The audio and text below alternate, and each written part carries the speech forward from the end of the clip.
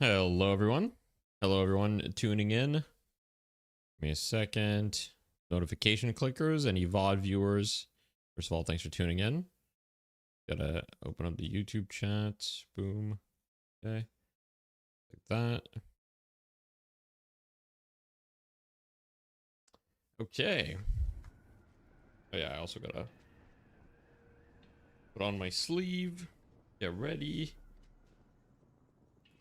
Today we're going to be watching Night Shift. So for those of you that don't know what Night Shift is, if you're clicking on the VOD, it's essentially it's a tournament that happens every week.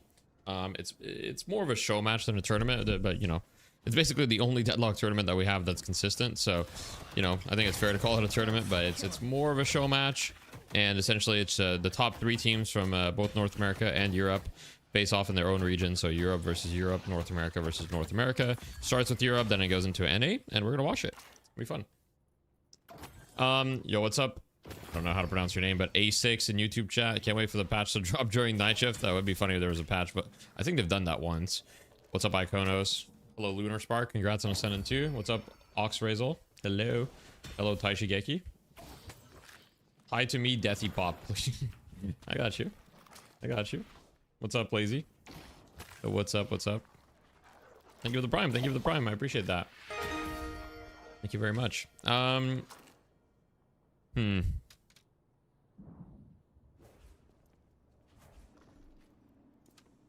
Let's see. Let's watch a spectate. How many people get into teams to play Night Shift? Well, basically the way that people get into teams is all the Night Shift players are like top 50 or like top 100 players on the ladder. And so usually the way that they got, and they've usually been on those teams for quite a long time or been part of the competitive scene for a long time. There's not really like any newcomers, I would say, on the competitive scene. It's kind of been the same people for the past like year or more. And so the way that they got is they got high rank. They knew each other. They created teams, and it was all like word of mouth, right? But they're all like very high rank. I can stream early. Nice. What's up, Bacon Omelet? Hello, Alexis. Hello. What's up, Blastoise? Is patch today or tomorrow? Who knows? They didn't give a date. They just said should be this week. They just said it should be this week, and therefore that could really mean anything. That could also mean that it's not going to be this week, you know. But I mean, typically they don't patch that often on Fridays, but they have in the past. So it could be today, it could be tomorrow, it could be Friday. It's probably not going to be Saturday or Sunday. Like you know, they don't usually do balance patches on those days, although they have, but they've done very small balance patches on those days. Hopefully this one is not small, so I would be surprised. So if it's not, you know, if Friday we don't get it, then I think it might be Monday or Tuesday next week, but who knows, you know. Which is your most favorite character of this patch? My favorite character is always Lash, but you know, yeah, always the Lash. Morning. Maybe I've got time for a quick little street brawl game probably, but I kind of want to talk to chat instead though. Catch up with everyone. So go back to spectating. This week in Valspeak can make April. I mean, it could in theory. Sorry, let me move my mic. It could in theory, but with Deadlock, they've been pretty good about, you know, being like good on their release dates. For the most part. Did you broke up Paige? No, I still play Paige. Deathy, I'm realizing I'm horrendous at everything. I have less than 500 hours on. I told you it would be a tough, you know. That's all right. Thank you, the Prime all-seeing potato. I appreciate that. This game legit needs melee heroes. It does have kind of melee heroes. What is a melee hero to you? You have a question on a game mechanic, but it might be dumb. Ask the question, man. There's no such thing. Nerf Apollo praise. I don't think Apollo really needs like significant nerfs. Just perhaps a balance. You know, like you just make it so that he has a little bit less power early and a little bit more later, maybe. But yeah. What's up, Venomous Mango? You kind of missed the weekly patches. It was fun having the game change so much so often. You know, I understand that feeling. I think it's just healthier for the game to not change that much that often, because the reality is, like, you know, the large majority of people just like cannot keep up with that. What if you can parry Apollo's 3? Well,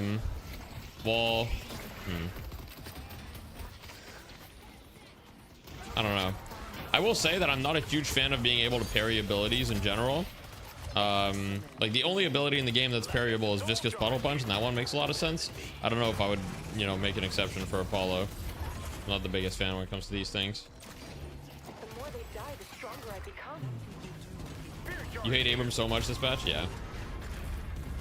M1 melee's abilities dependent hero. So like their gun is like a sword or something and they have no range, or like what exactly do you mean? Valve treats Deadlock like it's a finished product. Everything needs to be polished before releasing, and it's really sad. I don't think they really treat Deadlock like a finished product, but you know, it's true that they don't treat it like, okay, there was a period of time where they really treated it like a playtest, you know, and that period of time is certainly gone. So they're definitely looking for some level of polish, but it's not like, you know, it's clearly not at the level that they expect for a release yet. But yeah, thank you for your contribution. I appreciate that. Yes, person music. Thank you. You were hard stuck in early December. Since watching you and Pachi's guide, you just hit Archon. Congrats, Max. That's awesome. Do you think having literally no range sounds like the worst? Yeah, I mean, I don't think like a true melee hero that has like a gun with no range is like belongs in the game, but I guess you never know. Maybe they'll figure it out. Maybe they'll figure it out. Who knows? Give me gun Ivy meta. I don't know. I feel like full melee is hard in this game because how can you shoot the minions in early game? Yeah, I mean, you'd have to be tanky enough to just like walk up to the minions and not care. Yo, what's up, Solus?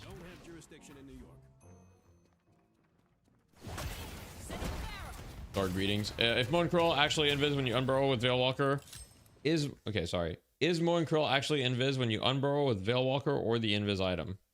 I'm pretty sure that if you unburrow, it reveals you, does it not? I'm fairly certain. Let me see. I mean, I'll test it right now, but I'm pretty certain that if you let's see.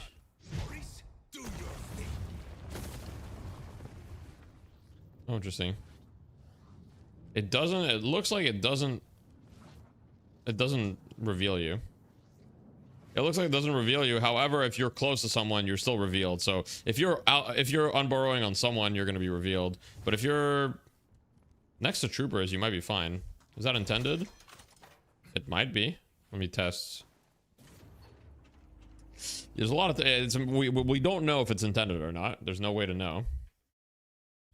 The developers would have to confirm, and they're not going to do that. So let me see.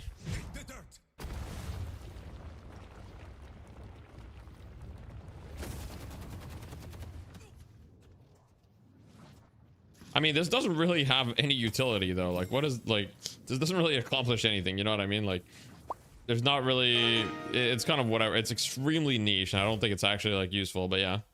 Thank you for the tier 1 ordinance. I appreciate that. I appreciate that. Highest death toll, I guess. It's gotta be McGinnis. She's Tony Stark killing minions indirectly. Wait, what do you mean? Like highest like trooper death toll? How to teach entry-level gamer friend to farm other side objectives. They know what they are supposed to do, but struggle on execution. So when you say entry-level gamer, Glumter, are you talking about someone that's never played MOBAs, or someone that just like hasn't played a lot of games in general? Because those are very, very different.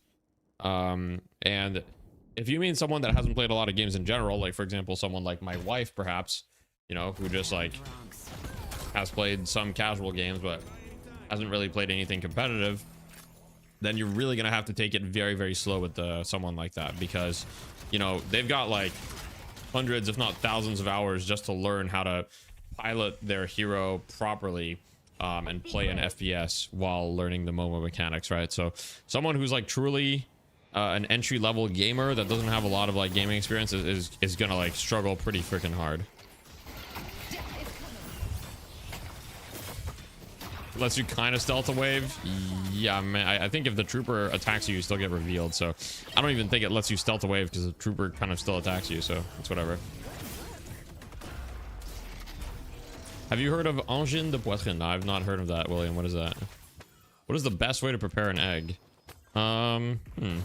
My favorite method to prepare an egg would be like a fried egg, you know? So I like getting my pan, getting it nice and hot, you know? A little bit of butter, a little bit of oil, right? Butter for the taste, oil so make sure it doesn't stick to the pan. Because I don't use a non-stick pan. So a little bit of butter, a little bit of oil. Put the egg in there, right? And what I like to do is I put the egg in there, I break the yolk a little bit, and then I flip it. And that's how I like my egg generally. But I mean, I like eggs in a lot of different ways, you know. Best way to prepare an egg, get in chicken. Oh shit, genius mode for Ryan Central. Ryan Central might be genius. Have you ever talked about, as a beginner without a lot of game knowledge, we should approach VOD review identifying weaknesses, joining the academy? I've not really talked about that. I will say that we're working on a lot of like super exciting stuff with the academy. We just had our meeting this morning for the academy, and we've got a lot of like plans for what we want to do. I mean, I can tell you guys kind of what the plans are, but like, I mean, nothing is confirmed yet. But like right now with the academy, we want to basically, we want to make it so that we have like a lot more like centralized resources. Like we basically want to get like experts in like different like fields, you know. For example, we'd really love to get like, you know, an aim training expert, and you know, we'd really love to get like movement expert and things like that, and have like essentially like benchmarks for every rank. Right now, one thing that I'm working on is curriculums for every rank, so that if you join the academy and it's like, okay, let's say you're between initiate and emissary, well, here's the things that I most frequently encounter that players at that rank struggle with. Here's what I would work on if I were you. Here's academy lessons that can help you, all that stuff. Yeah, so we're working on a lot of stuff like that should be kind of like done in the next couple of weeks. But you know, the academy is really fun. It's kind of like my baby in a way, and I'm super proud of what we've done so far, and I'm very, very excited for the future of the academy. It's really cool. Exclamation point academy if you guys want to check it out. I will say at this point the webpage is a little outdated, so we're working on we're working on a lot of cool stuff behind the scenes. I don't have anything confirmed yet, and all of this is, you know, thanks to the academy's growth. We can get more people involved, and we can, you know, we can compensate those people as well, right? And one thing I want to make it clear, one thing that I want to set us apart is that, one, we treat the people that we work with very well, and that two, that we're for the community by the community. You know what I mean? We're a Deadlock academy. We don't want to do other games. We just want to do Deadlock, and we just want to do the best thing possible for Deadlock and create everything for Deadlock, rather than use like a kind of like formula that you can copy paste between games. That's where we're at. But anyway, should I wish you for 20k minion damage in 20 minutes, even if I'm playing like something like Holiday? Depends on your rank. I would say if you're below Ascendant, yes, probably. But the higher rank you go, like, you know, I wouldn't tell someone like Goober, for example, to aim for 20k trooper damage in 20 minutes on Holiday, because I think that would be a waste. So, yeah. No Roblox Academy. Watch your recent video. I appreciate the clarity. Thank you. I mean, to me, you know, it's I think that there's a lot of taboo around money. You know what I mean? Like, people don't talk about money. Like, people really don't talk about money, especially not how much money people make. And I don't know. I don't think it needs to be. I don't think it, like, I understand that people value their privacy, and of course, and I'm not saying that people should be screaming at the top of rooftops how much money they make. But I think it's helpful to be transparent when it comes to not only people that might be considering exploring a career path, because I know a lot, you know, being a content creator is something a lot of people want to do. So I just wanted to give a realistic approach to that. But also, you know, it's just, I don't know. It's nice to be transparent, I think. But feels like streamers are extra scared of talking about their income usually.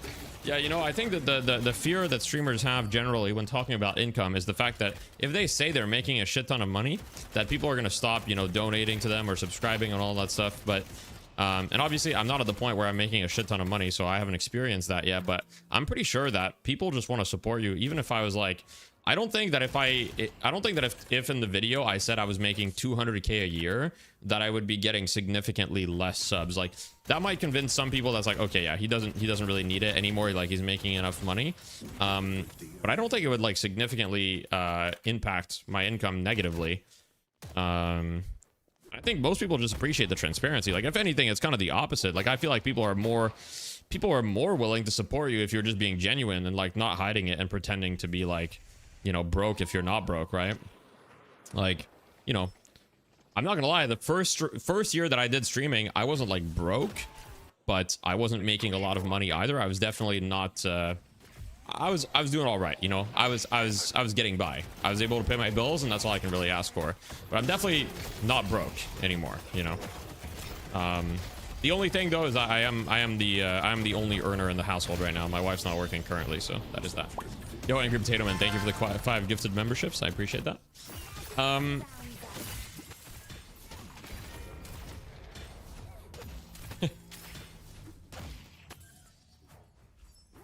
Yeah, people giving money to guys who make 200k a month is the dumbest shit ever.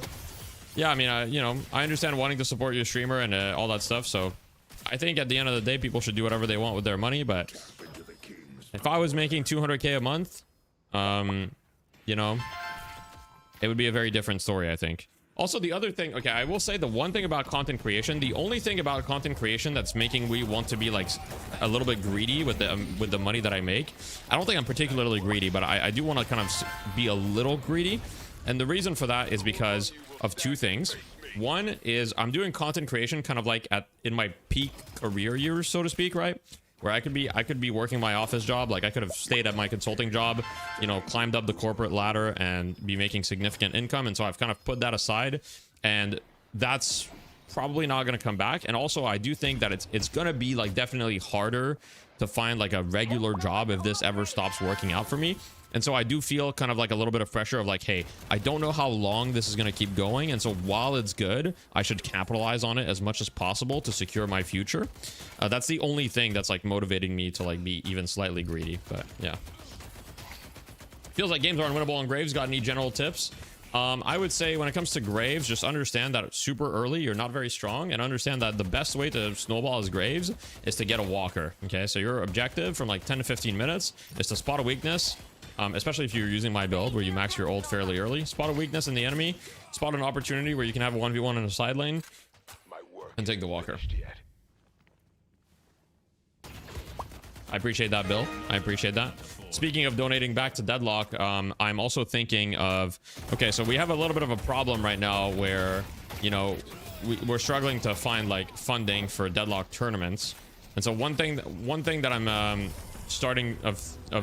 that I'm thinking of doing right now is creating some sort of program, kind of like Valve did with like the compendium, except I do it for the academy.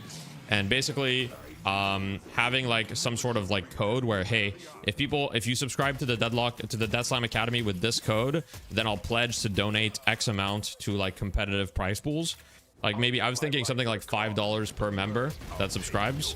And so that way it's like marketing, it grows the academy, but also it gives back to competitive Deadlock. So I don't know what you guys thought about that. I don't know if that would motivate people, but that's something that I'm thinking about at the moment. So I'll probably do it. I just don't know the specifics. The creator event's still happening. We just need to figure out a date, and there's been a lot of stuff kind of going on behind the scenes that I can't discuss at the moment. But it's still happening. I just need to find a date. So I need to get on that probably like ASAP in the, you know, tonight or tomorrow if possible. What were you playing before Deadlock? Before Deadlock, I was playing Dota and Path of Exile mostly, and then before that I was playing Overwatch, and then before that I was playing TF2 competitively. A brand like PSL, ESL, Blast, or PGL did a fully supported Deadlock league, and they asked you to be a caster analyst. Would you say yes? Analyst, yes. Caster, maybe. But yeah, I'm super important.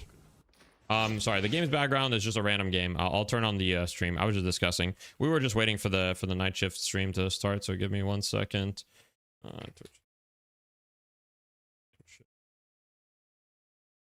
Happened without the support of our... Oh, you went to John Molson School of Business? Nice, nice.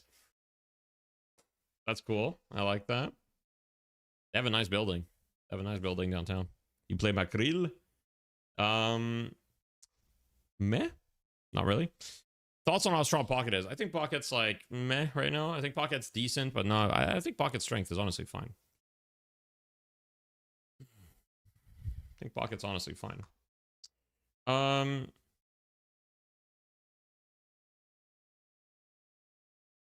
think securing your future is very important. Yeah, I agree. To an extent, yeah. If you have 500k in a risky career like streaming, sure, prioritize that. People with 5 mil in the bank doing greedy shit for their future is being a shit person. I mean, I agree. You don't need any... Okay, so the way that I think about money, right? I'm like, okay, what do I need? And I think this is a very important topic because I think humans are naturally greedy, right? Meaning we always want more. And so I think you have to set yourself a point where, well, first of all, you have to enjoy things now rather than only thinking about the future. But you also have to set yourself a point where like, okay, how much money is enough money? And the way that I see it, all I need is, which it's not, it's a lot still, right? So I want a home in Montreal with 4 bedrooms, okay? Which looking on the market right now is somewhere between 700,000 Canadian and $1 million Canadian dollars. Now that's, you know, down the line. I'm not saying right now, but at some point I would like to have that with my wife so we can have a family. And, you know, the next 5-10 years, whatever, right? Which in American dollars, to give you guys an idea, that's probably 500 to 700,000 American dollars. 5 to 700 American. And then once I have that, really all I need is enough money to pay for you know, monthly expenses. You know, I don't really care about cars or anything. Like, I don't know. I don't spend money. I honestly don't. Where in Montreal would you go? I'm trying to think if I should even say anything. I'm going to choose not to comment on the specific neighborhood. Oh, you're good. You're good. You're good. I'm going to choose not to comment on the specific neighborhood. But obviously, you know, we want to be like within the island. Yeah. What about the gamer house for your academy? Good question. Does movement slow stack diminishingly? I believe it does. And also there's a movement, there's a minimum movement, meaning like you can't be slower than like 2.5 meters per second or something.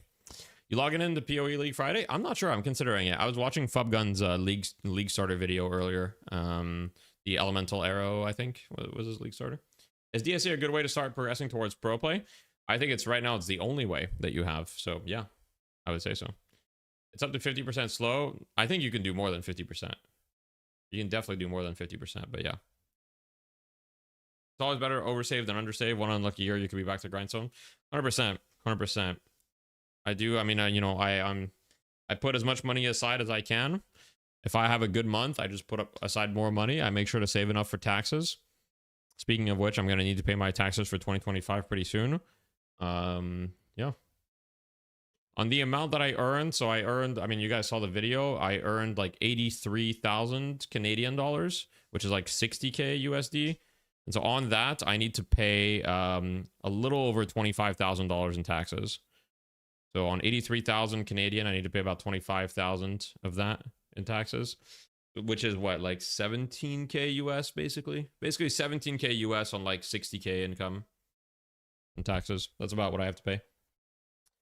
No ambition to be a massive venture capitalist for an AI suicide drone upstart company. No. No. No. You're moving to Florida to avoid certain taxes? Yeah, I mean, Quebec has very high taxes, but I like Quebec. That's crazy high? Yeah. How old are you? I'm 27. Crazy, neither of these three hosts have ever hosted any Valve games. They were from League of Legends and Overwatch. DDK, I don't know if DDK is there today, but DDK has done stuff for Counter-Strike, a bunch of stuff from Counter-Strike. I do speak French, yes. French is my native language. You do content full-time now? I've done content full-time. I've done content full-time for a year and a half now. I started doing full-time content at September 2024. So what is that? We're 6 months away from that. So yeah, so exactly a year and a half, roughly. I thought this season I got me even older. Yeah, everybody, yeah. You monetize pretty well for a small creator. Good for you. Thank you. I appreciate that. People saying that's high taxes, crying European. Wait, what? Are taxes that much higher in Europe? I think my average tax rate was something like 33% of my, or like actually no, a little bit less. I think average tax rate was like around 30 or something. But yeah, DDK is like, yeah. As a creator, do you earn more on Twitch or YouTube? I would advise you check my latest YouTube video. I talk about all of my income streams. I tell you exactly how much I earned. You can see like everything. But yeah, Twitch is by far my biggest income stream. But you can see the exact numbers. Like I show everything. So how did your wife react to the sudden career change to content creator? At first she was a little worried, but she was supportive, of course. So, you know, she supported me, and it worked out. Is Deathy 47 old? No, I'm 27. 27. I'm not 47. You have any tips for someone who want to do Deadlock content full time? Realistically, my biggest tip is wanting to do Deadlock content full time might actually harm you more than help you. So I think if you want to do content full time, you kind of have to, like, I don't want to say luck into it almost, but you know, be careful what you wish for. Because if you're doing it from the start with the idea of doing it full time, you're going to burn yourself out and you're going to feel really sad and disappointed if you don't hit your goal. So do it for the love of the game. When I started doing it, I honestly didn't expect at all that I would ever be able to pursue it as a job. And then I just, you know, I just rode the momentum and I went for it, took a leap of faith. But yeah. Find a niche that people are doing in other games and bring it to Deadlock. Yeah, that's an idea for sure. I mean, look, if you want to do content, anything, you always have to find your audience, okay? So you have to understand, like, there's a lot of openings right now within Deadlock content because, frankly, there's not that many Deadlock content creators. So there's a lot of niches, right? Like, as far as educational creators, you have, like, me, you have Metro, you have Poshy, and you've got some other ones like Nathan and other people as well. But there's, you know, I would say the educational space is a little saturated at this point. Like, there's probably still the only room that I see in the educational space right now is like hero specific education. Because like movement education, there's Murphy and Leaf. Macro education, there's a bunch of us. So the only space that I really see in education for Deadlock is like hero specific. Like, for example, making very specific hero guides. Like, I do think that there's a market for that. But yeah, other than that, just find your audience. Find your audience. Income tax for 80k euros is 38%. Ooh, that's pretty high. Yeah. Here, 30k, 80k Canadian would be about probably 33 or 32%. So yeah. What do the number buckets mean again? It's number of picks and bans combined. Where do you mean? Where are you talking about? Number buckets like this, or what? Or are you talking about like when there's a hero that pulls up, or? One sec, Ryan. You know, I'm actually impressed that the Deadlock community doesn't have more one-trick pony content creators. It'll come when the game is released. You know what I mean? For characters. Heresy made a good guide for Victor. It got me started in the game, Loki. Yeah, I mean, it's a good approach, you know? There's room for content where I do bad and make people laugh. Yeah, probably. What's up, Godfather? What's up, Godfather? All right. Call with Ryan.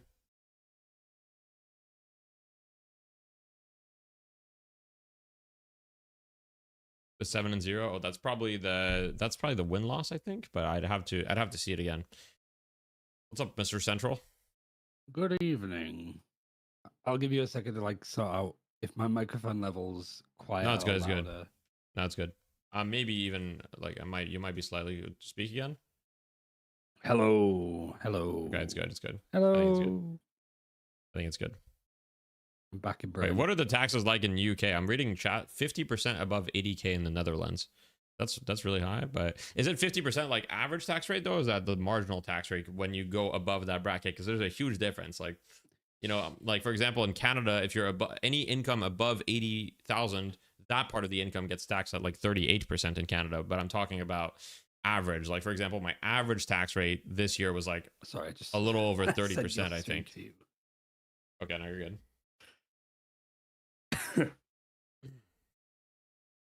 Marginal. Okay. All right, that's not that different then, because in Canada, above 80k Canadian dollars, your marginal tax rate is probably like 38% here in Quebec. Whereas like if you're above 100k Canadian, because like you guys have to remember, Canadian dollars are worth a lot less than euros. You guys have to remember that. Good Bear Pit episode. Yeah, we're gonna have Ryan at some point. We're gonna have Ryan on the Bear Pit episode at some point. You know, whenever Ryan, whenever it's a good time. When's a good time for you? Yeah, it's a crazy like time at the moment. Okay. But how so?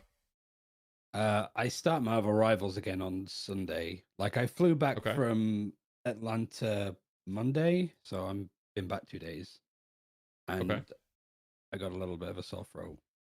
That's not good. But also, like, I just need to essentially get some like information, which might definitely understands, but nobody else does yet. But yeah, right. It'll be soonish, I imagine, within like the next month or two. But I guess it's like it'd be good to do it around when there's like stuff happening. Sure. Yeah. Yeah. I see more Muro. Thank you. Thank you for the tier 1 Teams X. Thank you for the 7 months. IRL podcast. You know, that'd be dope. That'd be dope, Blastoise. I'd love to do an IRL episode. That'd be awesome. I mean, part of my dream, like an interesting thing is I'd love to, like, down the line, like, okay, I have a few esports dreams, I guess. One of the things that I think would be really awesome to do is I would love to have like a spot in Montreal where like I can help kind of like younger people. Like the way that I imagine it is like, okay, I do my, like, okay, let's say my life goes exactly as I want it to, and everything, all my dreams come true. What would happen is my Deadlock career does really, really well. So I do really well for myself for the next 5 or 10 years or however long that is. And when it comes time to, you know, hang up the Deadlock flag, I would love to set up a space to help young people. And when I'm talking about young, I'm talking about like teenagers with video games, but also kind of like help with the parent teenager relationship when it comes to video games, and like structuring it in a way that is healthy for the family and healthy for the kid, and presenting video games as something that can actually be beneficial rather than like, oh, hey, games are evil. You know what I mean? Ain't no money in esports, unfortunately. Depends what you do. You're right that there's, you know, not a lot of money in esports when it comes to being an esports company and making a profit, but there can be a lot of money in esports, like as a creator or as an analyst, or, you know, all these things. So yeah.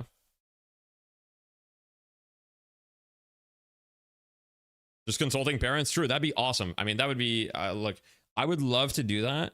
And I would love to be at a point in my life where, you know, if I've made enough money for Deadlock, I can do it for like, you know, basically like at cost, like very cheap, right? Like if I have like an office or whatever, just like basically make enough to like pay for the office and stuff like that. I am from Canada. It's true. Sounds like something Canada would have a grant for. Honestly, probably.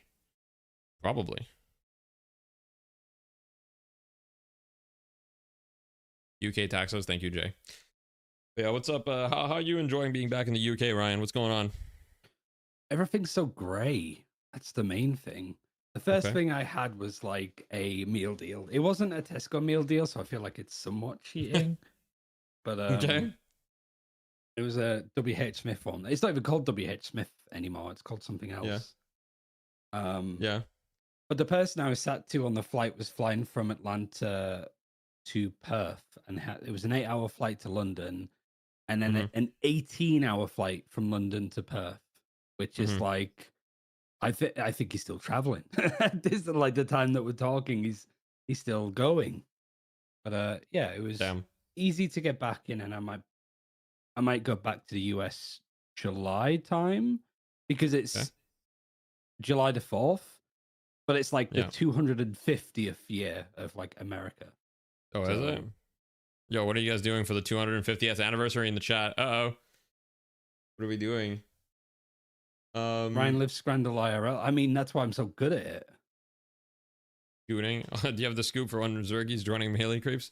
That'd be a crazy timeline. I don't think Zergi is going to join any competitive team until the scene is like taking off, which might be a while.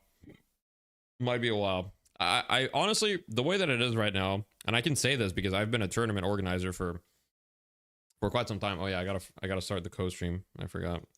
I've been a tournament organizer in the scene for almost 10 months now with Deathslam events, right? And I've spoken to sponsors, we've done outreach, we've done all these things. I can say this pretty confidently. The esports scene for this game it's not gonna take off until we reach open beta, which could be more than a year away still.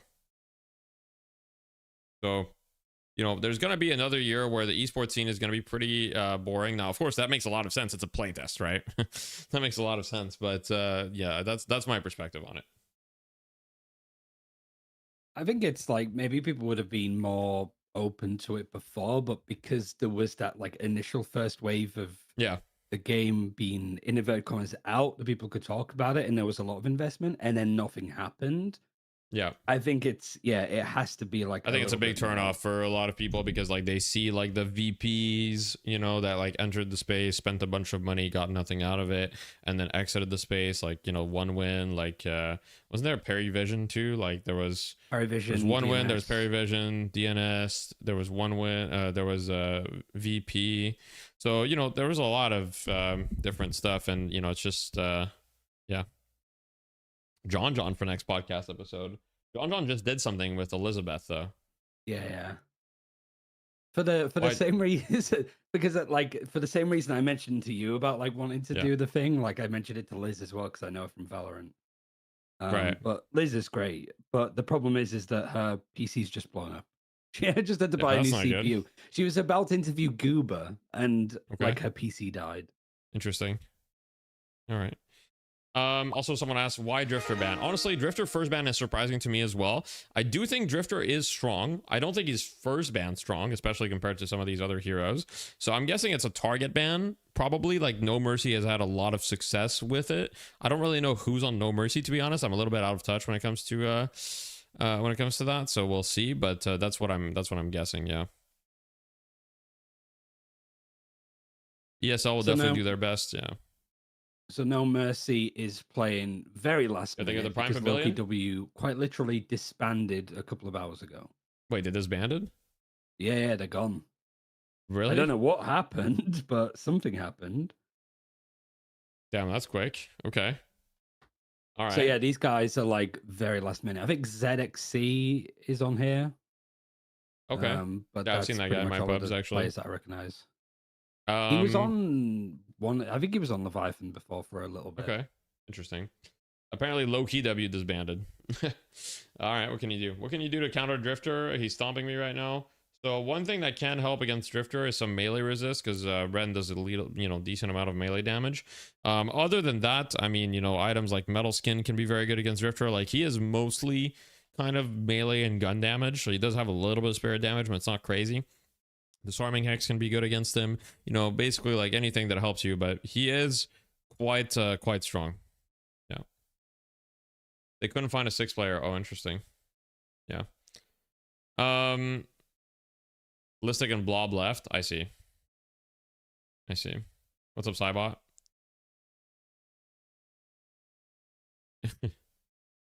You attempted to book coaching after watching the Surrey Hells video.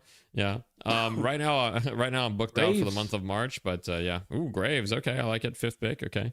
Well, knowing what you just told me and that the fact that they were last minute or whatever, I don't have great hopes for this match, but I hope that No Mercy can surprise us. But I think it's probably going to be fairly one-sided, but we'll see. I don't hate No Mercy's draft. I mean, I think it's a pretty solid draft, to be honest. But Leviathan's draft is also like extremely Thanos, and they have all the DLC, so I don't know. Did they betray the GA agreement on Billy? Oh, Mirage last pick. Okay. I do like the Mirage here. I do think it's going to be kind of hard to deal with. Silver is Celeste is No Mercy trolling draft. No. But clearly they think that Celeste can be dealt with. Guys, oh sorry, I'll refund your build review right now just because I'm watch partying, so it's not a good time, but I'll refund you the points. Don't worry, I'm not gonna scam you. Boom, reject. Yeah, well you can request that during a break between games. I refunded you the points. Enduring speed is good against life tag, that's true. Garlic's a good counter to Drifter for the Dren. What is the path to pro currently? Under construction, I'd say. There's no path to pro. I mean, the reality is, you can say it's under construction. I would say that we haven't even put down the, there is no pro really. So there's, there can be no path to pro because there's no pro like circuit or like, like even just the pro right now is like, it's literally just Night Shift and like a couple things here and there. But if Night Shift didn't exist, we wouldn't have much. Well, we wouldn't have anything. True. Yeah. I mean, we would still make tournaments happen, but like these teams wouldn't really have stuck together for as long as they did. So, But I will say that we are looking at you know, potentially hosting another big tournament in perhaps in April. Big-ish, you know. Not like huge, but like we are looking to see what we can do to host another tournament in April, but it would probably be EU. And melee creeps would be invited to kind of do like a reverse it would be another DSI, and instead of, you know, Abraham is being on NA turf, it'd be melee creeps on EU turf, you know, if they want. I think last time they said they were open to it. If they're not open to it, then we'll just do EU only probably, but you know. That's what we're looking at right now. Obviously nothing confirmed, no dates or anything yet. And no confirmed prize pool, but you know, I'm fairly confident we can get at least a few thousand for the prize pool. But and we would just, you know, if any time that they're playing against melee creeps, we would just force like London servers so that they get the best ping possible. But yeah. And then they have to do their most like British accents the whole game. British. I could just imagine like I'd like to see Scout try it. Nunculus, to respond to that question, everything is on my YouTube, so if you go to my YouTube streams, you would be able to find that. I just don't know when that is. You'd have to probably find it on Liquipedia and then find the date and then go on my YouTube live streams and kind of like match the date with the live stream, and then you could find it. One thing that's really nice about YouTube compared to Twitch, one of the advantages of multi-streaming is that YouTube keeps your VODs forever. You know, I don't think I saw that comment yet, Angry Potato. No, I don't think I saw it. I find myself having too much money with full slot and low rank sometimes. My problem is I don't know which items I should replace. Should I replace a 3200 with a 6400? I mean, yeah, the first thing is replace the cheapest item that you can. And if it doesn't do something unique, then you can think about it. What's up, Throat?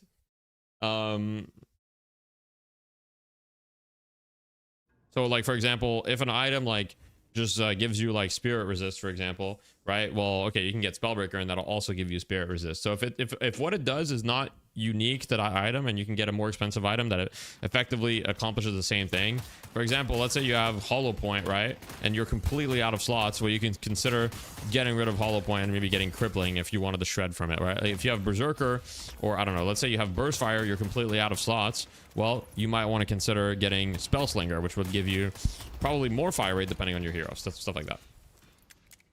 All right, bans. Okay, can we add the ban command? Can someone edit the ban command?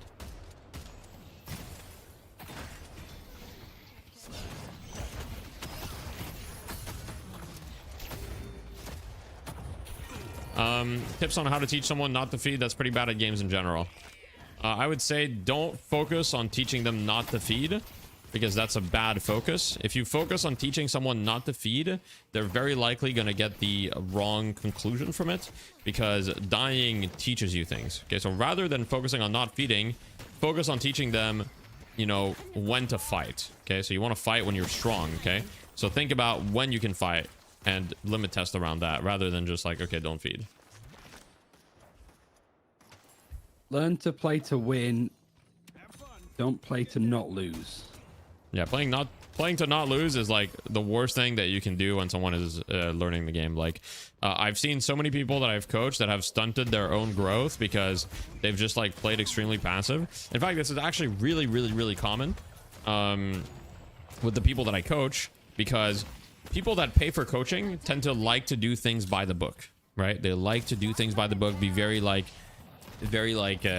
ordered about what they do, like think about the things a lot.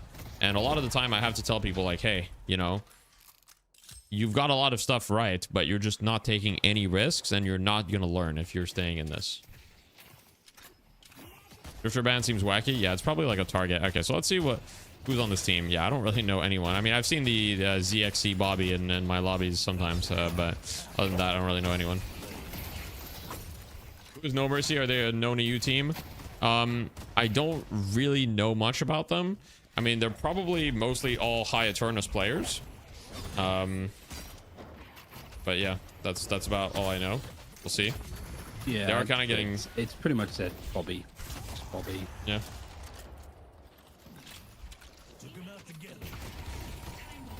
DXC Bobby used to be in Leviathan. There you go. I mean, the Drifter's the first ban isn't too bad because Drifter's not as good as like the big four of like Shiv, Abrams, Silver, Celeste. But it's kind of like you force the other team to ban one, and then you can take at least one of the others. Billy's not really supportive, Chip. Billy's more of like a front line that does damage. He's not really like supportive. It depends what sense you mean supportive in. Like he's not like a hard carry either, but he's definitely like a frontliner. Is there a reason why you're not watching the main podcast? I prefer, well, first of all, it's a broadcast, but I prefer watching in game because it allows me to like watch the perspective of whoever I want, and it also allows me to show builds, watch like, yeah, that's the main thing.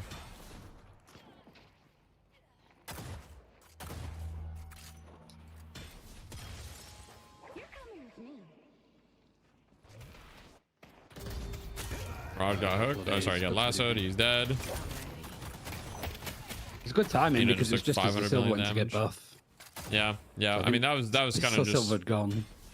Yeah, that was good timing from them, and also just like poor positioning from the Rod. Should have known Silver's going for the buff, not getting caught in that situation. Watch parties with caster audio is not great. Yeah, it just becomes really crowded. If like Ryan and I are talking, and then all of a sudden there's like ZP and like a bunch of the other casters talking and game audio, it's a little bit too much going on. Surely we should be watching Mina. Why?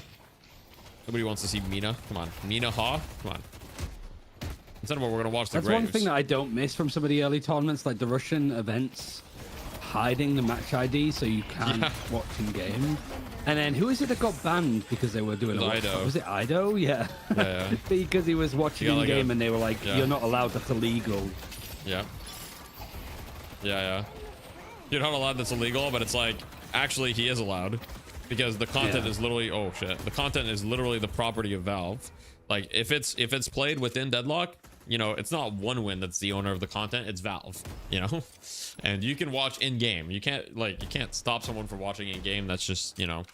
And the thing is, I don't even think Ido they were hiding the match ID, right? And Ido got it from like one of the players, or like if one of the players is on your friends list, you can just click like right click on them and click watch game. So, you know, it's yeah, I don't know. Like there's, you know, Night Shift's doing it right. We're doing it right at Deadlock events as well. Like we just, you know, if people want to watch party, fantastic. If people want to watch in game, oh my god, that parry lasted so long. If people want to watch in game, also fantastic. No problem with that at all. But yeah, I think ESL tried to do that in Dota. I'm sure they tried. Yeah, I remember the Recurrent event, like the first like 10k tournament or whatever. Yeah, they were like, yeah, you can do watch parties, but you need to put all of the sponsors to like 1xbet or whatever. And 1xbet's like illegal in the UK, so it's a bit like, I can't. All right, like, right. See you later. You're dead. Sorry. Yeah, I mean, I understand why. I don't know. Like, at the end of the day, I guess that's why I have my own, you know, tournament organizing companies. I can do whatever the fuck I want. You know what they say, guys? If you don't like what's happening, just make your own. Just make your own version, right? I mean, I'm a lashillionaire after all. For those of you that don't know, I have a lashillion dollars. Lash gave me all his money. Is that more than a Krillion? It's more than a Krillion. The lashillion dollars, the lashillion currency is extremely strong. Dota did have an era where you had to buy tickets to watch tournament games in game. Yeah, but the tickets were like bought in game, right? So like that's different, you know. And like that was like with the approval of Valve. But yes, you're right about that. I do remember that. I do have like, I think I still have one of the tickets and shit. I see Billy. Stand back. I'm beginning to lash. CIS companies have always done dumb shit like this. The CS community went through a fiasco like this with the Star Ladder Major. You know, I don't mean for this to sound bad, but I just think that the CIS community as well as the companies just have a very different you know, approach to things compared to the Western companies and community. Yeah. So, you know, it's just there's a lot of incompatibility, I think. Tickets came with the battle pass. That's possible. Or I remember it's you know. I think it's just a little bit more like the Valve are very good of just kind of like having a scene be open, and it's just like the right people get the right job. We're not going to bring it in-house. We're not going to take, like, if people want to run events, we're going to do it properly. So then when you have those tournament organizers that take those opportunities from an open scene and go, actually, this isn't an open scene at all, we're doing it our way or the highway, kind of, it's a little bit like, dude, you're basically being given like free stuff, like the Good Samaritan. Hey, I'll have all of this stuff. Yeah. And then immediately you'll see these like TOs like just try and sell it on the street. Yeah. Yeah.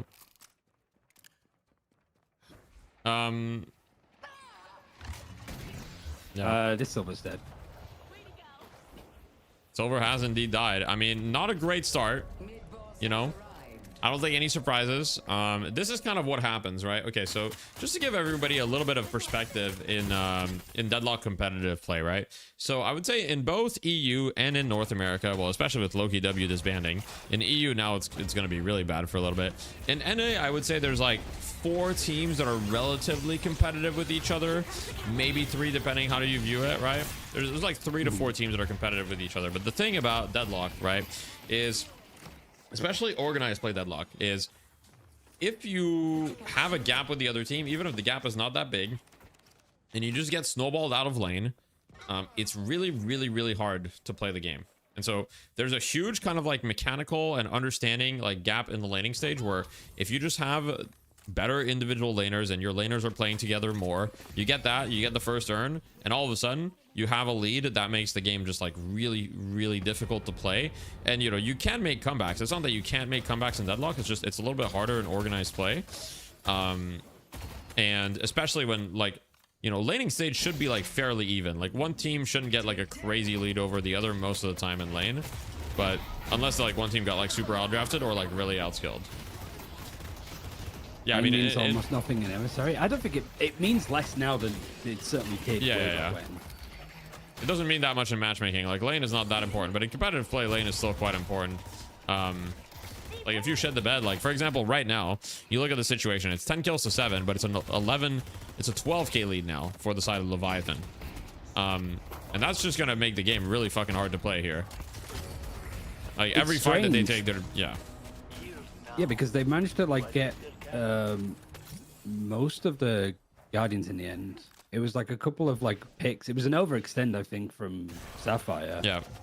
Because it just meant that the urn was being done. They had to back off because they took the tower and then just kept fighting afterwards. And then 2 people died. Right. To answer a question, can you explain the gap between snowballing between being super high and high elo and every game going long and mid low elo? So I want to clarify one thing. Right now, in every elo, the games are going long. Okay. In pro play, the games are slightly less long, but even in pro play, the games are still pretty long. Okay. That's just the current state of the game. Is it's very hard to end the game. However, the biggest difference between high elo and low elo is the urn. Realistically, people don't waste too much time in high elo with the urn. They'll do it right away. So you notice Leviathan had a lead outside of lane. Like they win lane by like 5 or 6k. What do? They instantly do the urn, therefore instantly securing a 10k lead. And now with the 10k lead, they're gonna apply as much pressure and, you know, not let them back. And here, when when Leviathan's in this situation, all they have to do here is just not make a really big mistake. Don't give easy picks to the enemy team, and look for okay fights, and they'll probably win the game, you know, because they're up so much.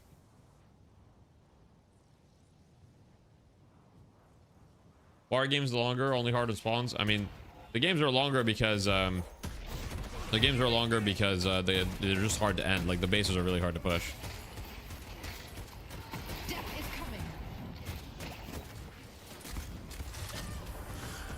By the Graves, if you're ahead, you just generally want to force turn because you can win the fight. Yes.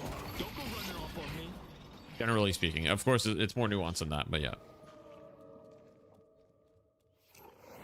Especially if it's an even urn. If it's a comeback urn, you might not be able to force it as hard. But if it's an even urn and you're ahead in 6v6, you want to force the urn.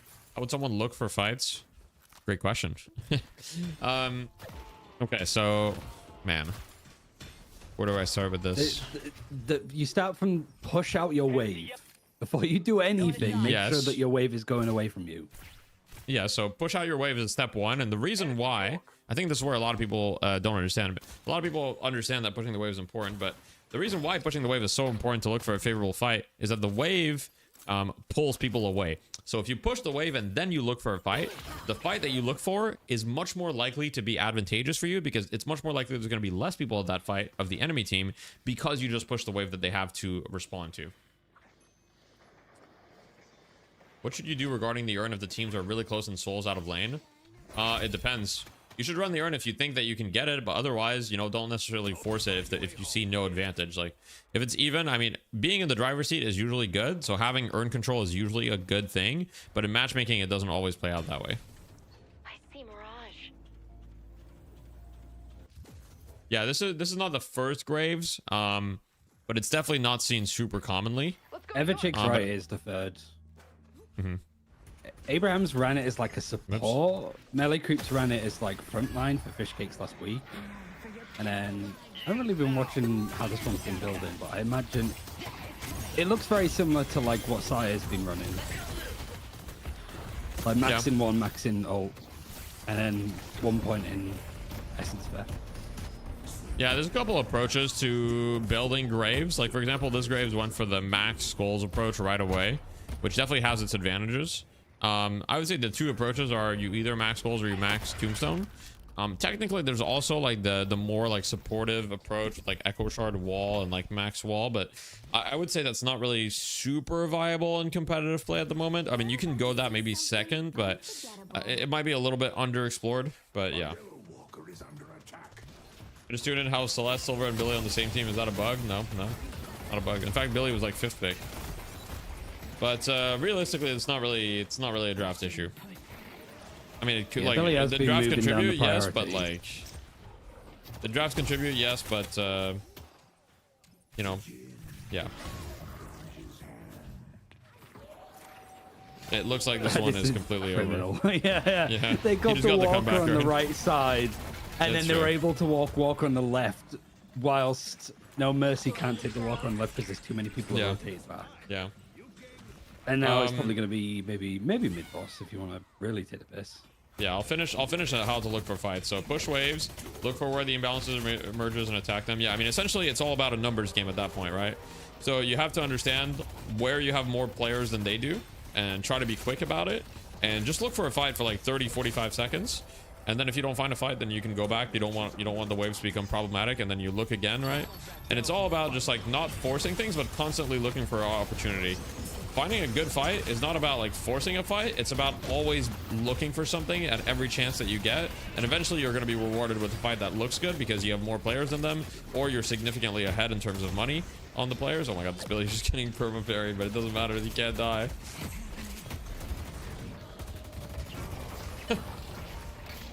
You think there's an ideal team comp or a few? No, I think that there's like an infinite number of ways to play the game as far as team comps. Oh yeah.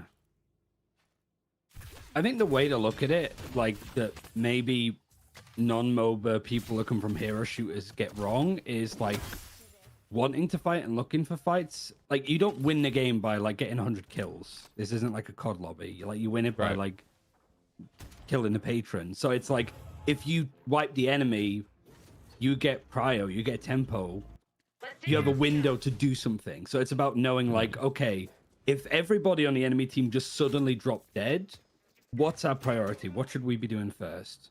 In the late game, a lot of people will go, okay, let's go mid. Like, that's an easy one. But like seeing like, oh, should we do Urn before doing Walker? Yeah. That's like the tricky part. Once again, I advise everybody, if you haven't seen it and you're interested in understanding how to think about the game, I would highly advise you watch my coaching session with Quinn, aka CCNC. He was, you know, one of the best Dota players ever. And the coaching session with him, the questions that he's asking can teach you a lot about how to think about a MOBA. You know, it's all about understanding a priority and an order of things. Link it? Yeah, let me find the link. Can someone get the link? I don't want to alt tab. You guys won't hear anything. It would be appreciated if someone could find the link and just post it in Twitch chat or. Get Quinn on the bear pit. See if he'll do it. Yeah, you might do it. I'm sure that'd be a good perspective. Like, because I like, especially from hearing from like Dota people, There you go. Because I do like hearing it from your POV. Yeah.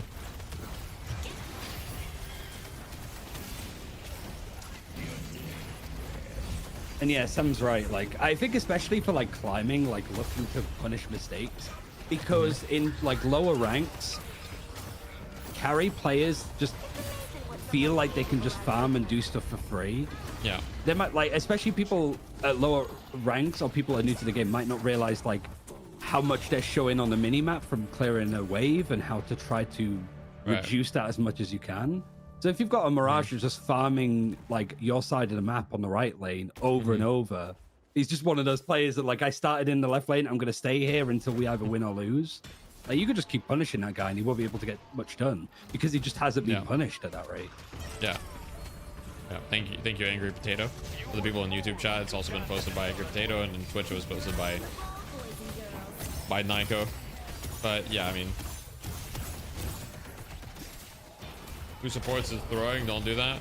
Yeah, two supports is not very good, although it depends what you qualify as a support. Like, you could do two supports with certain support type heroes, but yeah, once again, it depends what you qualify as a support and how they're played. But having two real heavy supports would not be good. Like Pedram. It's why playing Dorman, yeah, exactly. Sinclair and Dorman definitely can. Yeah, I mean, Ivy as well can also, like, depending on how you build Ivy, I could definitely see Ivy as like a secondary support type. I could definitely, like, there's options, but yeah, if you're talking about like the super hard supports, yeah, you wouldn't want Rem and Kelvin, for example. That would be, that'd probably not be good. I remember like carry Kelvin, like the days where River was on the Gun team. Gun Kelvin, or even just carry Spirit, yeah. We wouldn't see our Kelvin for like 20 minutes of the game because they're in like our farm. Kelvin is fucking farming, man. And then they would come back and it would just be nuclear bombs being dropped. Why is there Graves in a pro tournament? Why not? Graves is good. She got picked. I mean, she's not like crazy good. I mean, she's not having a good game, that's for sure. That's one thing that's happening, is she's not having a good game at all. She is 0-6-1. Yeah, she's so far behind on the build. Like, she hasn't hit, she's hit the green power spike, that's it. Bring back minus 50 seconds on Kelvin T2. You can technically counterspell Dynamo's ult, but you'll just get pulled right back in. I see Mirage. I see Paradox, the enemy. Only I remember mods when can post Gun links on Dynamo YouTube, was really. like a good way to play him because you just hit your 2, you'd hit your like, Gun Dynamo is still not little bad. TP. I know, but it was still like broken playable. before because he has his little pistol, but as soon as he used your 2, it was just I mean, it's still like people that. down. It's like Gun Viscous. It's still like that, though. It's actually still like that. And maybe I need to bring out the Dynamo again. Yeah, you need to bring out the Gun Dynamo. It's not bad at all. It's really not bad. It's actually decent. You can definitely play Gun Dynamo.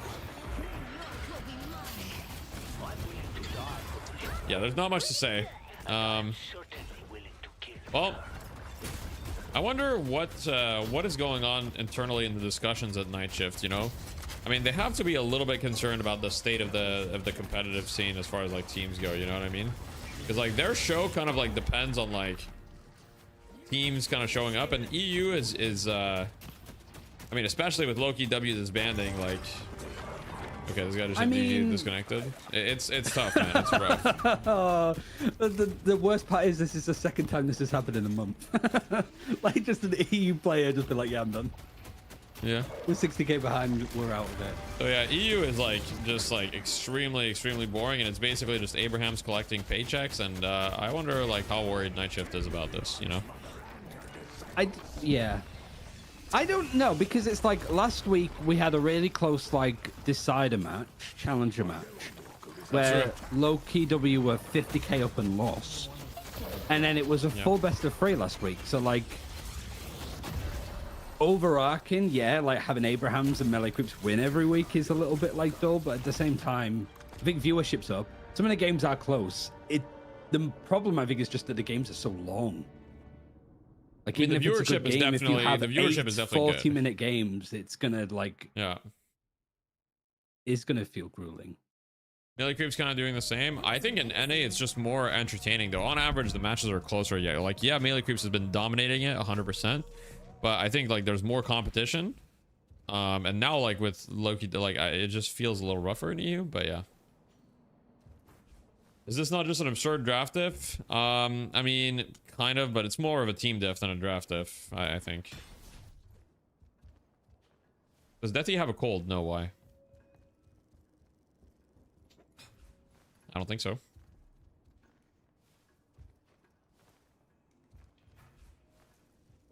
Need more EU Deathslam events to get more teams going. Is Deathy cold? No, I'm alright. They were out efficiency early, yeah. It was like 8 eliminations to 38.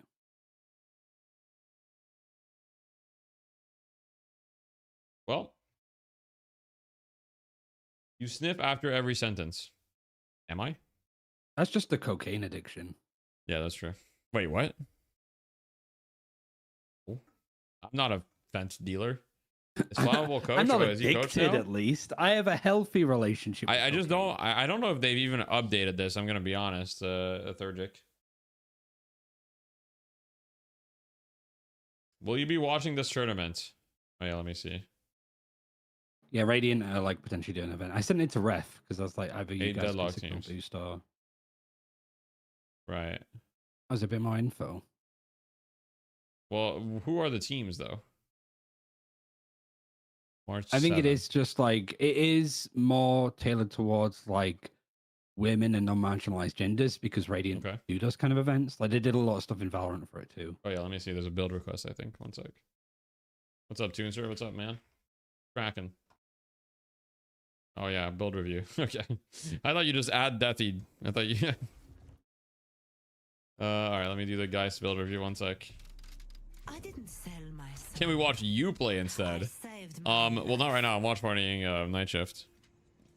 Geist headshot build. Okay, here we go. Active reload, headhunter, rusted barrel, mystic regen. Okay, headshot booster. Okay, sure. I mean, honestly, probably not the worst idea. Rapid recharge after maxing bomb. Are you even gonna have max bomb? Are you even gonna have max 2 when you buy at rapid recharge? You're not, are you? You get it at. You don't get it at 15k, do you? You probably need more. Probably close. It's brutal out there, huh? I don't know if recharging rush is worth it, especially given the slots. I think Warpstone is like pretty mandatory on this hero, is what I've figured out. Other than that, though, I mean, it could work. I would need to try it. I don't know about the. I mean, active reload's probably fine. I need to try it once again, but 17.6k, yeah. Yeah, so your rapid recharge is a little early in the order. You probably need to get another item, like, you know. One thing I will say is your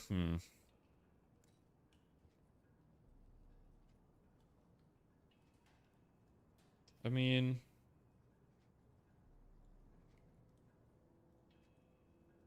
it's probably okay.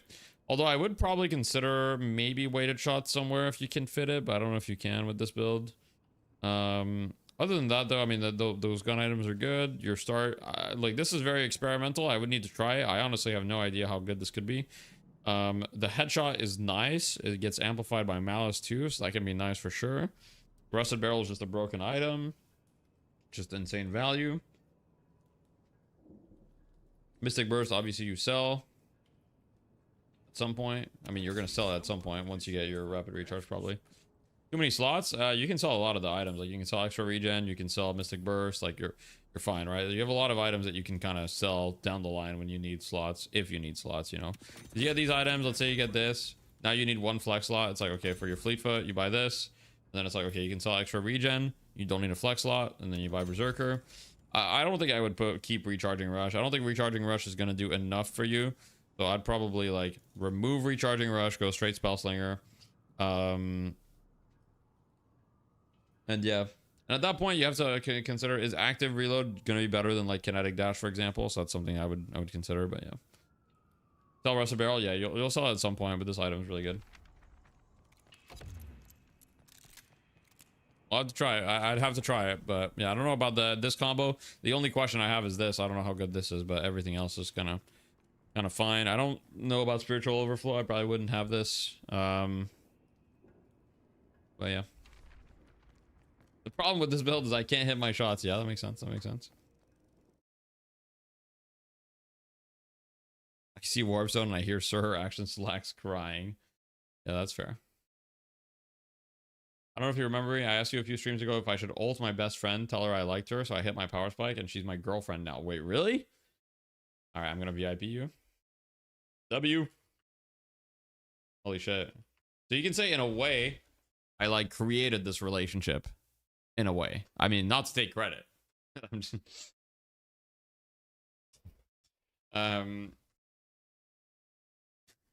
You coaching? No, congrats. That's awesome, man.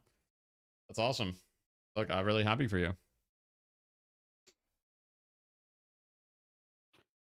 Wait, what did you do? I created a relationship. What, from the Death Slam event? This guy, no.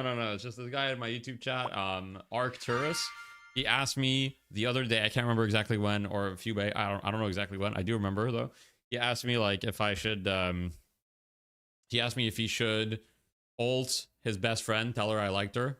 And then I'm like, yeah, you know, because I was like, yeah, you know, you should hit your power spike. I like transformed it into a Deadlock. I was like, yeah, if you just hit a power like spike, a Lightbringer build. Yeah. I was like, yeah, if you just hit a power spike, it'd be a good time. You know, you definitely want to like do it like when there's like a, you know, soul disparity between the two of you, ideally. Like,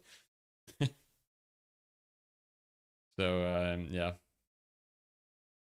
I've never heard of anyone on No Mercy. Are they newer? I don't think they're newer. They're just like slightly lower tier. Can you explain They are just, they needed a team in EMEA and we only have 3. Now we only have 2, so it was just whoever was available. Yeah. It could have literally just been like a ragtag, because it's happened in NA a couple of times where like you've been asked to just be on like a pug team. Like genuinely, we don't know. Yeah. I don't think this was a pug team though. I do believe that they're a real team. But they have a logo. That's an indicator to me. We have a logo. The Unks have a logo. Well, yeah, but like but like the Unks are like, I mean, you know, it's not like a pug team necessarily, right? It's just like we don't scrim. And we're not like, you know, yeah. Why is Spirit Guys bad? Spirit Guys like is the bad Avengers, because like you now and again line up and it's, you know, billion-dollar industry. But it only happens every like 4 years. You never know when the Unks are gonna strike back, guys. You never know. We're gonna be like, the Unks are gonna be like the gatekeepers, you know, like when the pro scene like actually takes off and there's like regional qualifiers and all that stuff. Like we're just gonna show up just to like beat all these other like tier 2 teams, you know, and just like keep them in check. And we're gonna lose to every like actual pro team. But yeah, I just said they have to remove. You're like Master Roshi. Right. It just might show up at one of the tournaments and you've got like aliens and Super Saiyans and then just old perverted people. That's the Unks. Yeah. But to explain why Spirit Geist is bad is just Spirit Geist is just too inconsistent. The damage is very easily like avoidable in general. She hurts herself a lot. And it doesn't feel like the life drain is like good enough at the moment to build around. Like it's good, but it's not good enough. I think I don't think it's that far from being good, but if it were good, it would be like tank Spirit Geist. But yeah, right now it's pretty meh. Then you have the Prime Uncle Onion. Hate that. Sorry, there's got a question for YouTube chat. I don't know if you have YouTube chat open. You probably don't. You hate them. I don't have it open. I require you. All right. To I'll send you the link. I'll read the question. He donated 25 PLN. I don't know what a PLN is. I don't know what currency that is. But I don't. Thank you for the 25 PLN. I don't know what that is, but thank you. Do you think there should be items that aren't in any category? Strong items that don't contribute to any of your investment? Great question. I would be down for items like that to exist if they were locked behind an objective and they were like, hey, if you do this objective, you get access to like, you know, like a 13th, like a neutral item type. Like that could be interesting. Or like a temporary item that you can have that's like a white item, you know, that's like all the categories or something. I don't know. You can choose. Yeah, you can call it the D's category. Why white? I don't know. It just seems like it makes sense. I don't know. Like, if you guys are making it weird. You guys are making it weird. Okay? I mean, they're just asking a normal question. Nah, you guys are making it weird. Like it's just like I just I just feel Your like white is like a neutral your color. response of guys, you're making it weird so quickly makes it weird. No, There was no. like, what did you used to say when you were like going through your period of like cancel? You'd basically like Cancel you'd me if say you anything want. and you'd be like, cancel me. You won't. You just kept saying that. Now you're instantly like, I'm not being weird. I'm not being weird.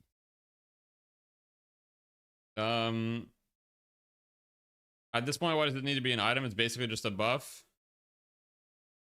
Well, I think it's cool because if you could choose between like different items, I don't know, like you're right that it's basically just a buff, but like what's the difference between an item and a buff other than the fact that an item is like permanent and you spent resources to get it, right? So if it gave you the choice between multiple things, it would just kind of make sense to me that it's an item, but it could be a buff as well. Items take slots, yeah, but there could be like you're right that if it's like a 13th item or it takes a different slot, then it could be that. But it could also be like it could take like a 13th slot that's specifically for that type of item. I don't know. You want neutral items in Deadlock? I do. I'd be down. It's another podcast, the Hyperline. Is that a podcast? Podcast blank canvas. I guess Okay, that's like interesting. a Fight Night adjacent one. Is it? I think so. I mean, they're showing Because none of these like, people are like. But who are? Carson But Blank. that's true. That's true. Hey guys, I have a podcast too! Exclamation point podcast. No, but check out the Hyperline. I listened to the Zergy episode on the way home. I didn't think that the interview to begin with was as awkward as you made it sound. I don't think it but was that's that maybe awkward, because but I there was a know little bit of Zergy. something, you know. There was a little bit Like that. Yeah. He is just that. Like you ask a question and he will just answer it to the point. Yeah. Yeah. I asked him a question and be like, yep. I'd be like, all right, moving on. Anyway, you know, so cast VOD. Why'd you move to Drifter to F tier? I just feel like Drifter is really, really strong right now. So yeah. I think I like that you sort of asked him like early memories of playing.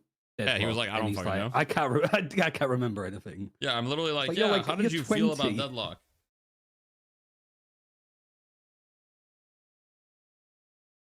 He's just like, I don't know, man. I don't recall. And I'm like, what? How is that even possible? I don't really have a favorite night shift team. I would say obviously the NA teams. I mean, you know, I like melee creeps. I have friends on melee creeps or people that I would consider friends or at least friendly with. I like, you know, the bunny with clock as well. Yeah. I'm a no earnings fan. Okay. If Blur has 100 fans, I am one of them. Okay. Etc. Etc.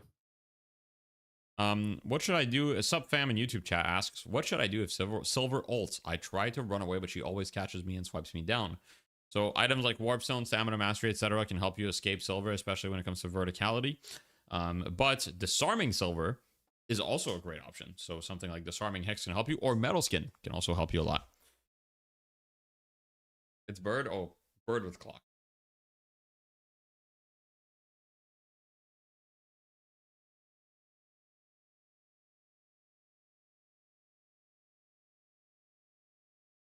Manifesting the patch, they say.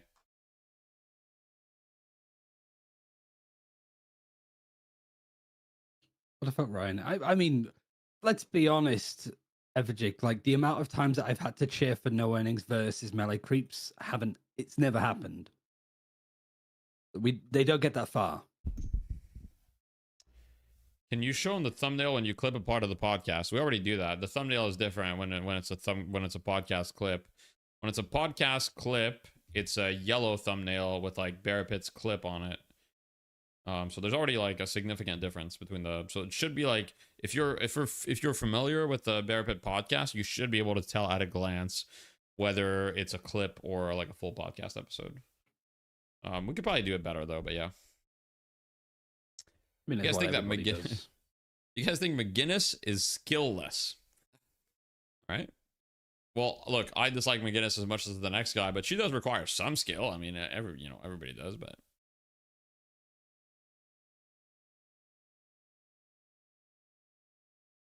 everybody does. I sure hope patches today. I'm gonna be sucked into. Oh, is Slay the Spire 2 coming tomorrow? Shit. Cosplay Celeste? We'll see. Maybe I need to do a sub goal for that, huh? Where's the gong? Gone. I hear it in the distance. No, I mean, realistically, the next cosplay would have to be Lash, you know? But, that's why you Slay the Spire 2 shave. stream? Yeah, I need to just keep the mustache. Why is he only cosplaying the girls? It's not my choice. The people force me. With money. Also, That's we what were the people want to watching. see. We were watching The Matrix Reloaded, and Keanu Reeves Okay. looks so much like you in that film. Okay. Like, even I was like, dude, we're just watching Defi beat up some men in suits. Okay. Yeah, I mean, I'll take that as a great compliment. Keanu Reeves is a goat. So, my first impression of you ever was in a Silver cosplay. I guess I'm sorry that happened. Or maybe you liked it, and maybe in which case I'm glad it happened. But you know, I don't know if this is a compliment or not, but it took about 15 to 20 seconds before Sam realized that the silver was you. right. Like, I I'll think take that she as a actually compliment. thought that you were a girl. I'll take that as a compliment. That's a She compliment was for watching the you, and then you cosplay. spoke. She's like, Yeah. wait, that's Defi? Me, and then just like hello. Yeah. Yeah. Yeah, 100k for dude, 100k channel points. I guarantee you there's like a dozen people watching right now that have over 100k channel points. I would be cosplaying permanently if someone could redeem a cosplay for 100k. All right, sorry. Let me catch up with YouTube chat real quick. I got a couple things. Building counter items and similar is important for problems. What if I'm behind and don't have the souls or can't risk derailing key items? Yeah. So great question. So as a general rule of thumb, when you're ahead in Deadlock, you want to build a little bit more defensively and prioritize just like not dying when you're having a great game. I'm not saying you skip damage altogether. When you're behind, if you're significantly behind especially, you just kind of have to assume you have to take a risk if you want to come back into the game. So you have to go for the items that allow you to kill people or allow you to do what you need to do in a fight. So sometimes that can be items that give you damage, but sometimes that can be saving up for an item like Curse when you're behind, because you're like, hey, if I curse this Yamato, I don't think there's any way we kill this Yamato, but if I curse her, maybe we can burst her down. Also, yeah, you can absolutely reach Ascendant with solo queue. Larvest, don't worry about adapting your build to your team too much. Just play the game and focus on your own game. Don't worry too much about adapting it if you're new. Zergy really liked your cosplay? Yeah, I know. Thank you for the Prime Palo.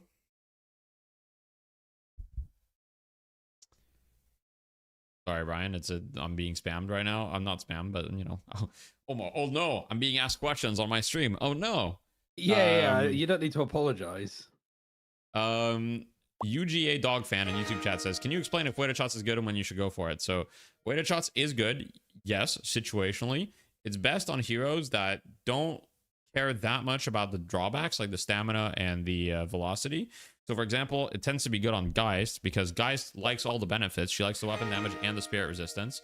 She doesn't care that much about losing the velocity because her gun velocity is already very fast. And the stamina thing, well, Geist already doesn't use stamina that well because she's a bucket 3 character, meaning her dashes are very slow. So she uses movement speed and things like warp stone, etc. a little bit better. So yeah, it's good on a hero like Geist. It can be good on a hero like Abrams. Generally tends to be good on the more bulky, you know, characters. I got to catch up with the primes. The third Jake, thank you for the prime. 15 months. Let's go. Competitive donkey. Compy donkey. Thank you for the tier 1 silent trouble. I appreciate that.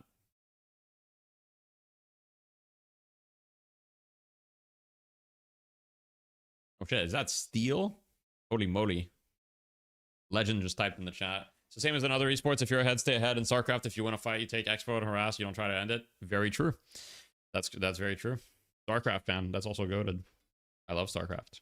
I actually played StarCraft 2 weeks ago with my friends. I had a little bit of a friends night where we just played StarCraft. It was fun. 3 signature modes.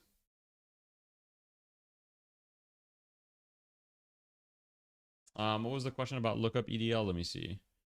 Okay, thank you. How do you get invited? Yeah, I mean, you know, like before getting invited to something like this, you have to make it to like top 100 NA or EU.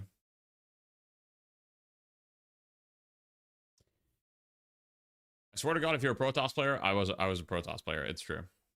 It's true. SC2, not Brood War. The allegations are true. The allegations are true. I'm a Protoss player, but I also play Zerg.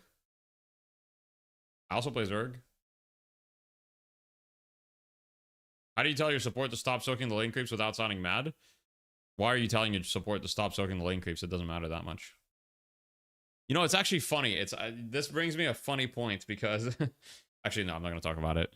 I don't want to derail the conversation. But yeah, it doesn't matter that much. If your support is taking the wave, I mean, there's plenty of other things for you to do as well. It's, you know, unless your turn is 6, it truly doesn't matter that much. No, I'm not going to derail it. The deathy allegations are crazy. True. You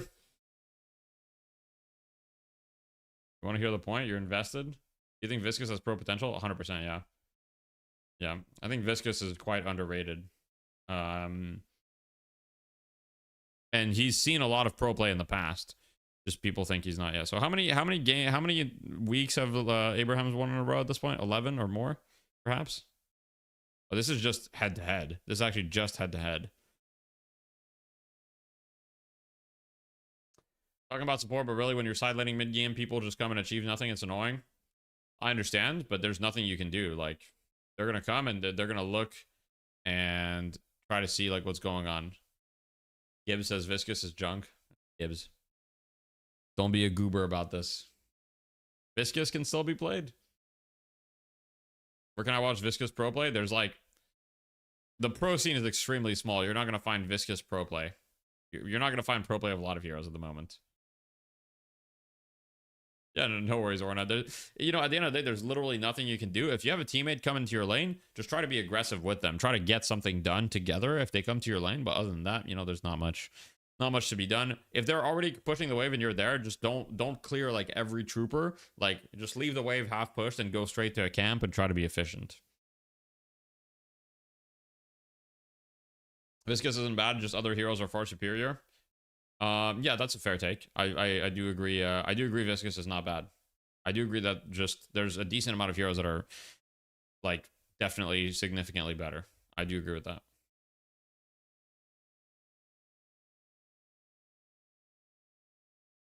Uber busy playing Holiday with Viscous. Yeah. Although the damage from his one early game is like minus damage. I think it's like 70. Yeah. I think doing a heavy melee does more damage than like a blast. His laning stage is definitely not great, and I mean, there was a period of time where his laning stage was like insane, and now it's definitely not great. The problem with Viscous is that rebuttal is 800 souls. That's definitely part of the problem. Yeah. Viscous 1 has way too long of a cooldown lane. Yeah, I think you need to do what is the 1 AP like the cooldown, or I think 1 AP is the cooldown and 2 AP is the damage. Is that correct? I can't remember. See, I don't want them to buff Viscous ult because I feel like that ult is like extremely frustrating to play against, but at the same time, maybe they should. I don't know. 1 AP is damage and range. Oh, right. So 1 AP is damage, 2 AP is CD. Right, okay. All right. Paradox first ban is interesting for Leviathan. Paradox is interesting. Ban the TAS Paradox, I guess.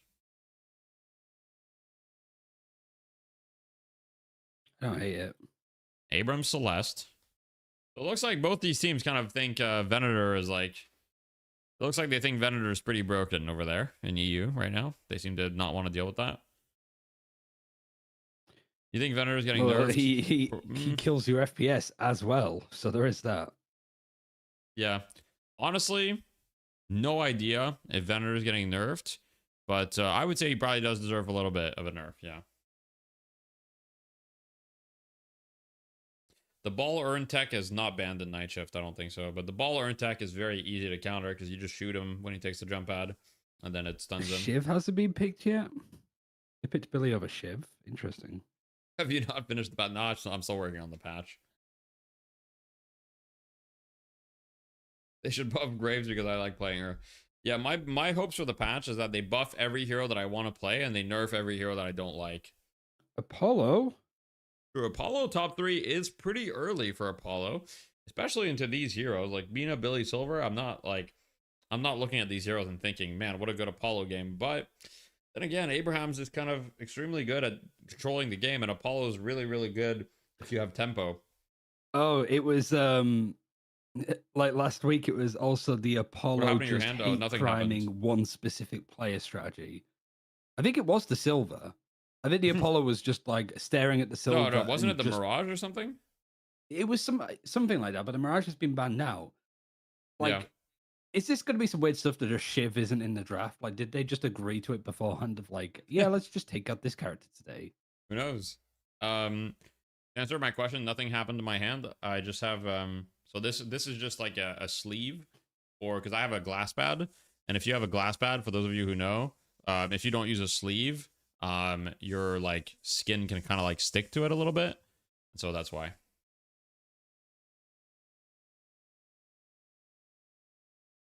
Yeah, Loki W seems to be you have to have this banded. Okay, Mohammed and Kareem, 4th pick, very interesting.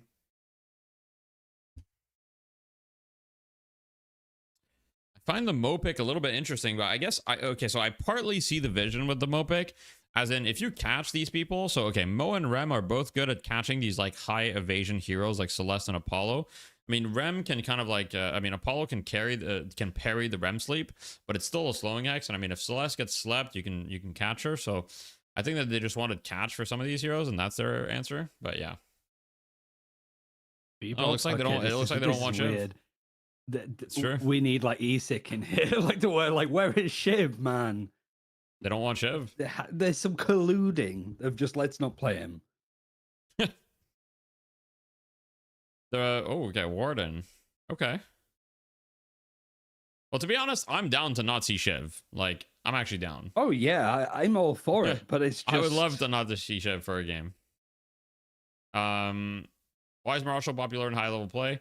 So the thing with Mirage is just his kit is just incredibly. Oh wow, Vindicta last pick is crazy here. No, why Vindicta last pick into this comp?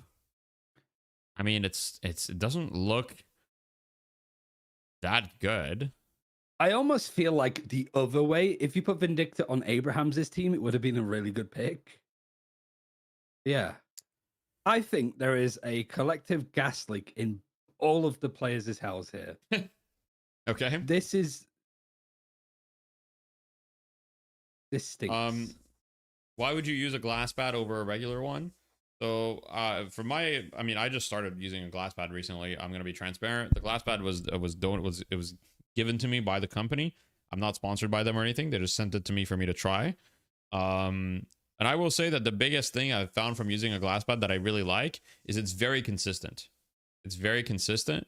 When you use a cloth pad, I feel like there's a lot of things that change. Like, for example, based on how humid it is in my home at that day or whatever, like there's a lot of, like, sometimes the cloth doesn't feel the same. Glass always feels the same from my experience so far. That's the one thing that I like, is that it's very consistent. But I don't know. I'd like to try a glass one, because a lot of the mouse pads I have are like very, even for like tack shooters, like low resistance, because some of the cloth pads that you get for tack shooters are like, it's like AstroTurf. It takes so much energy to move your mouse across them, but I never liked that. So glass pads sound like they're more for me. Is there something I don't like about the glass pad? I mean, having to wear a sleeve is kind of annoying, you know? And yeah, you do need to clean it and stuff, but like, and it wears down your skates. Like, you need to change the mouse skates pretty often. So there's definitely some downsides to glass as well. And also glass pads, I think, are just like significantly more expensive as well. You do need different mouse skates. Like, I have like the little dot skates, basically. Like, I don't know if you guys can see, but there's like the little black dots, basically, is what I have as skates. I've got these right here. I've got like a pack of these. You just have an artisan? Some pros. Yeah, I also have an artisan. I have a Hayatiotsu. You prefer the resistance from cloth pads? Yeah, I think it's largely like, why is the quality so fucking shit? One sec. Like Heians, like you throw your mouse across it and it's gonna move until it hits something, I think. It kind of depends, but yeah, I mean, I have an artisan. Yeah, I use a wireless mouse. And okay, so here's the match ID, guys. I mean, mouse pads are largely preference, right? Like very, very, like very largely preference. Yeah. Yeah, I only have them that color, yeah. I gripe with glass pads. I have to wipe it every 30 minutes or so because every little hair or dust getting in the way, cat hair specifically. You know, I have 2 cats and I haven't had that issue. Like, I just kind of like wipe across it and it's usually fine. But yeah, I do kind of see what you mean a little bit, but it hasn't been like a huge deal for me. But yeah, you do have to kind of like swipe it and stuff, or sweep. Are these all Turnus players? These are all like top 50 players. Yeah, so like all Turnus 6. Headphone dents. What does headphone dents mean? Are you talking about like my hair? Like a headphone dent? Is that what you mean?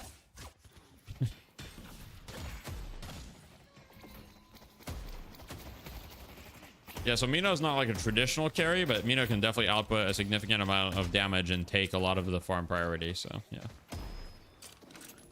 No, I mean wireless mouse. Okay, so wireless mice have been like completely fine for competitive play for like basically a decade at this point. It's been a really, really long time since you haven't needed like a wired mouse. Okay, wait, Silver with the gank here, setting up. Looking for it. Doesn't find the opportunity. The Apollo's walking around as well.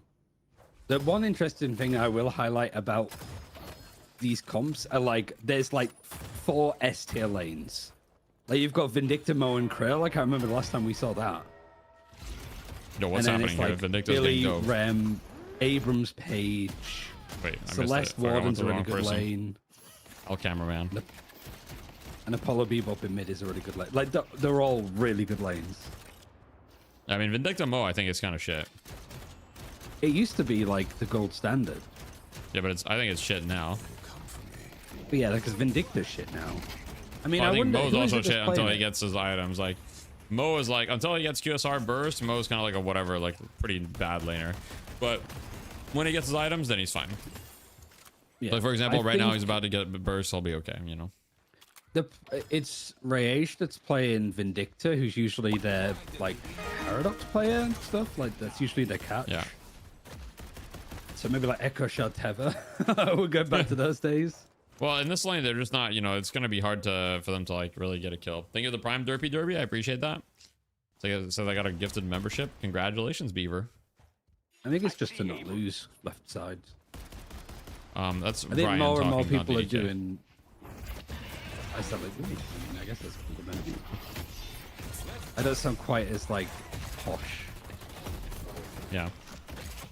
You know, funnily enough, I have a wireless keyboard, but I just keep it I just keep it connected. Like I have a wireless keyboard, but I just keep it like plugged in, so I don't have to charge it. Yo, thank you for the Prime Matius. I appreciate that. How noodle are your arms if the wired mouse feels restricted? It's not about how strong you are. It's really not. I mean, fuck, what's this guy? You know the guy that makes like tech videos about like he made like the super lightweight mouse, like the like 20 gram mouse that like basically has nothing optimum. Yeah, that guy's buff as fuck, and he's still like he's on the fucking chase to have a 20 gram mouse. You know, it's not about how strong you are. It's really not. It's about like making it feel as close as possible as aiming with nothing. It's about making it feel like you're holding nothing. It's not about strength. Yeah, I dislocated my shoulder doing karate however many years ago, so my rotator cuff on my right side is a little bit screwed up. So I like having a light mouse and no resistance. So maybe, yeah, glass pad. You'll have to get a commission. So I'll get one. Well, I don't have a deal with Wallhack, which is the company that sent me. They just sent it to me to try, and you know, they said if I like it, then maybe we can talk. So I think my agency might be talking to them, but I'm not sure.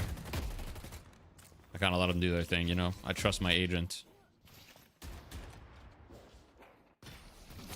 I'm a very trusting person. I think my favorite mouse that I've used is is it the G303, the Shroud mouse? Like it's a very like weird claw one, but it's so nice. But I wish they did a super light version of it. But it was like, it was an old type of mouse, and then they basically put Shroud's branding on it. But I just kind of wish they didn't do that, because it was like now it's always probably we're probably never gonna get it again. You know what I mean? Yeah, sure. Yeah. Think of the Prime Fear override. Also, yeah, like, yeah. I mean, hey Deathy, my friend's trying to get into the game. Says he likes mid to close range characters. He main Silver, but didn't like Billy. Who could I recommend? Try Yamato. I would say Yamato is probably going to be one of your best bets, and Abrams would be another good one probably. But Yamato seems to fit the like mid to close range pretty well, probably. I have seen the new Logitech mouse, by the way. Yeah, I have like the one with like the new like it's like haptic click basically, where it doesn't have like an actual switch or whatever, and it like reduces it. I mean, I think it's really cool tech. I'm not sold on it. I haven't been able to try it. I'd love to try it. Logitech, if you want to send me one, I'm gonna be honest right now. I'm not about to pay whatever the mouse costs to try it. But if Logitech wants to send me one, I'll try it. Otherwise, you know, I'll just wait for the tech to become more common, which is inevitably that's what's gonna happen. Just like it happened with what was the original the original keyboard that everybody got with like the switches? Fuck, what was it called? I know which one you mean. The Wu-Tang, yeah, the Wu-Tang keyboard, yeah. Like, and then now every keyboard has a Hall effect switches, right? So, you know, yeah. The same thing is going to happen with this Logitech thing. If it's really like a leap, it's like everybody's going to do it now. It's nice being able to adjust the clicks, yeah. I mean, I doubt it's going to be one of those things where it really affects your gameplay. I mean, it kind of never is. It's always like these small little leaps, but yeah, thank you for the tier 1, Coco. I appreciate that. Don't do it, Deathy. It's more and more expensive to upgrade a PC in all of its parts. Well, to be honest, I actually think that when it comes to computer peripherals, I think we're actually kind of in the golden age of computer peripherals, is my opinion. I think you can get some extremely solid computer peripherals for like a very, very affordable price. It's just not from the big brands, but there's a lot of like, you know, mostly like Asian brands that are going to do like actually really good stuff at like a super affordable price. Like I'm talking like a $50 keyboard can be like actually really good nowadays, and like a $50 mouse, like you can get a $50 keyboard for $50 mouse that are like basically like world class, you know? Yeah. And like I think for headphones, if you do any form of research, you can get so much better than what you'd get from like a gaming headset, you know what I mean? Oh yeah. Gaming headsets are like, I mean, it's kind of like gaming most things, right? My advice in general is like, be careful with buying things that are gaming specific. Like the only thing, like I think gaming mice are generally good, but when it comes to like gaming keyboards, gaming headsets, gaming chairs, gaming like a lot of things, and I'm saying this right now, if I get sponsored in the future, you guys know my opinion right now, but you know, I would say that generally you shouldn't look to buy these gaming specific products because they tend to just be worse than the non-gaming specific counterparts. I see the enemy. Yeah. Like my Sennheiser headphones were like, I mean, they were expensive. They were like $200 US or whatever. But like they're infinitely better than any gaming headphone. Especially chairs. I don't think chairs are awful, but there's something just about like $100 IKEA chair that seems to just beat out everything. No, I mean, I think for the chairs, you know, he does have a point. I mean, you can have gaming chairs that are good, yes, but like buying a good office chair is probably on average like gonna be a better bang for your buck. Wait, let me watch Silver here fighting Abrams on the sideline. A lot of action here in this game. 2 kills for the side of Leviathan, 6 for the side of Abrahams, but it's pretty even net worth wise. What mic do you use? So before I had the AT2020. That's what I used before, but right now I use the Sennheiser MV7. I think it's the MV7X or something. It's the one that doesn't have like, I don't have any controls and it's only XLR. It's not the USB version. Because, you know, who cares? Who cares about and the the USB headphones version? does scream, "I am a gamer, please punch me in public." Yeah, I'm like, can I get this without the cat ears, please? Especially LED. What? So without the cat ears? Come on, man. I mean, no cat ears in this I economy? guess the silver headset. Sure. I'm going to release the silver Deadlock headset and I'm going to become rich. Secret Labs chairs are ass. The only times I really sat on them was when I was working in Valorant, and I liked how big the seats were, like the actual sit-down things. But they are like sort of car racing chairs. I've never tried a Secret Labs chair. I have no idea. I've never tried a chair like that. But hey, maybe they'll sponsor me though. You never know. I mean, I was sponsored. I mean, Flexi Spot gave me this chair, and I did a sponsored segment on it. And honestly, I do quite like the Flexi Spot chair, but it's not a gamer chair. It's more of an office chair, but I do actually quite like it. Like, I mean, I'm not sponsored to say this, you know, but it was. I do actually quite like the chair. Yeah. But I have oh fuck, what are they called? I got a second-hand, very expensive office chair. Forgotten what the brand's called. Herman Miller? Yeah. I got like the Herman Miller Aeron second-hand, and honestly, I wouldn't buy it at that price. Careful. Okay. Careful what you say, bro. Why? Well, I'm just saying the Herman Miller, like, I mean, I don't know any, like, I just know that Herman Miller has a very, very loyal customer base. You know, people love them. Oh, I was like, you've said that you're not sponsored by everything. Like, please tell me that like the one thing that I'm like, I'm sponsored by Herman Miller. No, that'd be nice. I've just signed with them. Never mind. They're literally messaging me now saying that the deal is off. Nah. Here's the beautiful thing, Ryan, is that since you know, I've been kind of like a smaller creator for a while at this point, right? Is I've had to live without sponsorship money. So I've had to like make a living without sponsorship money. And so now I'm at a point where I can choose my sponsor, because I can, you know, if it's like a really like not a good deal, or if it's like, okay, I just like think that this is shit, I can just say no, because I don't need the sponsor. You know what I mean? There's so many like creators that are dependent on sponsors. Like, I can say no. Next week, Deafy is like, I'm sponsored Next by week, Ice. guys. And it's like, what? No. You didn't need to. You were the chosen one. I mean, look, guys. Yeah, like, We'll see. it's I think it's like for any chairs like that, it's for one, try it before you buy it. I know that's harder nowadays because you just buy everything online, but like, Sure. Genuinely, if you go to a shop and see a Herman Miller, like, sit in it, like, size is going to be important too. But it is like, it is a second-hand chair. It's a little bit small for me, but also everybody's different. But I think like actually spending money on a good chair is important, because it's not just like gaming, it's your whole like posture. Most of us spend the majority of our days sat on it. Like, we need to look after ourselves. Yeah. I can afford the quality relic. But it's like, it's a decent chair, holds up well. I wouldn't spend, what, like $1,500 on it? Like, that's crazy. It is extremely expensive. The Herman Miller chairs are extremely expensive. At the same time, the argument usually is like, you buy it once and then, you know, you spend, you know, the argument that they use to justify the price is like, well, you're spending most of your day in a chair. And so it's like, it's kind of like how they justify like expensive beds, right? It's like, okay, what are the things that you spend the most of the time like on? It's like what your separates chair. you from the ground, like good tires, Yeah, it's like your chair, your shoes, bed, and like good beds, your shoes. Yeah.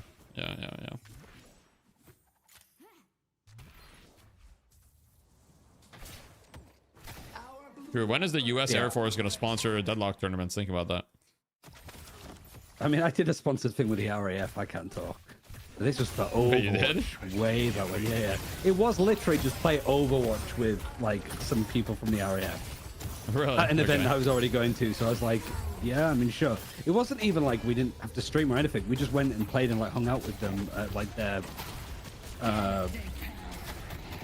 like, okay, what is it called? Like an event, like their area. I don't know. Their base. Base. Like, you went like to their their base? stall, their stand, I guess.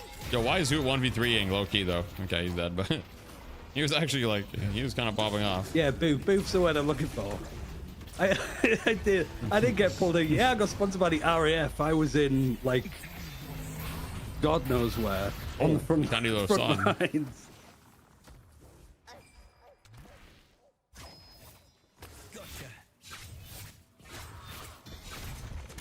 Oh my god. Okay, that was disgusting. That is unfortunate for that Mo. Surely they nerfed Throw Impulse? No, I don't think they're gonna nerf Throw Impulse. I don't think Torment Pulse is that problematic. Like, how many Torment Pulses do we have this game? We have two Torment Pulses, right?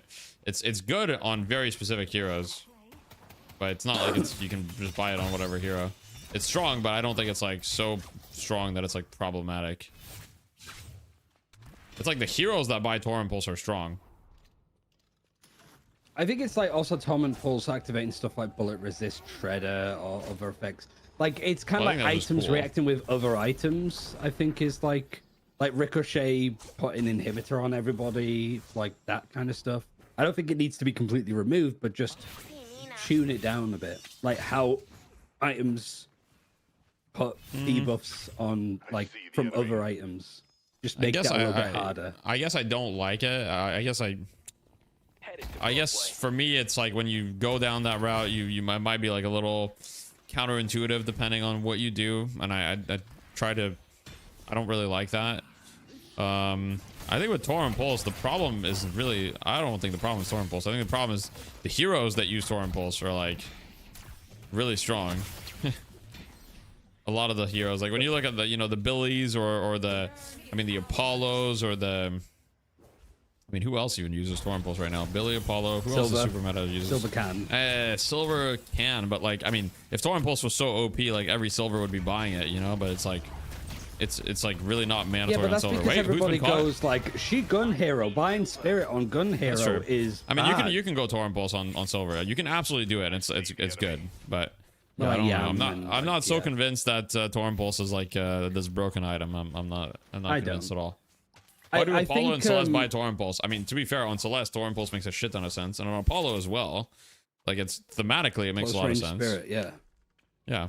Why would you not? It's just a very easy, like, tier 3 to buy. But like somebody said, like, no, synergies are like good. I think my problem is more so that like you basically have these item synergies that work across multiple characters no matter who you play. Like the whole Ricochet, Inhib, Toxic Bullets, Silencer. You do that on Mirage, you do that on Haze. I've seen like Graves do it, Warden do it. Like, it doesn't matter what type of gun the character is even using. It's still like you can just go this combo and it's strong. And it's kind of the same with like Torment Pulse, like Bullet Resist Shredder, I'd say. Viper, yeah, like I think it's just. I mean, I don't think Torrent Pulse Bullet Resist Shredder is actually like that good of a combo on most heroes. Like, I think there's actually very few heroes that want to buy that combination, because most of the heroes that Torrent Pulse is good on are Spirit heroes. And like, for example, Celeste is always going to want to buy Torrent Pulse. It's very simple. And look right now, who doesn't even have Torrent Pulse yet at 18 minutes? Like, anyway, Celeste is always going to want to buy Torrent Pulse because of how her kit works, though. She gets innate Spirit Life Steal with Light Eater, and she gets Spirit Amp from her 3, which amps Torrent Pulse damage, and she wants to play close because Light Eater is a 13-meter range. So like, this hero was literally made for Torrent Pulse. Like, I don't understand the argument of saying that Celeste buys this item because it's OP. Like, this hero was made for Torrent Pulse and Scourge. Like, Torrent Pulse and Scourge are both goated on this hero. How would bro solve the Iran war? That's a good question. I don't know. I don't think I can. I think it's like correlation causation. I think with Torrent Pulse, I think just a lot of close quarter frontline characters are very good. So items that do reward that are very good. I agree. I think that's the bigger problem. I think if these heroes weren't as strong, nobody would be complaining about Torrent Pulse. But that's my take. Maybe I'm wrong. I'm not saying oh. Uh-oh.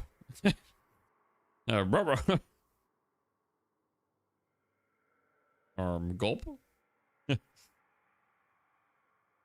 Hoot's about to get going on. We need the JoJo's music. Wait 1 second. Let me get that.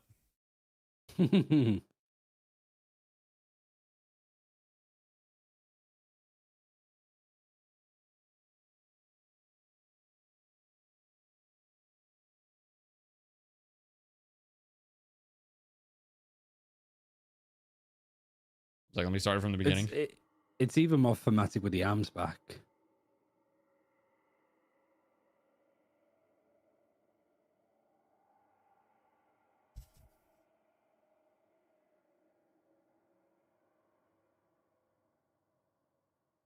You gotta let it play for a little bit.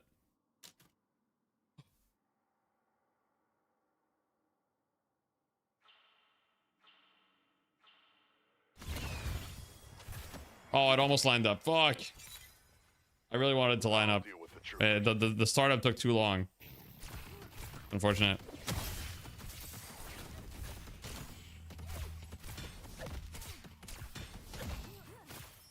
It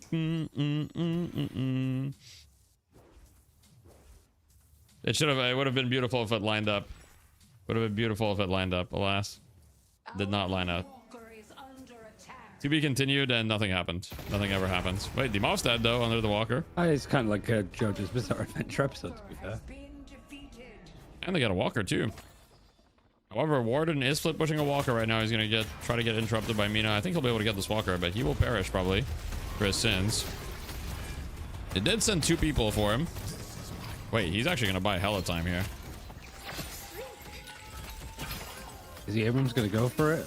I mean, Abrams is gonna try. I need to catch both of these fights. Okay, Warden's dead. I'm gonna wait. Warden. Wait, Warden's. Oh my god, he actually killed him. There's no way. Okay. All right. We're all bearing witness to perfection. Torn Pulse's second damage source on Yamato. Hero would be D tier without the item. I mean, that's true. The item is like core to certain heroes. That's true. Certain heroes are balanced. I mean, it's kind of like how Pocket has bought Majestic Leap for like, I don't know, like some items are just like essential to the way that hero is played. Like, you know, I mean, you can buy alternatives certainly, but it's very good. Headed to Broadway. Majestic Leap is interesting.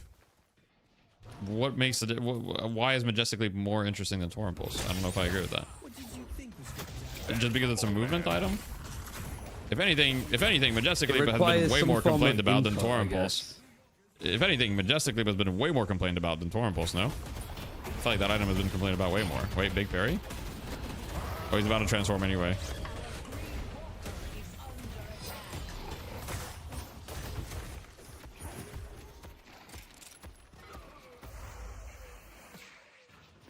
No one stands between me and my destiny.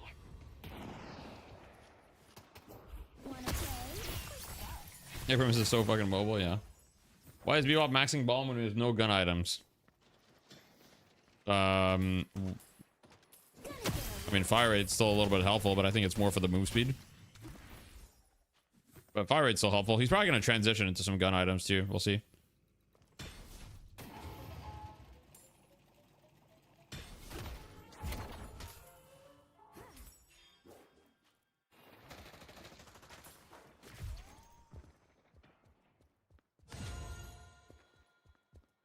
I mean, look, at the end of the day, my personal opinion is I don't really think Torrent Pulse is that OP. Should it be nerfed? I mean, they could nerf it slightly, and I think that could be reasonable if they want to. But I really don't think that it's like this like extremely problematic item or anything. I don't even think it should be nerfed at all. Like, if I was in control of balancing, I don't think I would nerf Torrent Pulse. I would just nerf some of the bruisers right now are too strong for sure, and I think that's making Torrent Pulse look better than it is. It is a great item, don't get me wrong. It's a great item, fantastic item, really, like quite strong. But yeah, I don't know about OP. I'm not sure. It definitely shouldn't be buffed. They definitely should not buff Torrent Pulse. I can agree with that. Although this game is very even, and Ozas has a kind of infinite money right now. He's got the infinite money glitch on Mina right now.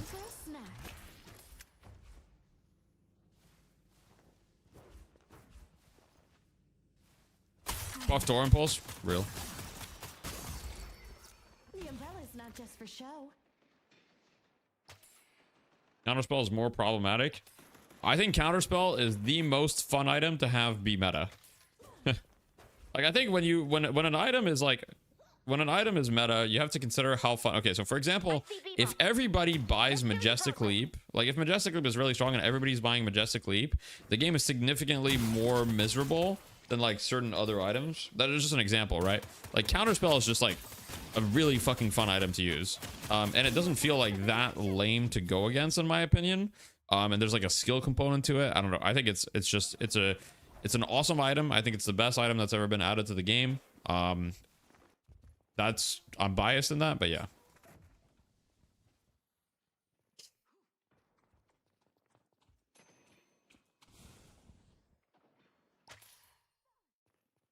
Yeah, okay, 3,200. Yeah, when E-Shift was 3,200, now that's a disgusting item, right? Like, that makes the game unfun. If everyone has E-Shift, that's a 3,200, like, that made the game completely miserable. That's an example. Like, yeah.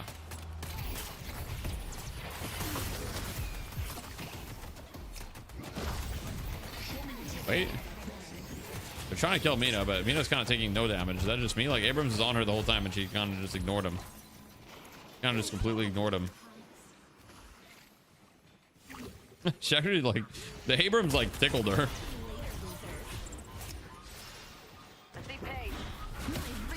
I'm watching the 37k Mina. Let's see what she can do.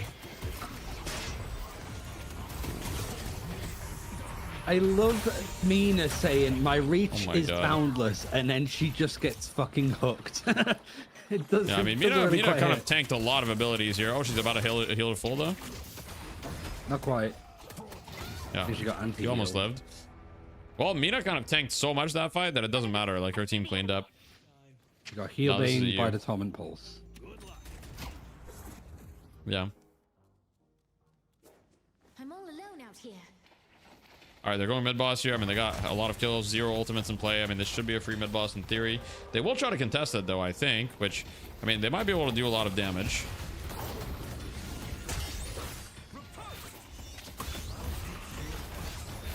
I mean, Apollo's trying. Oh wait, he's been Moan Crow ulted. I mean, the Moan Crow vision is kind of working against these heroes. Third person POV here. Oh, he almost dead. got out. Nope.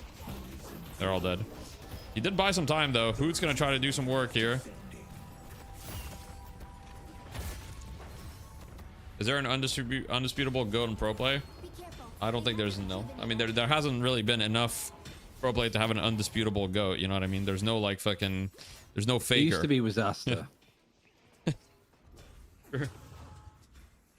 I mean, Wazasta was definitely entertaining to watch.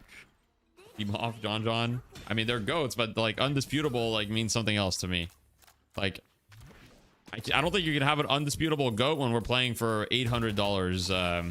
You know what I mean? Like there's just like the comp scene's not there. That's not to take anything away from the players. Like every time I say that, I feel bad because it's like it feels like I'm taking things away from the players, but it's not really that. It's just, you know, the comp scene is just not developed, and it's completely normal. Completely normal. It's like the stakes are extremely low. Like you're playing for like literally a Happy Meal in California.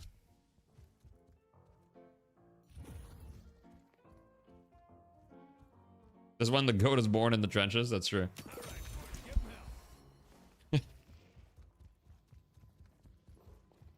Billy is the GOAT. That's true. Storm Pulse proccing Mystic Slow and escalating is a little messed up. You know, that's what Ryan was saying. I think that I think it's cool for items to proc other items. Like I think it makes build making interesting. So I wouldn't change that part. You show the items real quick. Yep. Just have it like diminishing returns. I don't think you scrap it completely, but you could make it as good. Yeah, I just how it there's synergizes with actual abilities. There's already so many diminishing returns in the game. Like I don't think that needs to be another diminishing return, but and I don't know how you would implement it. I don't know. I don't really feel like it's I don't really feel like it's an issue. I see Abrams. Has EU a higher level than NA? Nah, NA on top.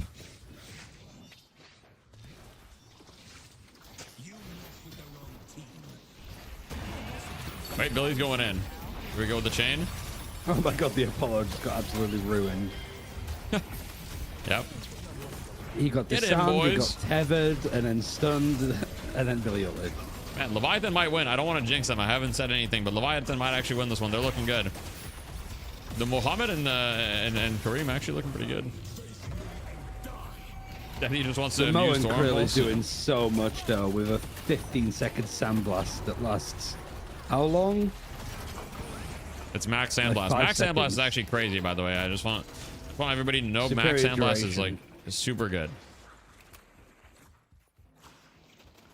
So it's like 25% of the time that the enemy is disarmed. Yeah.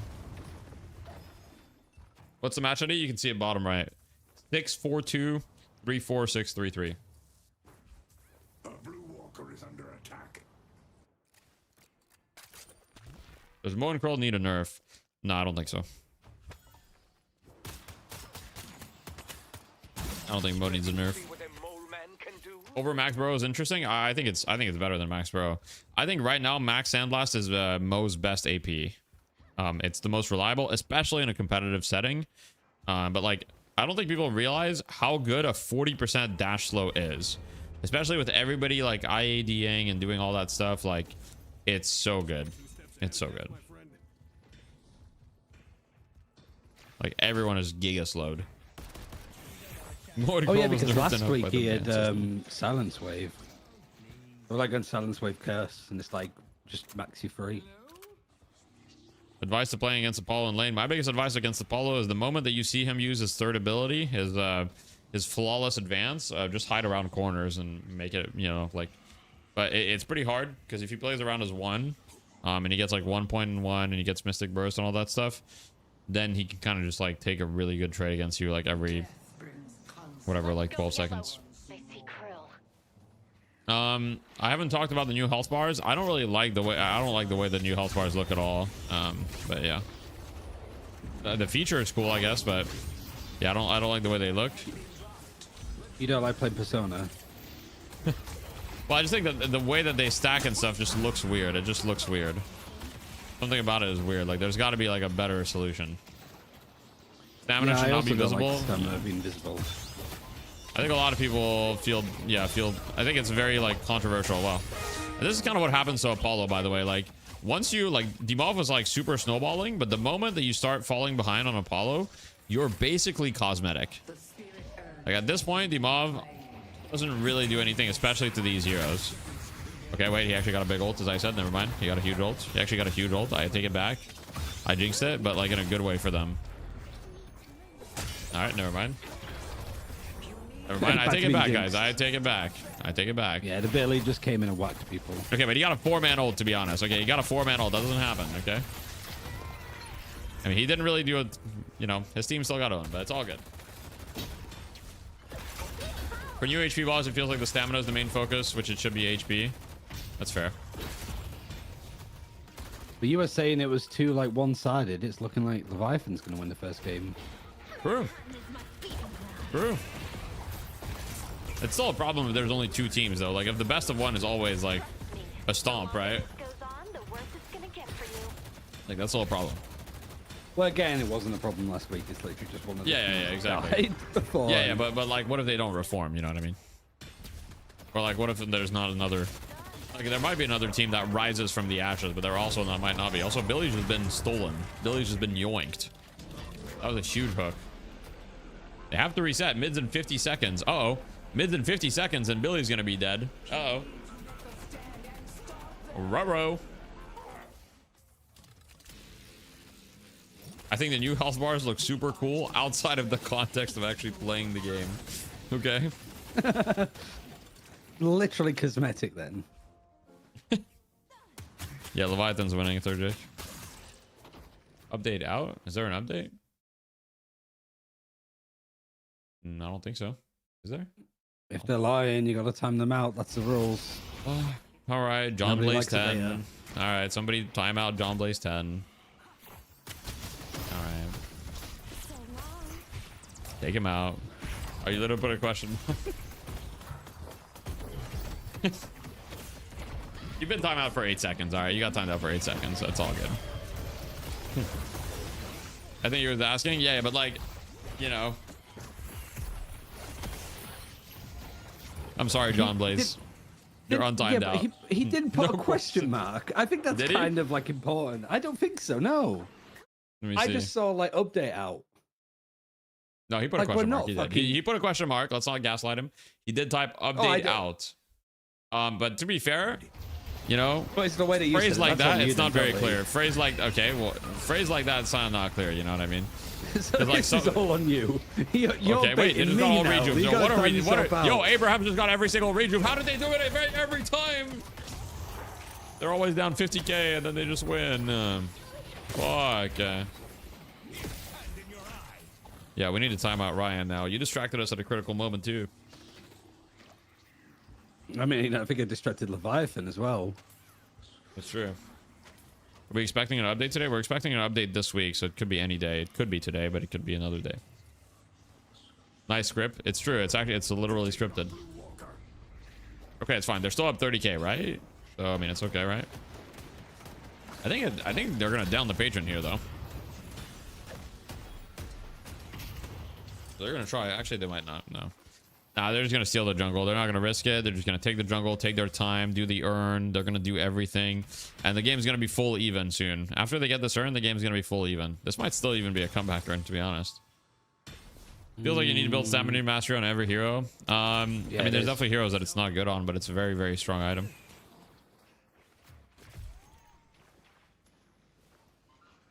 Did you see the patch bingo board? No, I didn't see that. In my Discord, I didn't see that.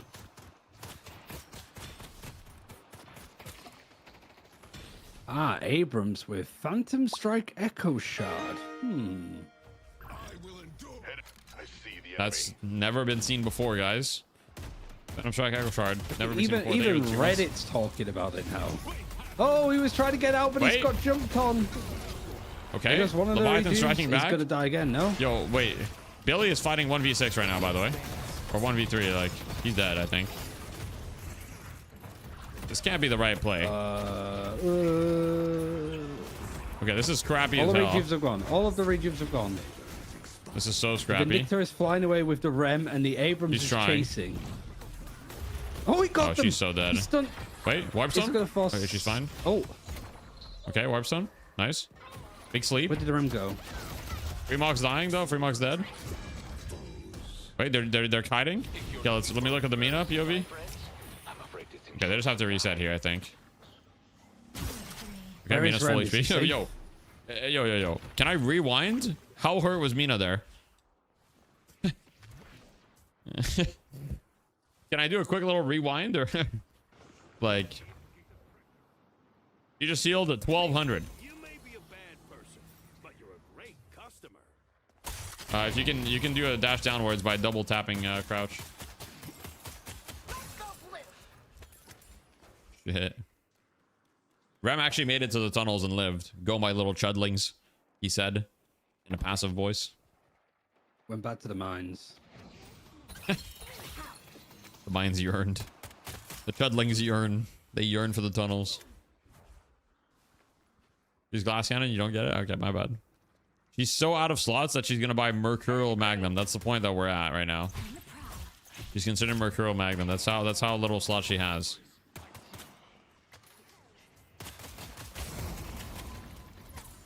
She's stat locked and has all of them. You call them Remlings? I think Chudlings is just funnier though. I mean, I don't think either of them are particularly funny. Oh, okay, you don't think the term Chudlings is funny. All right, you hate fun. No. Okay. I hate fun. I mean, British humor, I guess. They don't think Chudlings. Okay. And I hope Leviathan wins. I mean, I hope Leviathan wins so that Abraham's lose. You know, it's not even about at this point. I'm not cheering for a specific team. I just want any other team other than Abraham's to win. I don't have anything against Abraham's, of course. I just, you know, it's boring.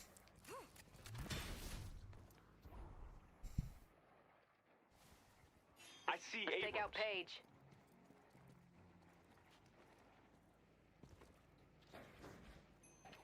I mean, Mercurial Magnum's not bad. It's just not great. But at this point in the game, if you're fully slotted out, I mean, it gives you 22% fire rate. And if you don't want to sell Quicksilver Reload because it's a way to reload and get fire rate, so you know you're gonna buy it. It's just like lowest priority, basically. British people love Mr. Bean but hate Chudlings. Make it make sense. I am in the room. Stop talking as if I'm not here. Like I'm not like this. The British person is talking again. Ugh. Save me. The British man. All right, if I were to make a 6 super team from any region, who are the 6 you choose? So my first pick would be Metro. If I could have 6 Metros, I would pick 6 Metros, but I would just start with Metro probably for my first player. Then with my second player, I'd have to think about it. I'd probably get Wazaster with Metro. I think that'd be good synergy. Then I would get Jamside as well. So I'd pick Metro, Wazaster, Jamside. Already, I think we've got like a core lineup that we can build around. Then once I've got these 3, so I've got Metro's the carry, Jamside also is playing carry, and Wazaster is playing support. So we have 2 carry players and a support. So now we need a frontline player. Now let me think. Who do I want to get for a frontline player? Only on Calico. Okay. Yeah, I'll get Lord NM for Lord NM. Will play kind of like disruptor frontline. You know, I'm down. We'll get Lord NM on the disruptor frontline here. It'll be a good addition to the team. And let's see. Ooh, Lefa. That's a good idea. But we already have 2 carry players, so Leffa would not fit in. We already have too many carry players. Need a support player. Fickle. We'll just throw Fickle so Frog. well with them. Fickle Frog as the support player for the team. And then we need, let's see. I mean, we kind of need like a spirit type of player, right? So I'll just go in with let me see. I'm trying to think right now. I'll finish the team off with Chasm on Lash. I'll just get Chasm on Lash. Finish the team off. Good on pocket.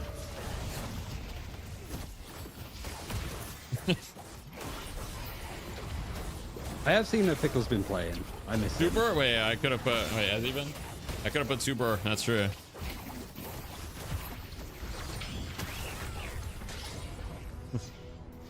Chasm on Doran, true.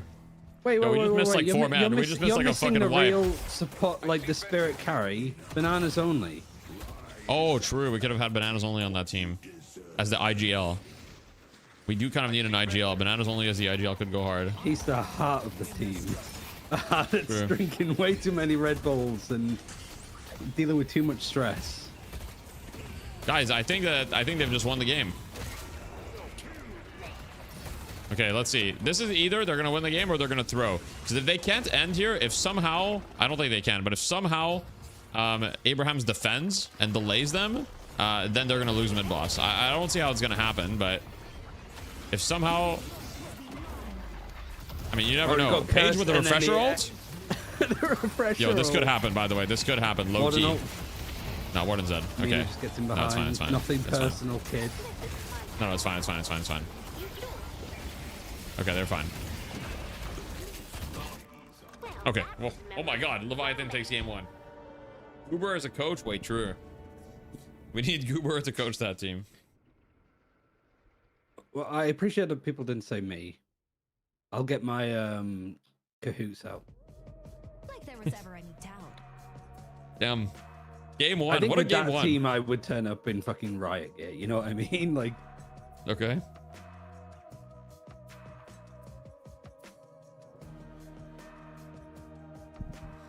Getting ready for the next bands, copy paste. Well, I don't know. I kind of like the bands command that we have. It's kind of true. You won 7 games in a row when you get your rank up. So basically what happens is that there's a factory in Valve offices, right? Where they have a bunch of Yoshis, okay? And all of the Yoshis review every single game. And then when the Yoshis determine that you deserve your rank up, they like press a button and then you rank up. That's how the rank system works. So it's manually reviewed by the Yoshi factory at Valve. That's why if you're wondering why you haven't ranked up, I mean, your Yoshi might be sleeping on the job. It's possible that the one that's reviewing your machine is sleeping on the job right now. So unfortunately, you know, you might not get your rank up. It's kind of unfortunate. I'm pretty sure that my Yoshi was grabbed by Mario and then yeeted into the abyss below by him shortly afterwards. And then you can't rank up anymore. I mean, Yeah, I'm just stuck. If something happens to your Yoshi, unfortunately, your rank doesn't move anymore. It's fucked up. Make sure to ping Yoshi so your game gets reviewed. Don't do that. You'll get banned from the Discord if you do that.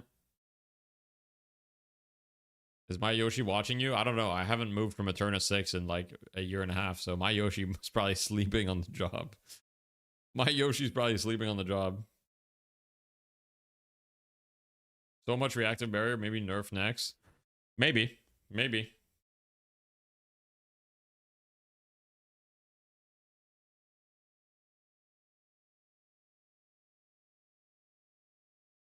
The Eterna 7 DLC, unfortunately, no. Reactive barrier is good for anybody that scales spirit. So Yeah, even if you I don't mean, scale some, spirit, yeah, just like but- naturally you get some decent amount of spirit through the game on most heroes.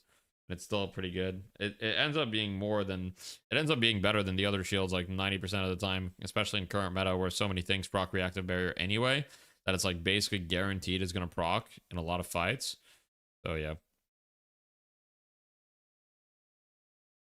Was a very close game though. Was a very close game. What do you think of double bomb Bebop? I think it's fine. I mean, I hate Bebop. Don't get me wrong. I hate Bebop as much as the next guy, but you can counterspell it. Sticky bomb did 46%. You got a 4-man lash ult and DSO inside 10 minutes. Kind of bug. Let's go.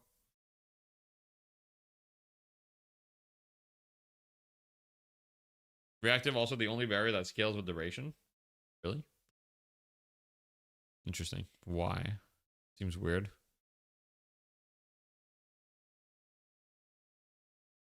When should you buy Cold Sack? Cold Sack is a good item if you just want a lot of souls. I would say overall you have to like the stats from the item. Like if you don't like the range, if there's like one of the stats that you don't like, it instantly becomes kind of like a pretty meh item since they nerfed it so many times. But if you do like all the stats, like you like the range, you like the weapon damage, and you like the health, then it can be a good item. And ideally you should buy it as early as possible if you're gonna buy it at all. If you're gonna buy it, you kind of want to buy it at 8 minutes so it can like start spiking you. Because every night shift player E6, yes. Isn't the build kind of troll at this elo? I mean, I think it's a lot better nowadays, just because like, you know, Dispel, well, first of all, debuff remover, aka Dispel magic, is not as common anymore. You don't see it as often in games. 2, even if you Dispel it, it still falls on the ground. But yeah, Counterspell is still insanely powerful against it, so it's not the best thing, but yeah. Had one Ascendant player in each team. Okay. Yo, Mr. Badger, thank you for the support on YouTube. I appreciate that. Thank you. What did Vindicta even bring to that game? Honestly, I don't think Vindicta did that much, but it still worked out. Still worked out. I mean, the stake's still good. The crow's still good. The debuffs. So good. Let's see the damage. I mean, she did okay damage. Nothing crazy. I mean, she was buying... To be honest, she had a lot of damage items. So considering the items that she had, her value overall wasn't extremely high. Building Vindicta now is check Torrent Pulse damage. Okay. 1 second, let me go back. Okay, so Torrent Pulse damage. Let's see for who had Torrent Pulse. So we had Billy had Torrent Pulse and D-Mov had Torrent Pulse. Wait, okay, my game is like 1 sec. Okay, there it is. Okay, graphs. Damage not by type. So for D-Mov, Torrent Pulse did 18% of his damage, which is obviously very significant. And then for Billy, Torrent Pulse did 12% of his damage, which honestly, I mean, it's quite significant still. Anywhere near as crazy. But yeah, that's a lot of Torrent Pulse damage for sure. To be fair, confirming kills is huge, and Vin can help with that. Yeah, but she only got like 5 kills, so I don't think she got that many confirms either. If we look at her damage dealt by type, it's basically all Crow. And don't get me wrong, Crow is like it's good against some of these heroes, especially like yeah.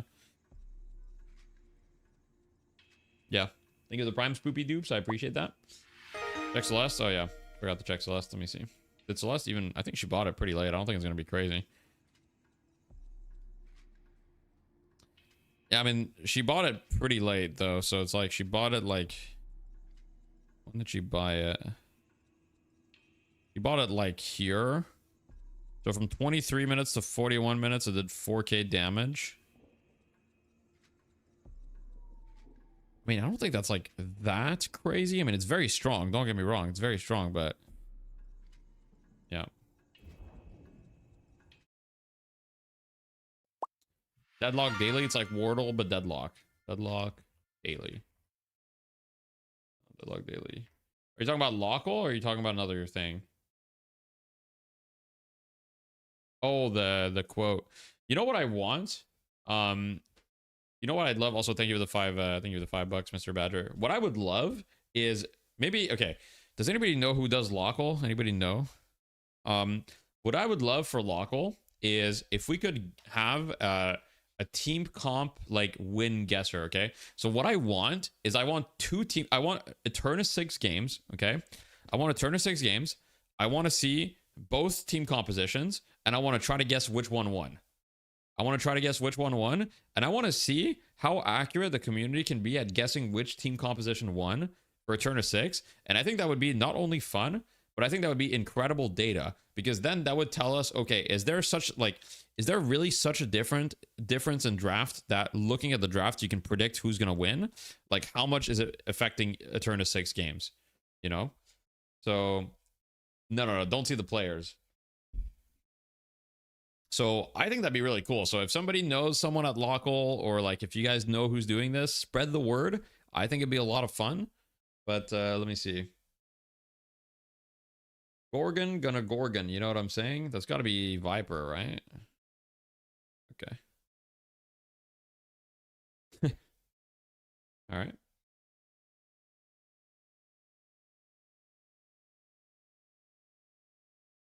Guess the hero from their emissary match items. I mean, that shit's got to be fucking impossible. Let's see. Let's try the emissary one. Okay. Let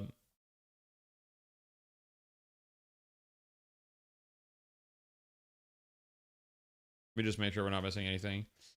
You think this is Holiday? I mean, this could be Lash. I mean, Lash is like a decent guess here. Like, that would be my first guess as well. Mo and Krill, it's not Mo because it has extra charge. I mean, I'm pretty sure it could be Wraith. That's true. It could be Wraith as well. I mean, it's Wraith or Lash. I will say it's probably more likely Wraith than Lash, because Lash doesn't go extra charge this early usually. So I do think Wraith is a better guess. Yeah.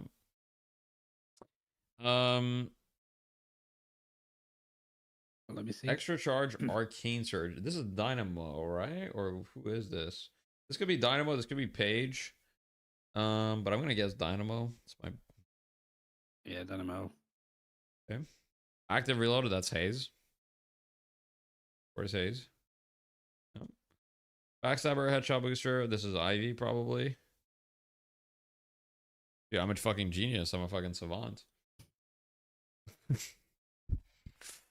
Wait, guys! Breaking news: guy who plays Deadlock for a living and makes content is able to guess items.